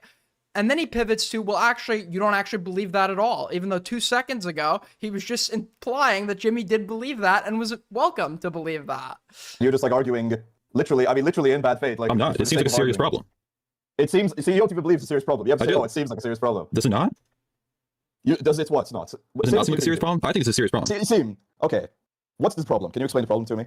If you're... The problem is it completely violate, because remember, the reason that he would not originally debate me, per him, is that I'm a doxer and he does not associate with doxers, right? That was his original reason. He knows Dan's a doxer, yet we have DMs of him going to Dan for his like little like stupid bit or whatever. He sweeps actively for ZV. He worked with and he still won't give us his DMs in relation to this. He was collaborating with the guy that doxed Morale. He's never given a fuck about doxing because he has no standards. The application of this only comes into play when he can use it to get out of doing something that's going to be tough for him, like having a debate with somebody that is able to debate. Reaching out, being like, hey, if you give me money, I'll give you info on people that are doxing in these chats. And then you reach out, you don't reach out, sure. He reached out to you, but then you automatically change the conversation to, hey, didn't you dox in this specific chat? It looks like you're trying to get info off him for him to say, oh yeah, I did dox, to take it back to Dan Saltman. Yeah, if you're like a retard, I guess it could look that way. Yeah, so if you use like basic inference and like look at the context in aggregation, etc., you must be retarded. You're retarded to think that Parry, the guy that has demonstrably sold people out for money and has gone back on his own preset standards when it seemingly benefits him if he can acquire monetary value, you'd be stupid to think that that guy, when presented with an opportunity to anonymously provide information for the sake of money, would actually be considering doing that, right? You'd be stupid for thinking that when he's DMing people about the exact kind of info that the person making the offer would be looking for. You're retarded to actually put all that together and make the inference that he was legitimately considering this offer. On top of the fact that he changed his reason for why he didn't respond now 4 times, you're retarded if you don't think that guy's being honest about his motives. First of all, I'm not saying... What a lazy cope. This is the most lazy fucking cope possible, dude. To give Dan docs info, I'm just saying, you have info, you have money, and I have info. We have much to discuss. And then I'm saying, I'm not sure... So now he's acting like he doesn't... now he's acting like the notion of implicit, like, messages or implicit, the notion of implicit specification doesn't exist. Like, you can obviously know if Dan says he's looking for info on snarkers, and you've covered the drama of them talking about info pertaining to snarkers, which Parry evidently has, you can easily infer what type of info he's looking for, regardless of whether or not Dan himself explicitly says it. And Parry knew, because per his own admission, when he's considering what he's going to respond with, at no point did he ask Dan what kind of info. right? If you were genuinely like considering, do I want to get him in call or not, etc., and you actually didn't know what he was talking about, then why not ask? If you can read this, but it says, sorry, I'm not very good at business dealings. I'll have to ask ChatGPT how to continue. I mean, if you ignore the way I'm speaking and the manner in which I'm doing this, and you just assume I'm being dead serious, then I guess, yeah, it looks pretty bad. Got it. So the guy who, per his own admission, is like always being, he always uses a humorous tone. He's not always being humorous, but he's always utilizing a humorous tone. Because he's using a humorous tone and like, and makes a joke, that means that the underlying consideration of the offer is non-existent. That's a great point. But that's not the reality, is it? I think that is the reality. I think you were reaching out to money. The reality is that you're just going to ignore my messages and what I'm saying. Just close your eyes. I say, oh no, Parry, I don't see any humor to this. I don't see any way that you could be trying to do something here. This has to be that serious. You're telling me, Jxmmy, in your heart, you believe there's no way I could have been joking here. Okay, you could be joking. What is this? You're making with the ChatGPT comment, you're obviously joking. In regards to your consideration of Dan's offer, that was seriously occurring. I thought you were joking at first. Okay, I was like, okay, just joking around. But then the Ape Gamer, when that came out, DM'd me at the same time. I'm like, oh, he probably isn't joking then. The added context, what you were doing in between, does add on to this. But I already listen, if I wanted to tell Dan about doxing stuff, I already had more than enough info. Why would I ask fucking Ape Gamer? Didn't he just say earlier that he didn't have the info? I know you don't like Ape Gamer. Didn't he literally just say earlier, yeah, sure, I was going to DM the Dan, I don't even know what to... Didn't he literally just earlier say that he didn't have any info? I do like Ape person. Seems like a weird thing. I'm a DM at the time, though. Specifically, when you're DMing Dan Solomon like this. And who messaged first? Could you yes, Dan. Ape Gamer. Yes, no. Ape Gamer did message you first, but then you twisted into the. Is it true that you posted Wix docs immediately? Now, why do you think? Let me. I've already explained this. Maybe you haven't heard. No, I got it's possible that maybe someone was telling me Ape Gamer was like a doxer, and I wanted like clarification on that to see. Why was the first of all, who told you this? Second of all, when did they tell you this? Third of all, if they told you at any point before this, why is the moment you're asking, just coincidentally, the moment that this would be exactly the type of info that would be useful to you per Dan's offer? I need to ban him from my server. Do you think that's possible, Jxmmy? Yeah, and it was occurring within the 3. Yeah, and it was occurring within the 3 hours from when Dan makes the offer and this gets leaked. Yeah, and you're not forthcoming about it whatsoever. For sure, man. Possible. What are you talking about banning? Who does he think outside of like Spud Gun fucking buys this shit? He docs from your server. Why is ZV still on your server? ZV hasn't been going around doxing in like a year. And then in like a year, that's weird because he said a year ago that ZV didn't dox. Clearly. Around the time that around the information it came out that he doxed, you were like, oh no, that didn't happen. Yeah, he denied and played dumb and pretended like there's no proof that he doxed because ZV was giving him money and that's beneficial to him and Parry doesn't actually care about doxing. Do you think that the guy that is openly willing to assault women actually considers doxing a hard line? Obviously not. Doxing is only a hard line to him in so much as it's this community's respective hard line, so he knows that when he needs to offer a plausible excuse to benefit himself, it's going to be along those lines. He doesn't give a fuck about doxing. If he gave a fuck about doxing, why is he being cordial to and reaching out to the guy that doxed morale so he could go dig up info for a segment if he hates doxers? He has no opinions on doxing because he doesn't have a conscience. And now, retrospectively, you're like, oh, he probably did dox, but now it doesn't matter. Now he's grown. He hasn't done it in a while. No, the proof was Aiden thinks he did. That was the proof. I don't care what that retard says because he had motivated reasoning. That was the proof. The proof is that I'm not... notice how, and this is what... Because Parry has 2 conflicting interests right now. Dickers was... Parry might be willing to throw Dickers under the bus now, but Parry was super hard on Dickers when he was friends with me. And then when my drama happened, and Dickers was doing well afterwards... Parry was getting into Dickers' good graces to be parasitic towards him. He crawls back some of the Dickers, like Snark or whatever. Him and Dickers are cool. Even though he was saying in my server or whatever that ZV never doxed Dickers. There's no proof of it. That's completely made up, etc. It's Dickers that claimed that.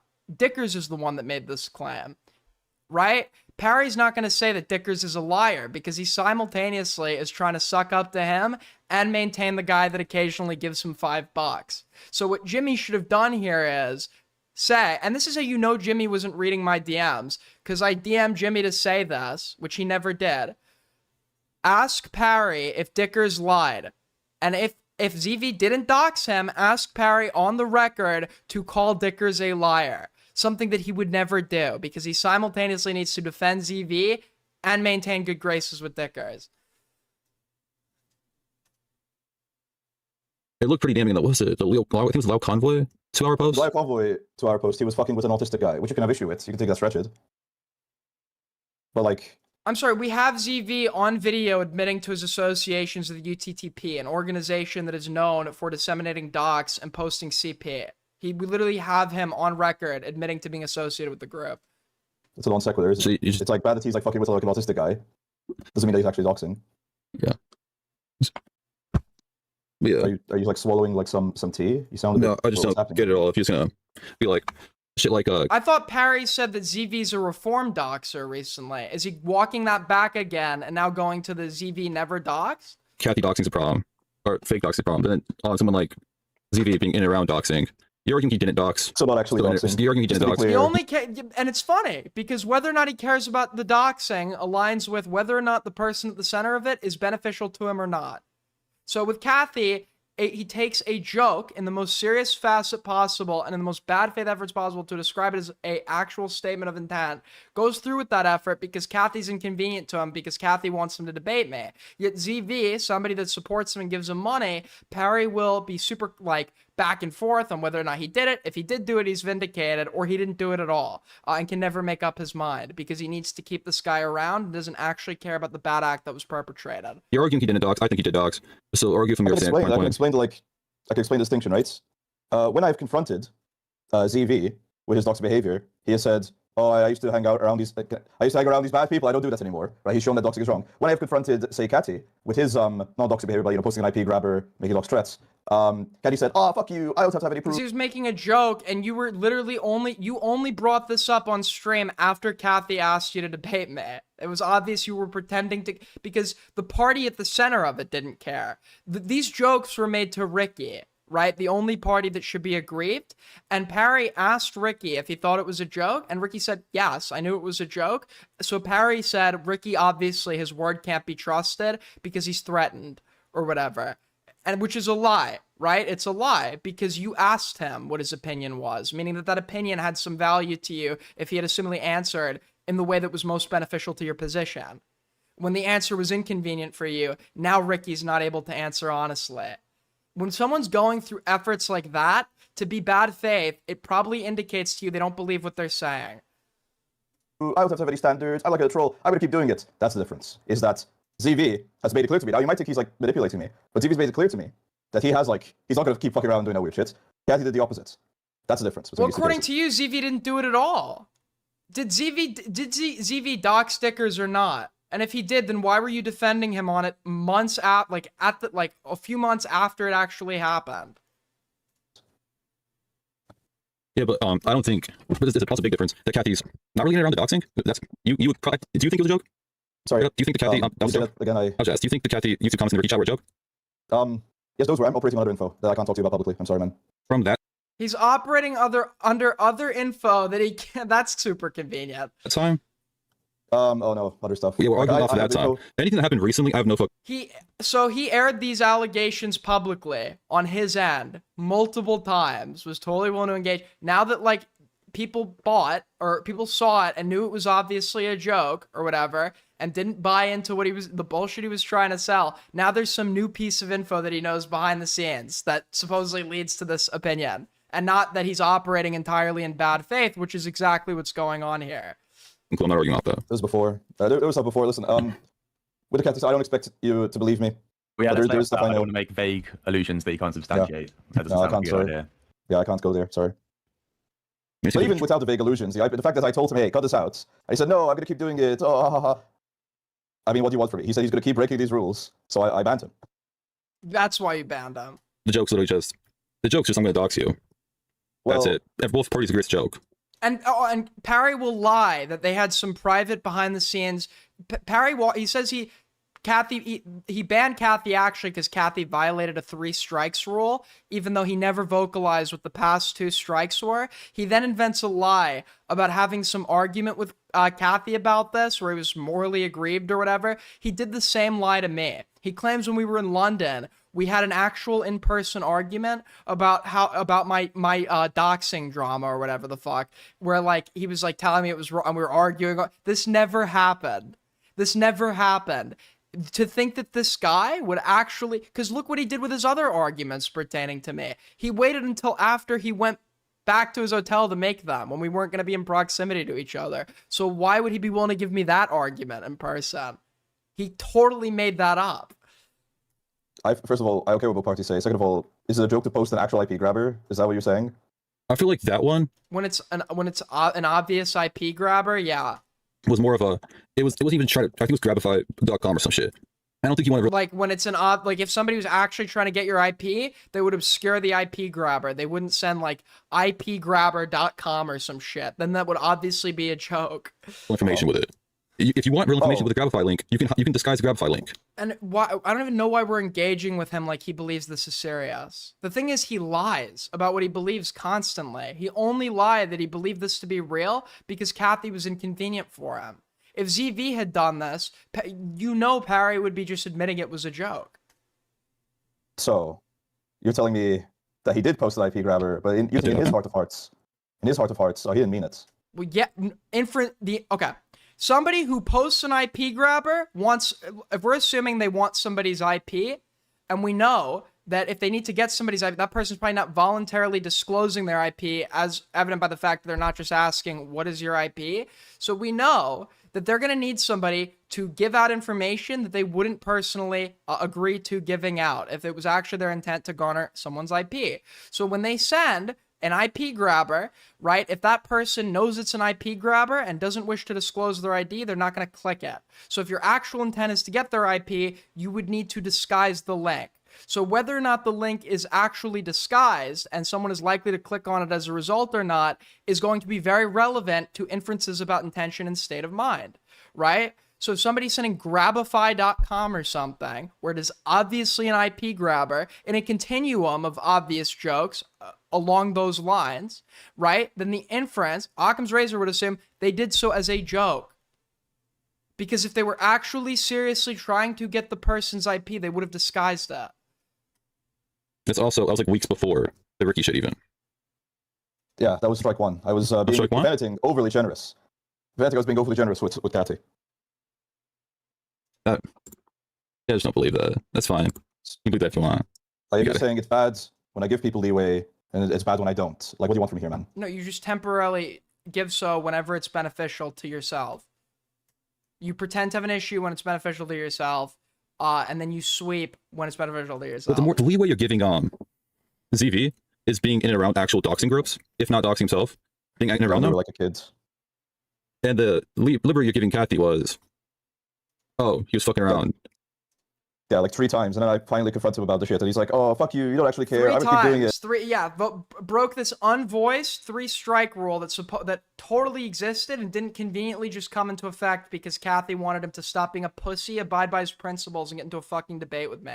It's yeah, that's the liberty is. But I tell ZV about it. He says, "Oh yeah, I tell you what, I was wrong." You could think he's fucking lying to my face, but whatever. But with Kathy, he says, "I'm gonna keep doing this." So do you see a difference there? See a difference. One of them's worse being in that position. You're starting from a worse position in ZV's case. Yeah, but it's not about the thing you did. It's about the contrition you show. That's It is also about the thing you did. It is also about that to a certain extent. Somebody sent me an export of logs from the chat in my inbox. I got sent a text file from Parry's chat because the actual chat is gone. So let's take a look at this really quick. Hold on. Can I even pull?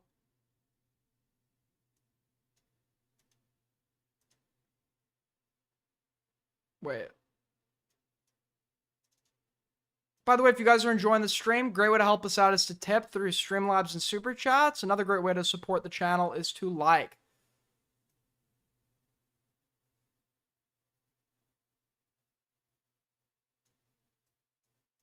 think it's this one. Wait. Hold on.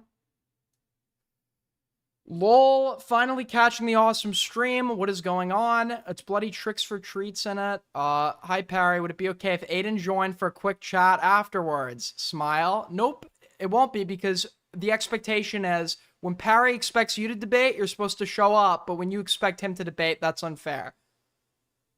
Because this guy's an actual egocentric bitch that only believes acts are wrong when they are negative for him, right? Hi Parry. Hold on.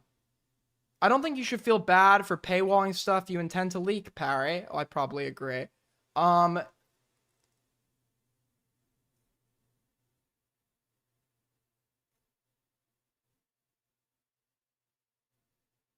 This guy might actually be autistic if he thinks this is serious. Yeah, it's the guy that's historically known for throwing people under the bus for money. It's absolutely ridiculous to think that upon an offer of money for a specific piece of info, he'd be looking to throw somebody under the bus. When we catch him asking and omitting and lying by omission, when we catch him asking for the exact type of info that would substantiate the request. That's obviously ridiculous.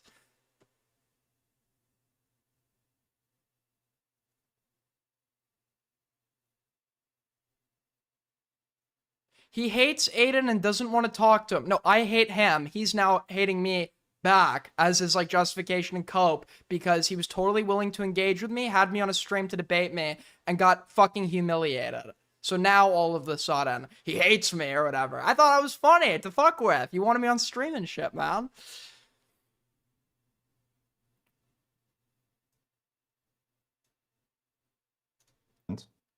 But I feel like they're within the same level.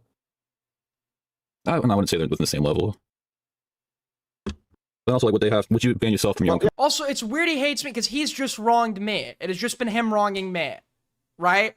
The only thing he can say where I wronged him was the one time I proportionally responded by leaking the other part of a conversation he thought he was leaking about me, right? Which only was proportional and responsive to him coming at me for no reason.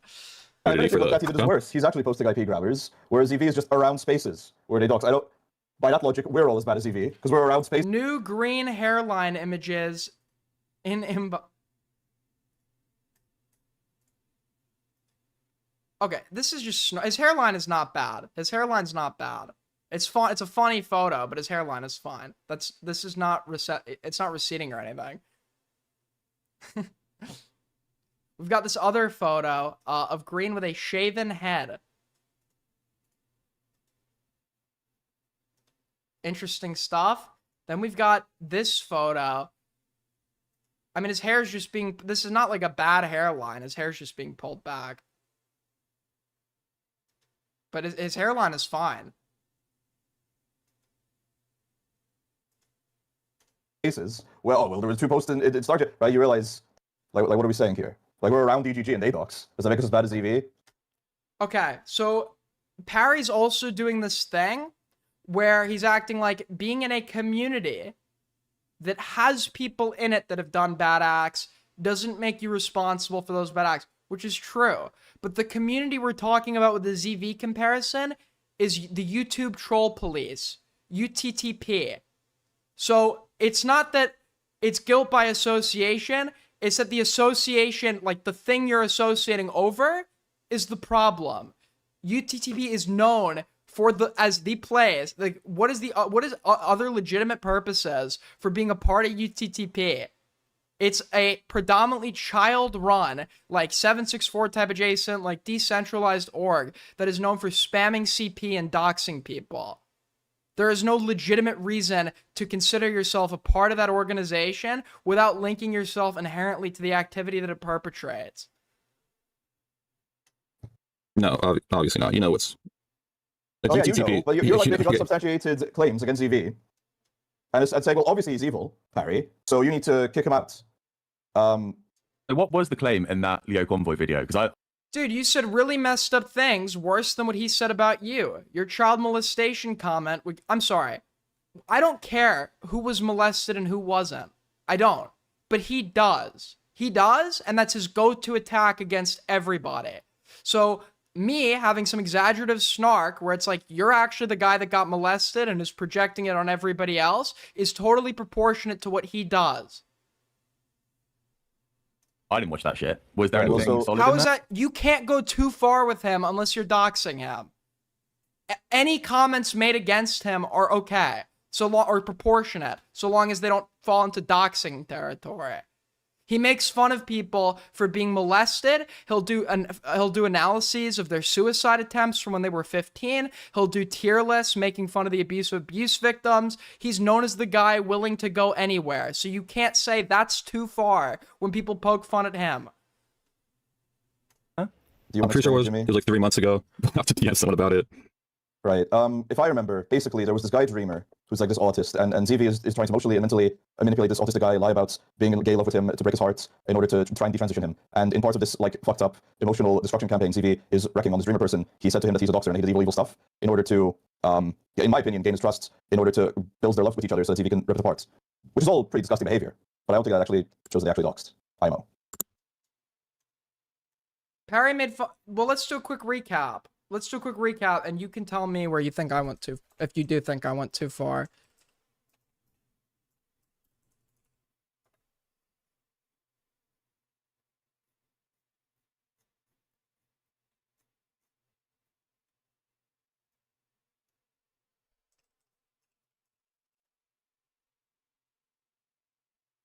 Where is it?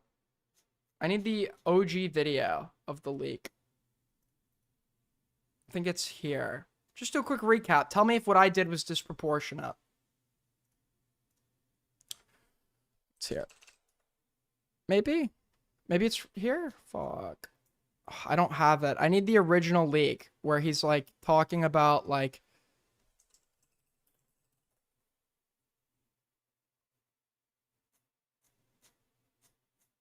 Shit, I need the video. I don't know if anyone has it. I'm looking for it.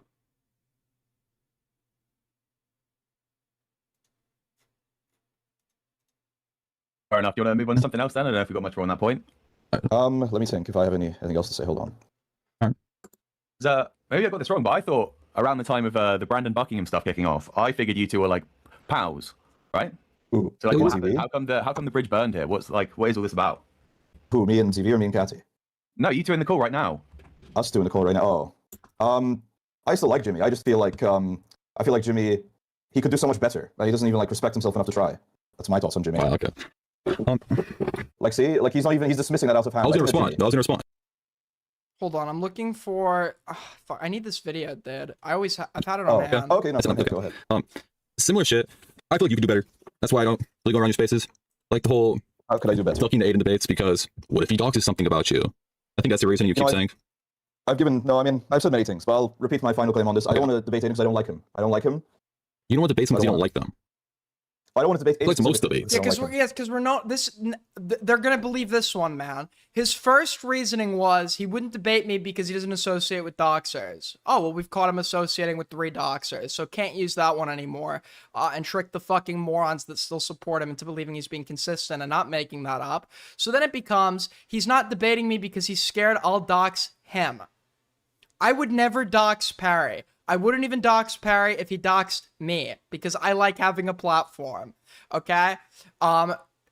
First of all, if you believed I was capable of doing that, and I've known your PII since we met in Malta, why haven't I done it yet? If that was my intention. Where was this fear of me doxing you when you were leaking shit that you thought you knew about my family, when you were leaking shit you thought you knew about who I was interested in, when you were admitting to going through my stuff, when you were like coming at me with no interruption and multiple fucking VODs and videos, etc. Why did that fear not exist there? And better yet, if that was ever my intention, why didn't I go and do it? Oh, it's because I never would do that. He knows that, and he's never actually been scared of me doing that. It's just a new convenient excuse because the old one stopped working. And also, if I was going to dox you, which I wouldn't, why does you debating me allow me to do that? Wouldn't I, like, if you debated me or not, wouldn't I just be able to do that? Dude, I'm looking...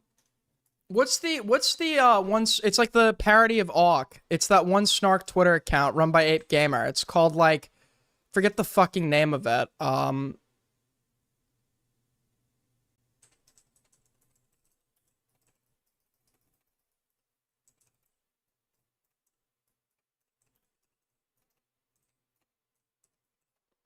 Is it here?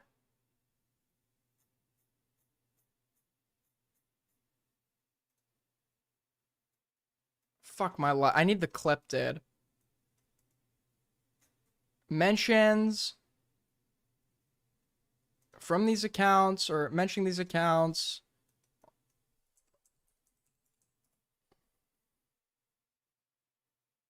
Oh, I like how Twitter advanced search just doesn't work. That's awesome.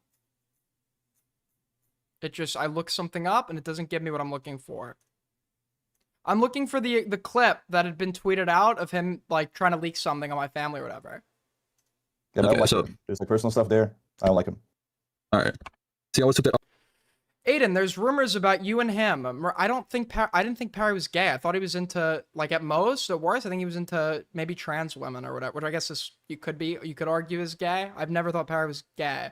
According to Parry now, which I guess is another attempt to try to embarrass me, which I don't know how this would be embarrassing for me. He asked if we could have sex, and I turned him down or something. If he asked that, which he might have, I would have assumed he was joking. I don't find him attractive. And if I believed that he was meeting up with me so he could fuck me, I would have certainly stopped hanging out with him. So I don't know why that's a thing now as well. I'm not interested in this guy.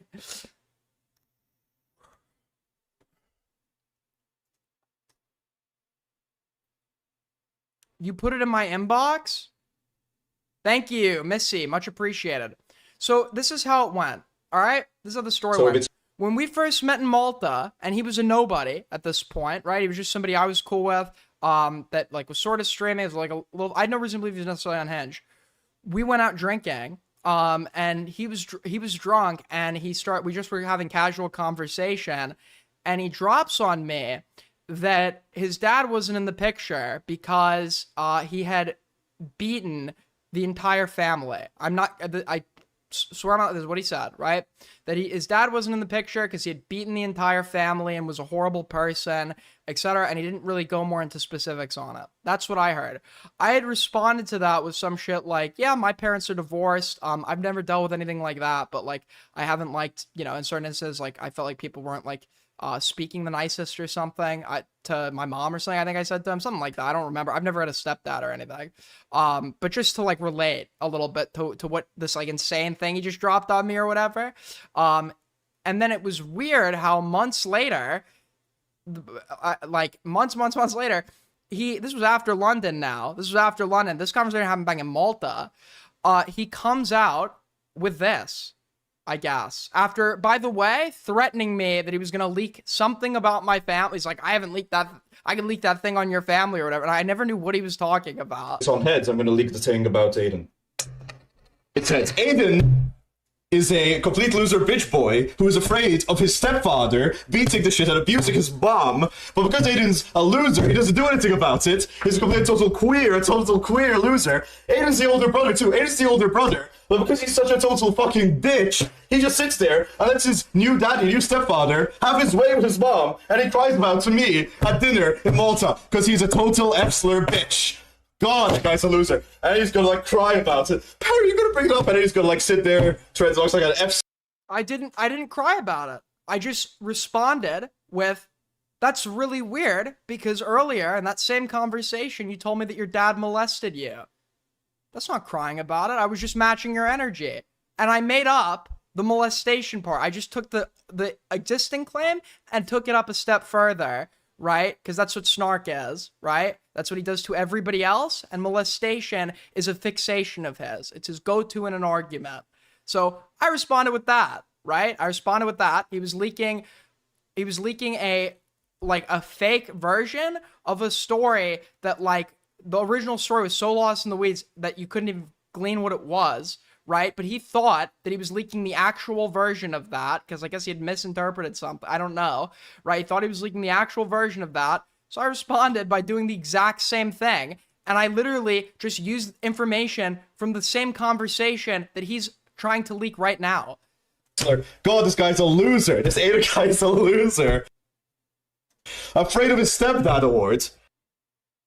So what was too far about my response? He came at me out of nowhere about this. Why? Like, I just reciprocated.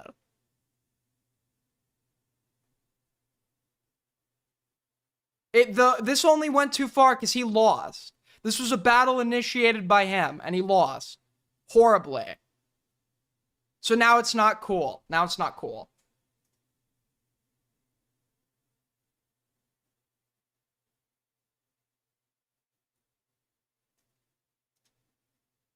I'm sorry, even if you think I'm the gayest person alive, why would you ever look at somebody like Parry and think I would ever be attracted to that? Well, you wouldn't think, even if you believe his story, you would have to believe I turned him down. Because that's apparently what he's now saying, or whatever. But it's like, do you not think I would legitimately be, like, a little creeped out if I found out that guy wanted to fuck me? Like, he's not, I don't know if he's anyone's type. I've not met anyone that's actually attracted to the guy. I always took it as like a pussy thing because I always knew you as the type of guy who will debate anybody. I've never said this, but okay. You will. I don't like You it. have. We had the whole Wildster. We had the Wildster thing back in November. Where Wildster called your content ass, and you made a whole shit show about it, being like, "You call my content ass, you have to call. You can't just say anything about me and not debate me." Well, no, I said, why is this guy shit talking me? You all calling? He said no, and then you guys really took that way further than I did. Like, No, I you think did I keep pushing it. Brought him on. I brought it up once or twice. You did keep And pushing you it. can say, all right. And also, I just want to make it clear, Jxmmy, there's a difference between Wildster, a guy on the internet, versus Ada, a guy I've been up with IRL. There's a different level of personal shit going on there, and you know this. You know. There's a different level. I never made this personal. He is the only one that has made anything personal. He is the only one that has brought it to personal territory at his own insistence. This has all been, anything that has become personal is at his own. We've met IRL twice, okay? It's not like we were fighting in Nam together. You've leaked because you can't control yourself. You've leaked everything you could possibly leak about any exchange that we've had IRL because you have no self-control. You don't even know to, like, always hold on to one thing. Okay, so you've just put it all on the table. We didn't fight in Nam together. I promote, like, we were cool or whatever. I promoted your challenge, we met up, we had drinks or whatever, but, like, it's anything that's gone more personal than that has been at your insistence, which you're now using as an excuse to fucking bitch out and, like, fucking run. I hate Parry, lol, but dude, I think leaking someone's child molestation isn't cool. I made up that he was molested. He never told me he was molested. He told me that his dad was beating the family. I made it about molestation because that's where he goes with everybody else. Not that I particularly care whether he was molested or not. Right? And if he was, which he was not, if he was, I would have been totally justified there. Because he's leaking what he thinks is my childhood, like, abuse or something. So I was just doing it, I was literally just doing it back. Except I wasn't even doing that because I fucking made it up. Know this? So is it about that he could leak shit about you then? No, it's I don't like him. And that's that.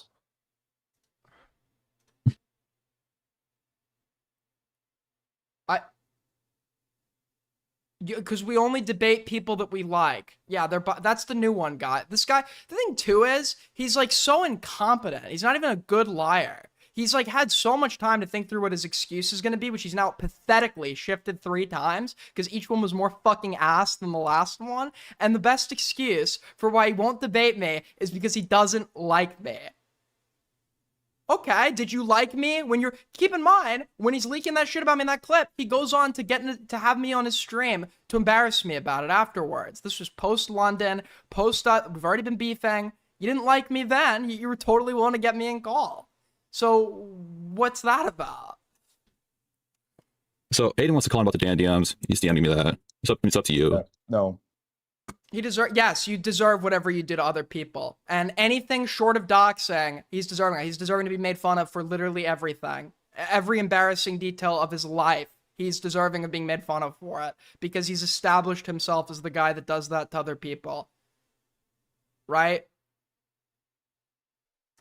Like, unless you go beyond what he's doing, which I would never do, and nobody else that I associate with would, right? But if you keep it within the bounds of being mean, there is no limit to being mean to him. If it's just within the bounds of saying mean stuff, there is literally no limit. I mean, you have nothing to say, Jimmy. It's like Where it's Professor- gone too far. What I mean, you could do better, but you want to be an Orbiter of Aiden. You have... Call him a fat, pathetic, insecure fuck who fails at everything in life, and the only reason he hasn't taken it is because he's so fat that when he tried to hang himself, he broke the news.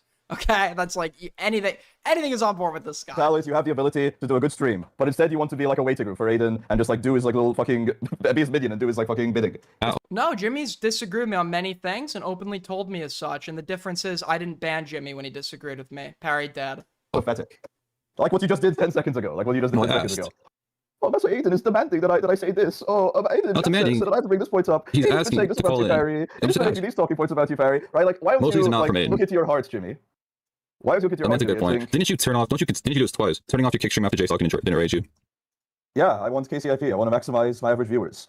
You're not even engaging with what I say because you know I'm right. You know that you are... Also, Dan, when one of his most... Because he does get fixated on whether or not other people got molested or not.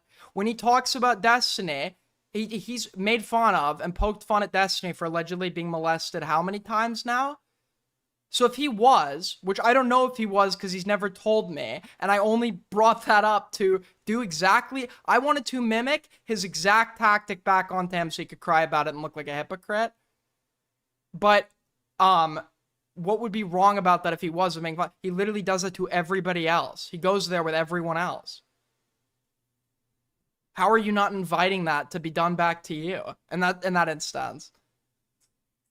When you do something to other people, you're establishing this isn't too far for you, which is essentially logically arguing you're fine with it happening back. That's a good point. Didn't you turn off? Didn't you do In this this twice? context, at least. Turning off your kick stream after J-Stalk didn't enrage you.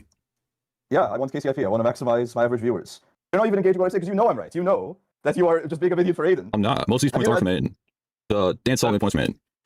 Yeah, he credits me with the one point he read that was mine. But I was DMing him throughout this debate. He didn't use anything I was saying except that. I want to try to be mutual here, but I must say, when I spoke to you, Parry, I was like, Aiden keeps talking about you on stream. You probably should just give in and speak to him at some point. Like, even that language, man. Give in. Give in. I'm not going to bend the knee. No, I don't like him. I'm not going to bend the knee and abide by my own standards. I just want to be the guy that's, like, bullying everybody else for, like, their personal stuff. I don't want to be getting bullied, guys. I don't want to be getting bullied. I just like doing it to them. Why can't I just have fun and, like, make fun of the easy targets? Why do I have to, like, debate the guy that's going to embarrass me for being a fat, embarrassing fuck? It's so pathetic. He wants to be the bully, but he can't take it back. He can't take it back. Let me finish my point. He's like, sounds like he's gonna fucking cry. You were saying, well, the thing about Aiden is he's a doxer, and everyone knows that he's a doxer, and they're all like... Which didn't stop him from talking to Trees, which didn't stop him from talking to ZV, which didn't stop him from talking to Dan, which didn't stop... sweeping him being a doxer. He lied, and he's now shifted that reason accordingly without admitting that he's lied. That's true. And That's one of the reasons I don't like him. And now you're saying the issue is that you don't like him. So why is this changed? There are many reasons I don't like him. Why is this story changing? Hello? Yeah, because why is him liking me or not relevant? I don't like you either, you fat, fucking pathetic piece of shit. Nobody likes you. That's why your viewership is dwindling. That's why you can't enter a chat without being laughed at and mocked to hell and back, so you don't even bother showing your disgusting face. Okay? You liking me or not is not relevant. I hate you and want to debate you because of it. You don't just debate people that you like. That's retarded. Most of the people we debate, we dislike. It's not. Have you heard of encapsulation? I actually don't think so. No. Well, it's like a bundle. It's like, why don't I like Aiden? There's plenty of reasons. One is that he did basically get away with doxing. That does annoy me. Other reasons are he lies. Got away with it. I'll debate you on that. Stuff. Other reasons are he has an annoying voice. All this together, you bundle this all together. I like Aiden. I want to talk to him. Now, before, in the past, I thought, okay, if I just say I don't like Aiden, people aren't going to get it. I need to explain myself. But now I've realized that's a fool's errand. And it's all about... Let's say I actually did have a sister, and a mom, and a stepfather, and I've never given that information out. is providing exact information about who specifically is in someone's family that they haven't disclosed prior. Is that not a light form of doxing? Is that not a light form of doxing? If his definition of doxing is so easily applied that even using information that somebody voluntarily gives out themselves publicly on multiple public forums, if that's doxing per his established definition, then did he dox me under his own like incredibly loose definition? Retarded wannabe minions like Jxmmy, who know in their heart that I'm in the right, but they want to like suck up to Aiden, so they're just going to argue no matter what. So instead of explaining why I don't like Aiden, i.e. that he's a doctor, that he's a liar, etc., I've realized I can say I don't like him and I move on with my life. That's the reason for the change here, Liquid Sonic. So like, Okay, I mean, okay. you leak shit about him though. You leak shit about each other.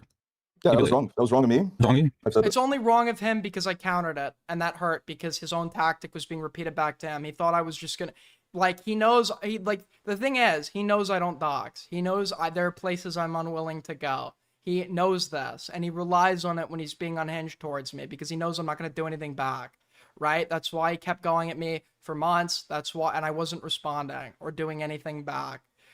He was not betting for me to go and leak something on him in response to him leaking something on me, and that is the only reason that he thinks that that's wrong now.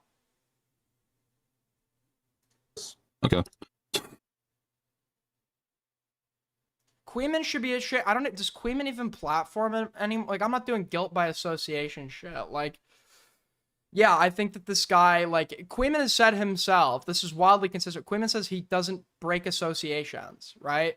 It's just so long as, like, you accurately describe the person you're associating with. And I don't think Queeman denies the stuff that I'm saying, so I don't particularly care if he associates with them, so long as he's not sweeping for him, which he's not been, to my knowledge.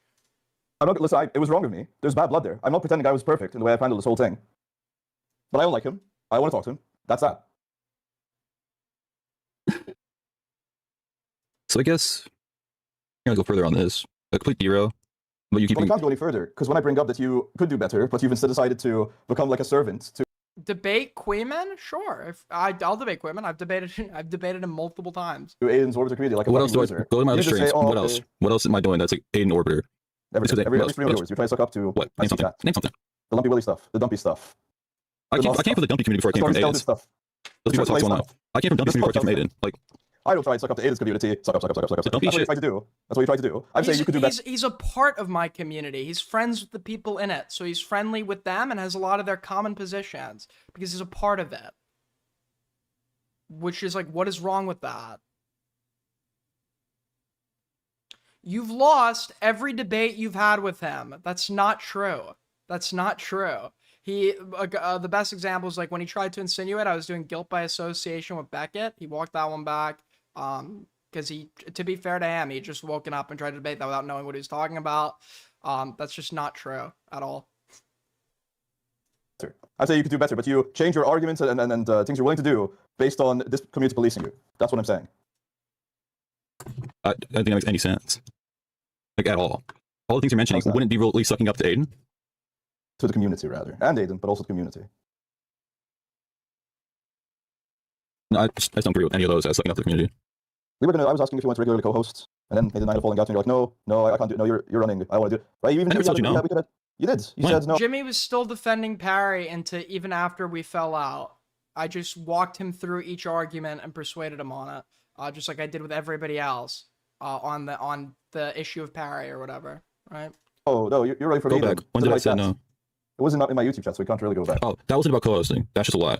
That was about when Soul Skibbity called in, and I said, like, you kind of fucked up that call. And then you're like, oh, do you want to call in? And it's like, no, because you want these other people. You want Soul to call in. You want me to call in. You want anyone to call in and spread the points about Aiden. So about one thing, but yeah, okay. No, I remember the call. So you're saying you would want to co-host? Sure, we can co-host stream. That feels like now you're only agreeing because I brought it up publicly. I feel like you don't really want to. You didn't message me. Last time you messaged me about co-hosting stream, Well, I said, sure. I thought that you were like, oh, I'm never going to speak with you until you engage with it. Like you were trying to like fucking stonewall me, abuse that. I never said that. In order to get what you want. That's what it came off as. Oh. You stopped DMing me. That happens. And you stopped DMing me. It's two ways. No, because you used to DM me like random stuff. It was awesome. And I was sometimes bring up on stream. And then what happened? That's what happened. And you said, then what happened? You're a bitch now. You're a bitch-made coward who any endearing quality about yourself no longer works because you've demonstrated that you're the unhinged troll is actually too bitch made when people go and use personal insults against him. So you've completely lost your aura or anything you had going on that front. Because the funny part there is that, oh, this guy doesn't give a fuck. This guy doesn't give a fuck. You've demonstrated yourself as somebody that does give a fuck, like a lot, and really wants to be the guy that looks cool but never likes when he has to deal with shit against him, right? But is willing to use anybody else's shit against them. You expect people to get in debates when it's convenient for you while actively and flagrantly running, and it will always be the elephant in the room besides yourself. Get it? Because he's really fucking fat. It will always be the elephant in the room that you're not debating me. No matter what and I will keep it that way until you do. A lot of the fucking spicy chat, why can't you just drop this? Both sides, sir. Drop it? Yeah, when he debates me. For sure. Until then, we could go forever. Forever is okay. I don't let up if somebody runs from a debate. I never do. I'm gonna call him, and nothing, it's over. I don't think you appreciated me enough. Like, there's only one world where this ends, and it's the world where he debates me. after all the... Let's go through all the DMs, actually. Let's not message you. May 8th. Yeah, it's about a co-host stream. This beef is a bit of a lover's quarrel here, it sounds like. Yeah, that's what it looks like. I do like Jxmmy. I think he has good content, and I want to co-host with him because I think that would be awesome. And it feels like, because of this retarded shit, that's all fallen true. I am brokenhearted. This is so manipulative. Like, I'm in and around the community. Aiden's side, Parry's side, I still talk to people, the chatters. If you two are going to beef and you two aren't going to talk, there's not really much both sides, playing both sides I can do. No, it's fine. You can have an opinion. You can think I'm in the wrong in this beef. I just wanted to be able to co-host. I just thought that was like on. And now I don't. I think you're just being. I think you're playing with my heart right now. I don't think that you really will co-host the stream with me. I guess you're just saying it to like get my hopes up. Oh my god. That's no, I'll co-host the stream. Send me up later, I guess. Like you sound like you don't even want to. I want you to want to do it. Well, I sound more tired about it now because you keep repeating it now. Well, that's just it. Is that like you're telling me, Parry, you should have reached out. But now I'm reaching out now. Oh, I'm tired. Oh, you're tiring me. It was cool the first time you mentioned it. I was like, okay, I'll co-host the stream. What about the 6th time you mentioning it? Yeah, but like that was before you revealed yourself to be a cowardly, untalented loser bitch. I don't know who would want to co-host with you anymore. In this call. So now you don't want it anymore. That's not what I said. Yeah, but that's just your fucking voice of intonation I'm getting across. Hey, let's say I ask you to do something, and you're like, yeah, sure, I'll do that. I'll be like, yeah, and I ask you 5 more times back to back. No, but if you ask me, do you really mean that, or because you sound like you're about to cry? Then I would say, oh no, Yeah, he's the one that sounds like he's about to cry. No, I think that'd be interesting. I'd be excited to do it. That's what I would say if I was actually excited to do it. But if I was like, I was only saying it to keep stop, I was like, oh, you know, I don't know. No, you're right. So I feel like you're Parry, you're just repeating the same question over and over again. No, I'm trying to figure out if you really mean what you're saying. What you're trying to talk me out of it. You're trying to talk me out of the co-host stream right now. Well, because the fact is, if I can talk you out of it, then clearly your heart's not really in it. No, that's not what's going on right here. No, that's not what's going on right here. Say, do you really mean that? You really mean that? Then you know what that means. If the answer is no, then you didn't really mean it, didn't you, motherfucker? I didn't say no. But yeah, you didn't say no. You said like that. I think you keep asking it. I keep asking you. But I'm not just asking it. That's like I'm not saying what I'm doing. You're right. Next point. You're asking it. I'm saying, do you really mean that? That's different from just asking again. Here, do you not interact with people IRL at all? I do. Your friends? I like to think so. If you continuously ask your friend something over and over, do you mean it? Do you mean it? On some girlfriend shit even. Would you get irritated? So you're saying we're friends? I guess. Blushes? Okay. Alright. Pass that. Let's talk about so Spinal. BJ. There. Do you see a problem with keeping around a lolicon, Joyer? I see the problem I see is that it's not just that Spinal's into lolicon. It's that Spinal believes that adults have no expectation of exercising personal responsibility and autonomy when presented with a minor whose parents have failed and is now unsupervised as a result. It's the fact that Spinal consumes in full a bunch of random low view channels of similar looking girls who all are conveniently in the age range that he admittedly is attracted to when it's fictionally depicted. It's the fact, like, it's all of these things in aggregation that seem to indicate this guy's a pedophile. Yeah. People pretend he's a pedophile. Yeah, I guess that's a problem. Aiden, who are these weirdos? This is Purple Parry Gaming, a snarker from the snark community who I hate. Other people like the guy. I don't. I hate him. I've had long-standing beef with him. He's a dishonest, cowardly fuck that will make fun of people that, and then cry when people make fun of him for the same shit along the same lines. He will lie about what he believes and when he believes it, so long as it's temporarily beneficial to him. He will expect and bully a bunch of like randos to get into debates with them, and has been running from a debate with me for 2 months now, which has destroyed any shred of credibility or likability that he's had with anyone, and has been on a downward spiral ever since, thankfully so. And I'm just enjoying it. But I know he's not, and I'm friends with him. I like him, so. Well, the pedophile point, I agree, was mostly nothing but burger. I don't know if you watched it. They did have a Spinal call-in at one point. Yeah, like 4, right? Yeah, I think 3 months ago, where they were talking about his videos he was watching, and it was all like, get ready with me of like 13 to 15-year-olds, pretty much. Yeah, that was wretched. I told him that was wretched. What are you doing, man? Yeah. But it's like, you could say, oh, this lolly shit doesn't make... Yeah, you're a pedophile. What are you doing, man? Stop being into kids. All right. Anyways, let's go back to playing some games. I'm a pedophile. Well, sure, I would actually argue Lolly does make you a pedophile. But you can argue that, but with the new like context of him watching all these get ready with me of teenage girls on top of all the get ready with me of actual teenagers, it makes all the like on shit like pedophilic on top of that. Retroactively makes it look worse. Yes, I agree. Spinal tries to make himself look as bad as possible. I agree. But I don't think he's a pedophile. He tries. Like, the fact that, okay, when he was watching all of those channels of real 15-year-old girls and shit, we only found that out because I made him pull up his watch history. So if I didn't do that, that would have been totally private. That would have been private consumption. So how is that him trying to make himself look bad if he's doing something that you would, unless the specific thing that got it leaked occurred, nobody would ever see it. It's probably because he's not this is not about his image. This is not just about his image. He actually does privately enjoy this content. Well, he retroactively makes himself look as bad as possible. Yeah. In your community. Yes, but I stand by him. I stand by him. Do you stand by him? He's like cool. He's awesome. I'm not good. Oh, but Parry, it's a bad look. Don't care. I know it's a bad look.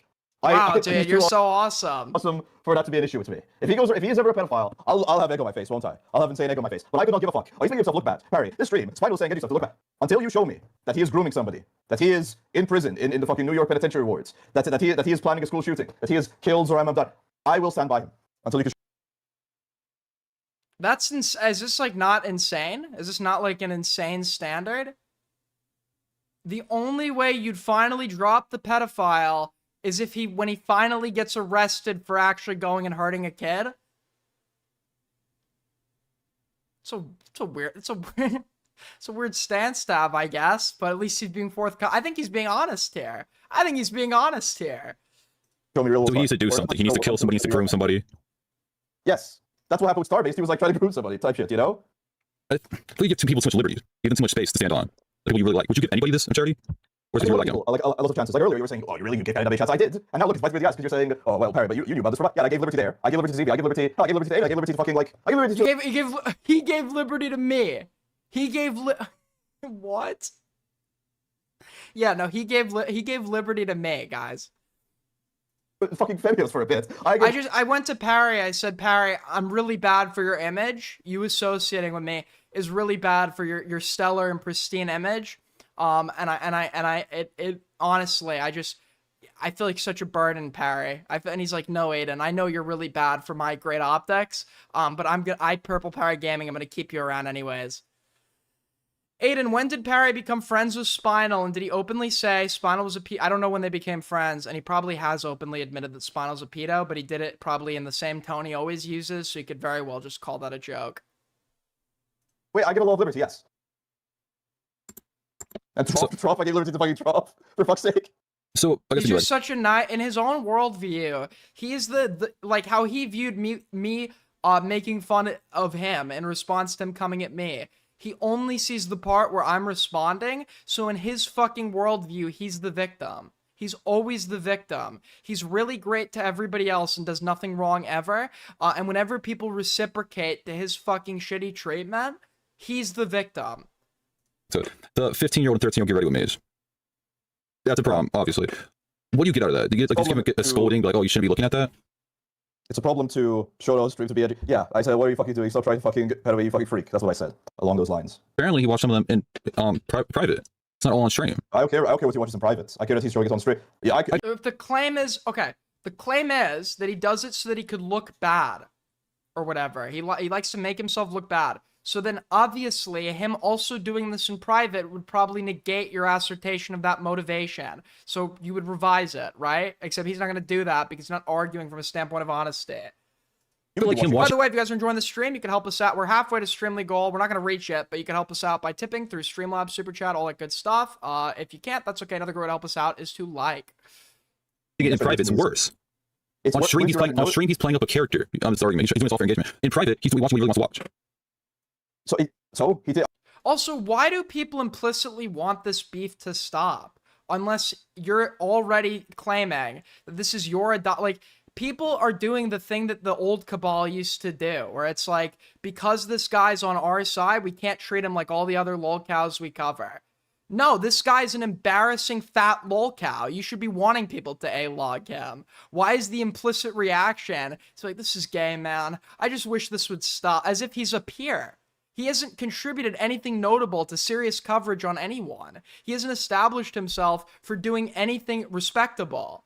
He's just done things that embarrass him and make him look like a horrible person. So why aren't you asking for the coverage of any other lolcow to stop? Why is it just him? Oh, because he's on your side. I don't care what he's watching. Also, you can't say, oh, in private he's doing this, because he's saying it publicly, so it'll be part of his character. First of all. Second of all, the new cabal is not the same as the old, but sometimes I feel like I'm in Animal Farm. I gotta be honest with you sometimes. Unless you can show me that he's jerking off to that, which you cannot. You cannot show me that. We overthrew the farmer. Things were gonna be great, and the sweeping and covering for your own, and I'm guilty of this a little bit too. I probably sweep for my own a little bit, but the sweeping and covering for your own, it is how, like, with this guy by our side. What hard standards do we enforce against others that he hasn't violated? That's a better question. Don't engage in in physical harm against people. He's done that twice. Do unto others as you would expect to be done unto you, and don't bitch about it when it's done back onto you. Well, he has bitched about it when it's done back on them. Don't run from debates. He has run from a debate. Don't be a hypocrite. Well, he's enforced the standard that somebody else should be expected to get in and debate him, and now he's running, so he's also a hypocrite. Don't be a liar. He's verifiably lied ad infinitum. We could go through the whole fucking list. So what standards do we enforce against other people that he has not violated? He's jerking off to watching 15 and 13-year-olds. You're just completely fine with him watching 15 and 13-year-olds get ready with me. If someone wants to watch Zach and Cody, I'm fine with that. Yes. Yeah, because that's what Spinal's doing. Yeah, most honest description of Spinal's intent. If watch iCarly, I'm fine with that. I feel like conflating. How was iCarly in the first season? She's a teenager. She's a kid. Conflating shows, TV shows, with 100 view channels of like little girls just explaining how their day went is quite different. This is a character This playing. is my question. This is coming from chat. Jimmy, what's the difference between this and a guilt by association argument? I guess guilt by association. Parry chooses to keep him around after the fact. This is his community. By association. Yeah, so this is guilt by association.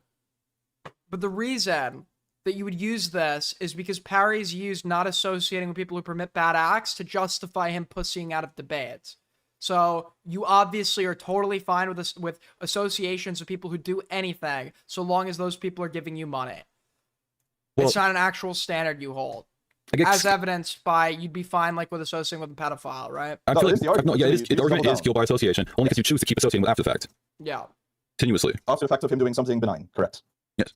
So that would be guilt by association. Stand by Spinal for doing completely morally. The only good thing I can think of is him talking to Liam Donovan's mods, but even then, he was a horrible interviewer because they made dog shit points against Liam, and he never pushed back on it at the time. Like, when they made a doxing claim against Liam that was obviously, like, total bullshit, he, like, starts to go to instinctively push back, and then he just decides not to, because when he enters a drama, it's person I like, person I don't, and for person I like, infinite charity, no wrongdoing, person I don't, everything is bad.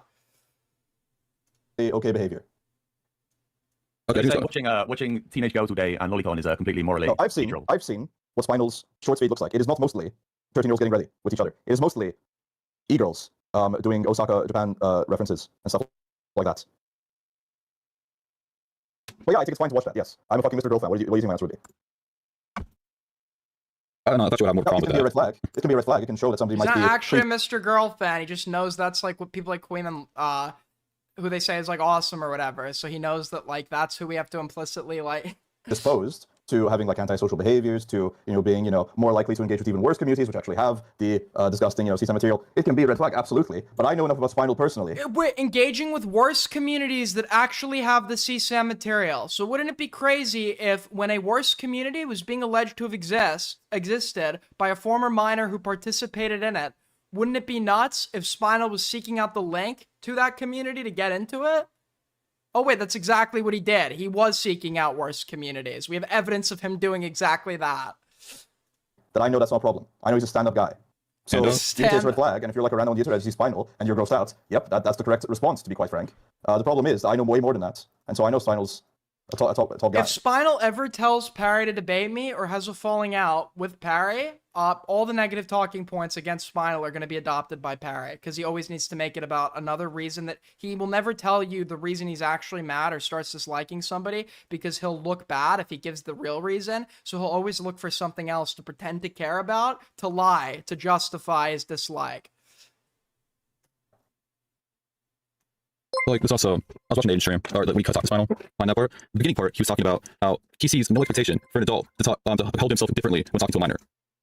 In the Andre situation. Like how so? I don't know. I'd have to hear what do you mean. It was like he knows they're a minor. It was Jelly? Was it Jelly? It might have been Jelly. But it was talking to a 16-year-old girl. He's a full-grown adult. Talking to him sexually. Spinal took it back. Spinal took it back just now in chat. So I guess I disavow because he disavows it.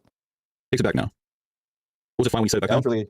I'd have to hear how he said it, how he argued it. Yeah, I've argued with Spinal myself. Like, this is literally guilt by association. Parry, do you stand by an argument Spinal made in a debate that you haven't seen? I don't know. I'd have to hear what he said then. Furthermore, he was making the debate with Aiden. And I know Aiden just believes whatever he hears, so he's probably rage baiting. But no, I don't stand by it until I've heard it. Aiden just believes whatever he hears. No, I don't.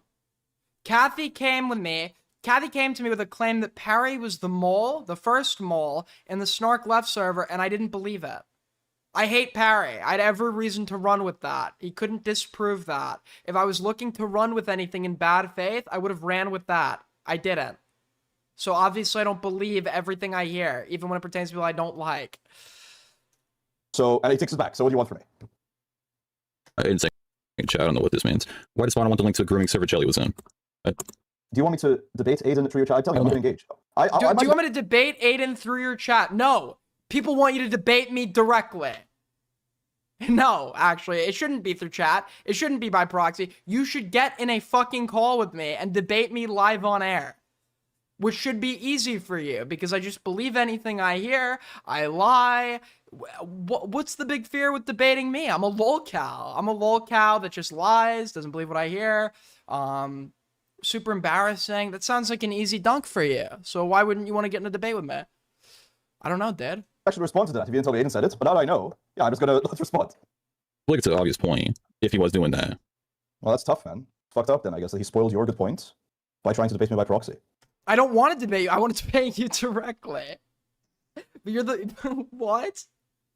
He's created the conditions where any discourse with me has to happen by proxy, and then he uses that fact to further win the discourse. It's like, nobody says this has to be by proxy. I am inviting you to get in a debate with me. I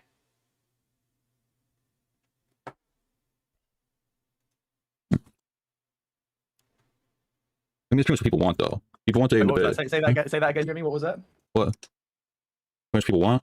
The point that you made just now. The point before? The like actual point? Ever from chat? Yeah. Why does Spinal want the link to a grooming server Jelly was in? Parry. I have an answer. I'm not going to give it because I told you, Liquid Sonic, I told you, I'm not going to fucking sit here. I don't want to debate. I don't like him. He can get fucked. I don't like him, so I'm not going to debate him. I don't like him, so I'm not going to debate. So you're such a sensitive fat fuck that the only people you're now willing to debate are people that you like. You need to be coddled that much. Do you make sure to like show up with your stress pillow or your stress teddy bear when you fucking get on, even when you get on this debate? He has like a hug box of like imams that think he can do no wrong, that coddles him after every failure, and this guy fails all the time. He imposes standards that he doesn't expect himself to abide by. Callers are in call-ins? Who's in call-ins? Nobody's even in call-ins. Okay. Whatever. I know you want the content, Liquid Sonic, you know. I know Jxmmy wants the affirmation from his master. Okay, so now, like, everyone else's motives are faulted. Liquid Sonic wants content. Jxmmy is like, it's despite the fact that Parry supposedly likes Jxmmy and wants to co-host with him, now Jimmy's motives can't be trusted. Who believes this? But it's not happening. But also, I shouldn't have said about Jxmmy. He did say he's close to stream with me. I'm probably being too hard on Jxmmy right now. So fair enough. I thought this decision completely running from that question. Oh, well, I mean, if you're saying running, I mean, that's gonna really get me, man. Never heard that one before. Yeah.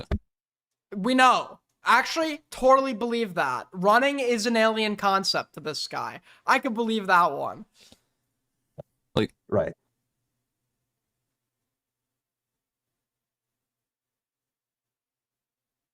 All right.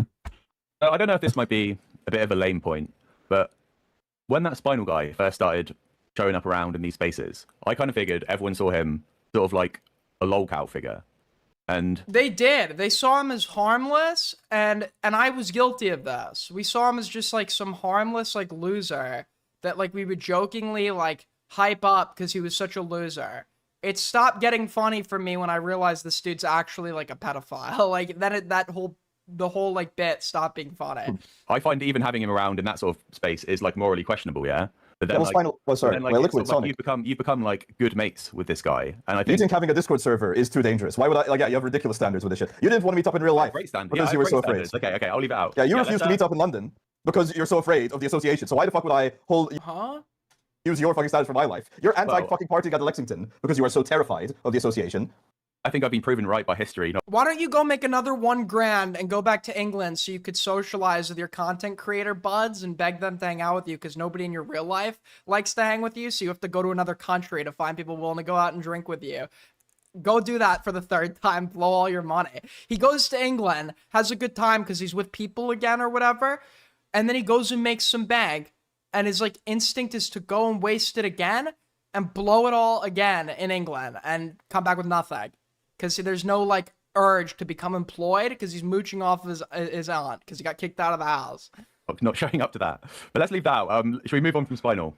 Oh, so you want to move on? So you just said you're associated with Spinal. You're so afraid of associating. You went to meet up at the Lexington. Well, no. So how about? Okay, no, and I've been proven right. That whole No, you thing was haven't. a- No, you that whole fucking thing was no, a really. shit show, and everyone fell No, out really. with each other. And Believe I it sat or at not, home, and the nothing. only No shit problem. show was the fucking Jerry one. The second one was fine because there wasn't like a loser freak there. If you can believe it. I guess Soul Skibidi did beat Queen and Bloody, but you know that's water under the bridge. Okay, well, you know, we can disagree on that. I don't think there's any point in going into it. All right. Glad. So thank you for taking back your. Oh, it's a bad look to associate with motherfucker. No, it's not at all. I kind of see you and like a lolicon that like looks at girls all day. It's sort of like, well, I think you see each other as equal, and I actually see that as a problem. That was I sort of see the us point as I human. wanted to get to. Content-wise, we are not equals, but in under God's eye, we are all equals. So. Okay, well. Yeah, I don't want to keep going on the point. So Yeah, because the more we do, the more you're gonna. The thing is as well, neither of these two can go on the attack. They're not like attack people. All Parry likes to do is go on the attack when he's losing.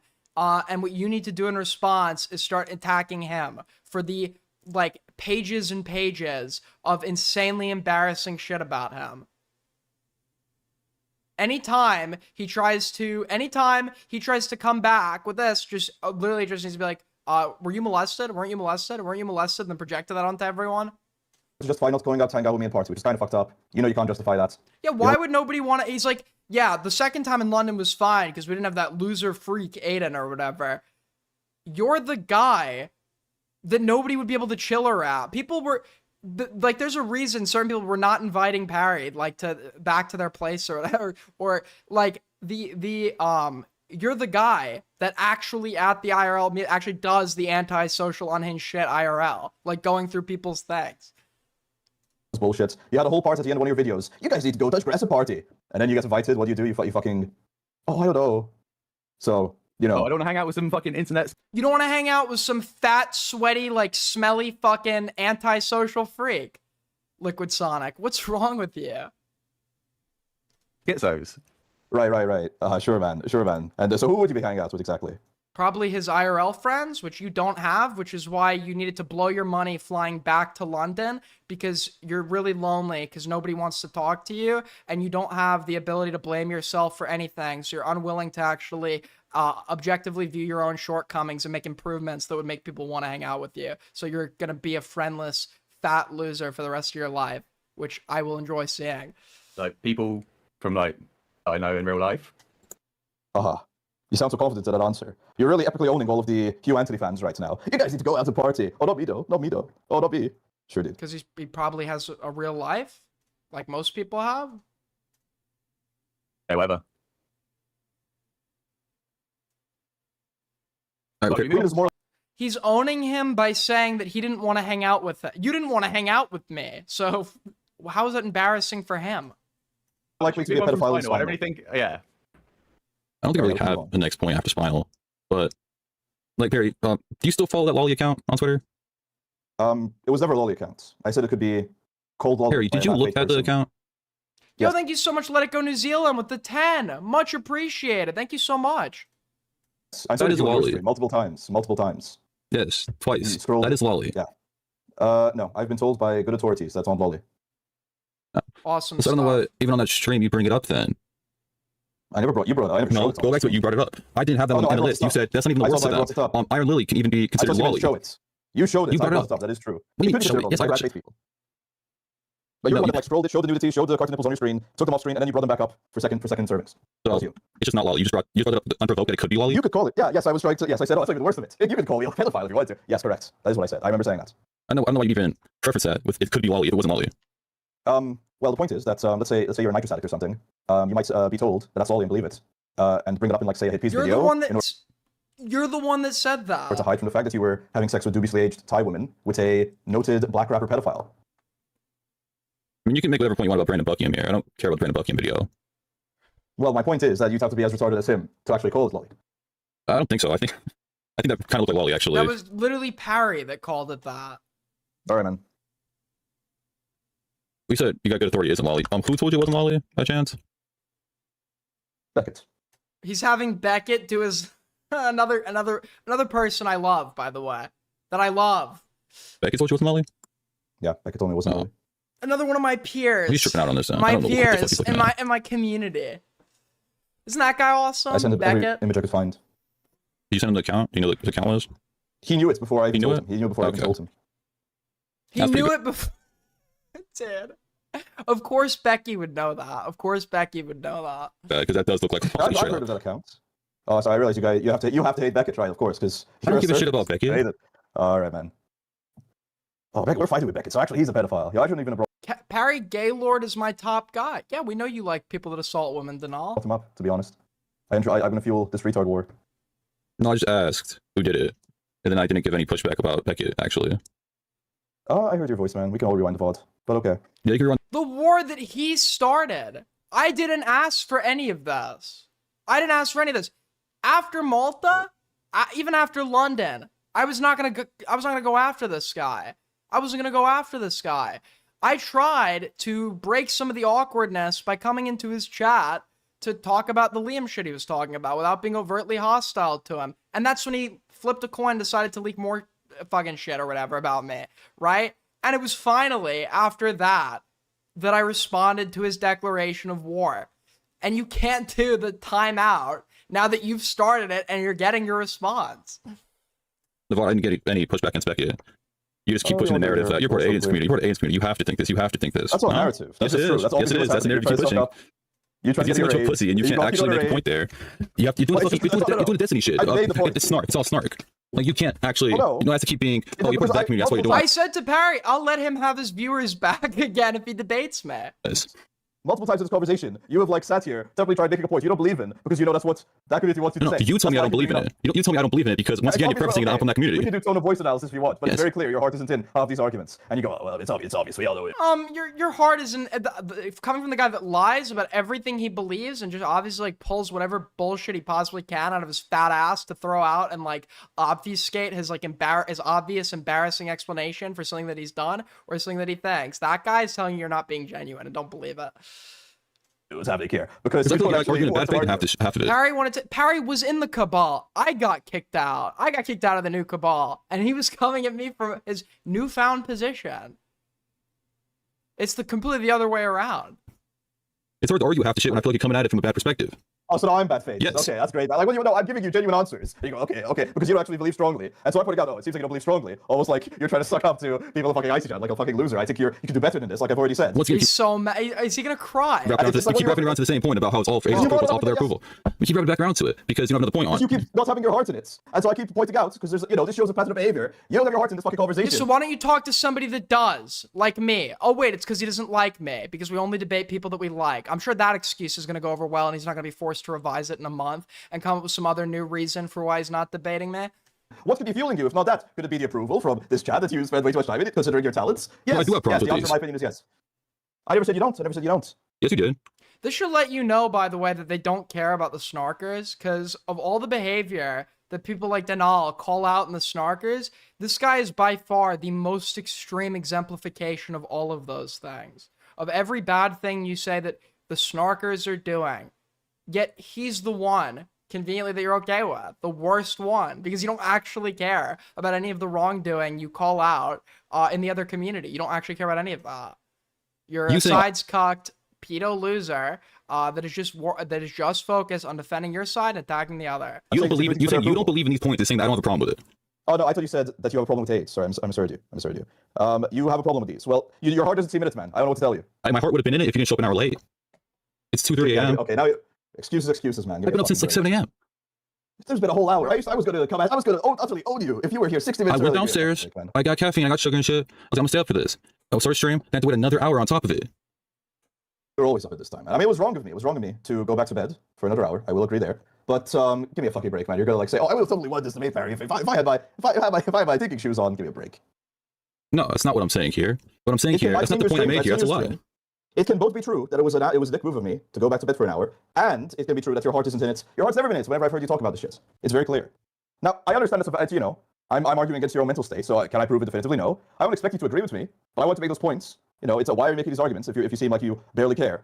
Now you've said, Parry, you keep repeating this. The reason is, I think it's clear to anyone watching. And so yeah, fair enough if that's upsetting to you.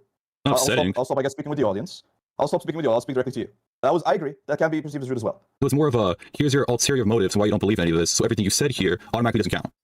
Automatically coming from places of shit you don't believe in. That's what's going on here. When you say, I'm still talking, I didn't stop. When you say shit like, doing all for his community, that means you believe in nothing you're saying. You could be believing half-heartedly. I'm saying you're half-hearted. I'm saying that you're saying shit.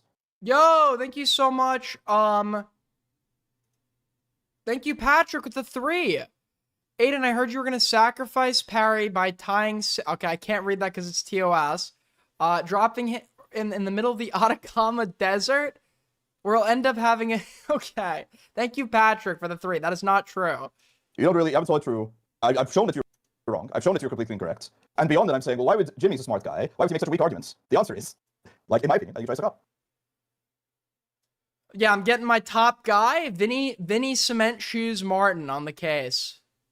He's taking a break from his time with the mob. He's focusing on a new assignment in Malta. Vinny Cement Shoes Martin. I call him up. I say, "Hey, Vinny, I got a job for you. I think you're just wrong on that. I'm not trying to suck up to anybody on that. Right. Well, I mean, it is your mind at the end of the day, so I can't prove one way or the other. I think it's clear to everyone watching, though. I mean, like, you're only saying this about me because this is where. Why am I pink right now? Because I just turn red sometimes. For no reason. You used to be sucking up to streamers. Even now, you're sucking up to Queeman. How so? You made a 6-minute edit. Now? You made not right now, specifically this debate, but in where the space you're in. You made a 6-minute edit and posted on your Twitter, and you presented to the Queeman, like, react to this on stream. Look how funny the segment is. Well, yeah, you need approval. More of a marketing thing, isn't it? You need approval. It didn't really work.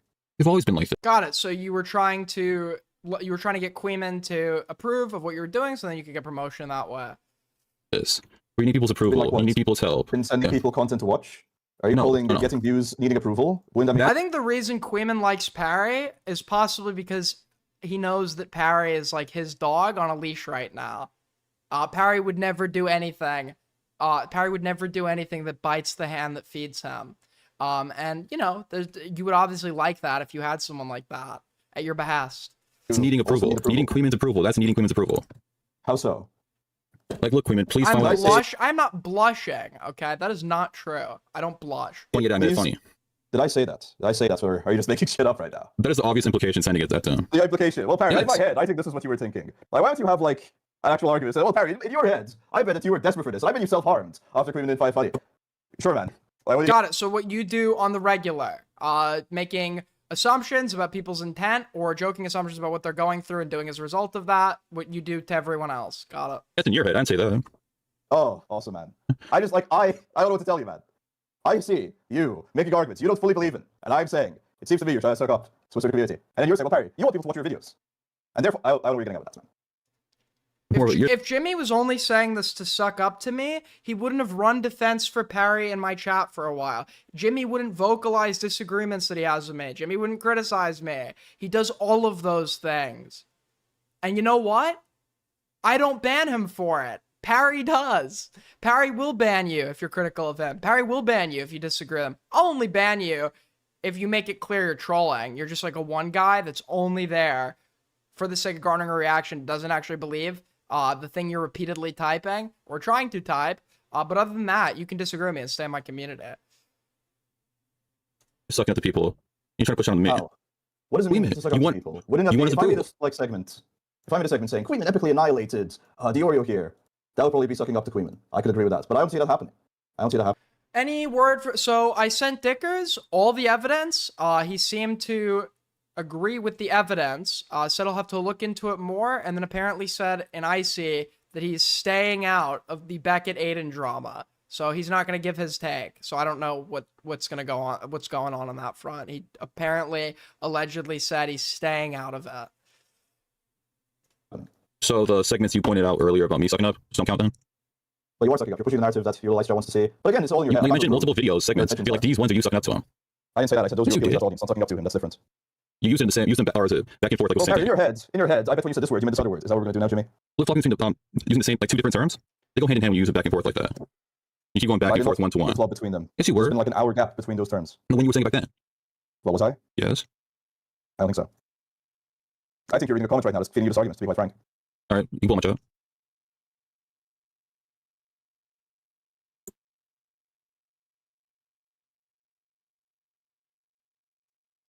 Kind of fucked to stay out of it after all the coverage. Well, yeah. I mean, if you're gonna be the one that was willing to get involved, like when the description about me would be overwhelmingly negative, which is fair enough. I still did do something wrong, albeit just not the exaggerated, bastardized claim that got reiterated.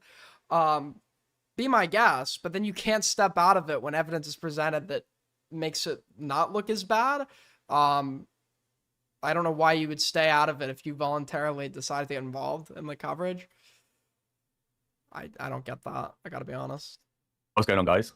I don't really got anything else to say. I think we're at an impasse. Okay. Well, if that's it, we definitely can't have anyone else join the call, Parry, right? Yeah, get fucked, Liquid Sonic. I know you watch a little stream. I'm asking. You said it's just a pair of you, and we're keeping it to that. Okay? I just wanted to ask at the end of this. So you guys have? Yeah. Yeah, I guess I'll just repeat. I think that you could do better than this, Jxmmy. What are you going to do next, Liquid? I'm working on a big video that's going to be like over an hour again. So I need something. I need like this stream. Oh, I'm gonna end stream because I've got nothing else to talk about. But did you say that you had like did you send me like a video about? All right, then it's done. I remember that one time I made homemade. Yeah, that's bad. It's really bad. I don't know why you'd remind any of us about that. Dude, imagine being a ride or die Diorio fan. That's crazy. It's insane. I thought we were friends. Are we friends, Denal? Are we friends? I don't know. There was an invitation for friendship.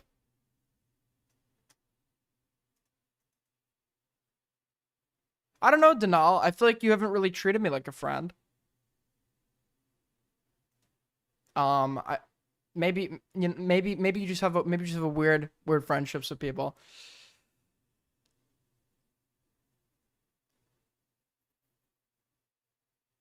He has you on his wall. Denal joining AIDS gang? This is development we didn't think was coming.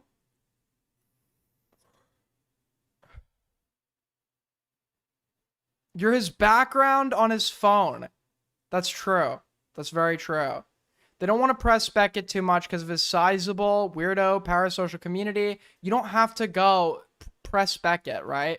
But like after I've presented you evidence that seems to contradict takes you publicly provided at the time, I think it would be the right thing to do to issue a revised take or something, right? You don't have to necessarily come out in support of one side or another.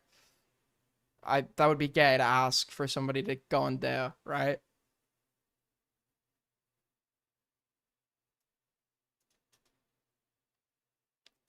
We do love Denal. We love Denal, don't we, folks? Don't we? Dirty Denal, dude.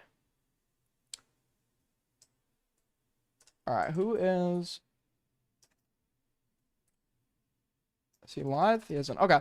Well, that's a stream, guys. Thank you, everybody, for watching. I will probably be seeing you all tomorrow. Thank you, guys, for tuning in. And yeah, see you tomorrow. Bye-bye. Is Jxmmy live? Wait, is Jxmmy live? It told me what he's not even live. All right, take care, guys. Bye-bye.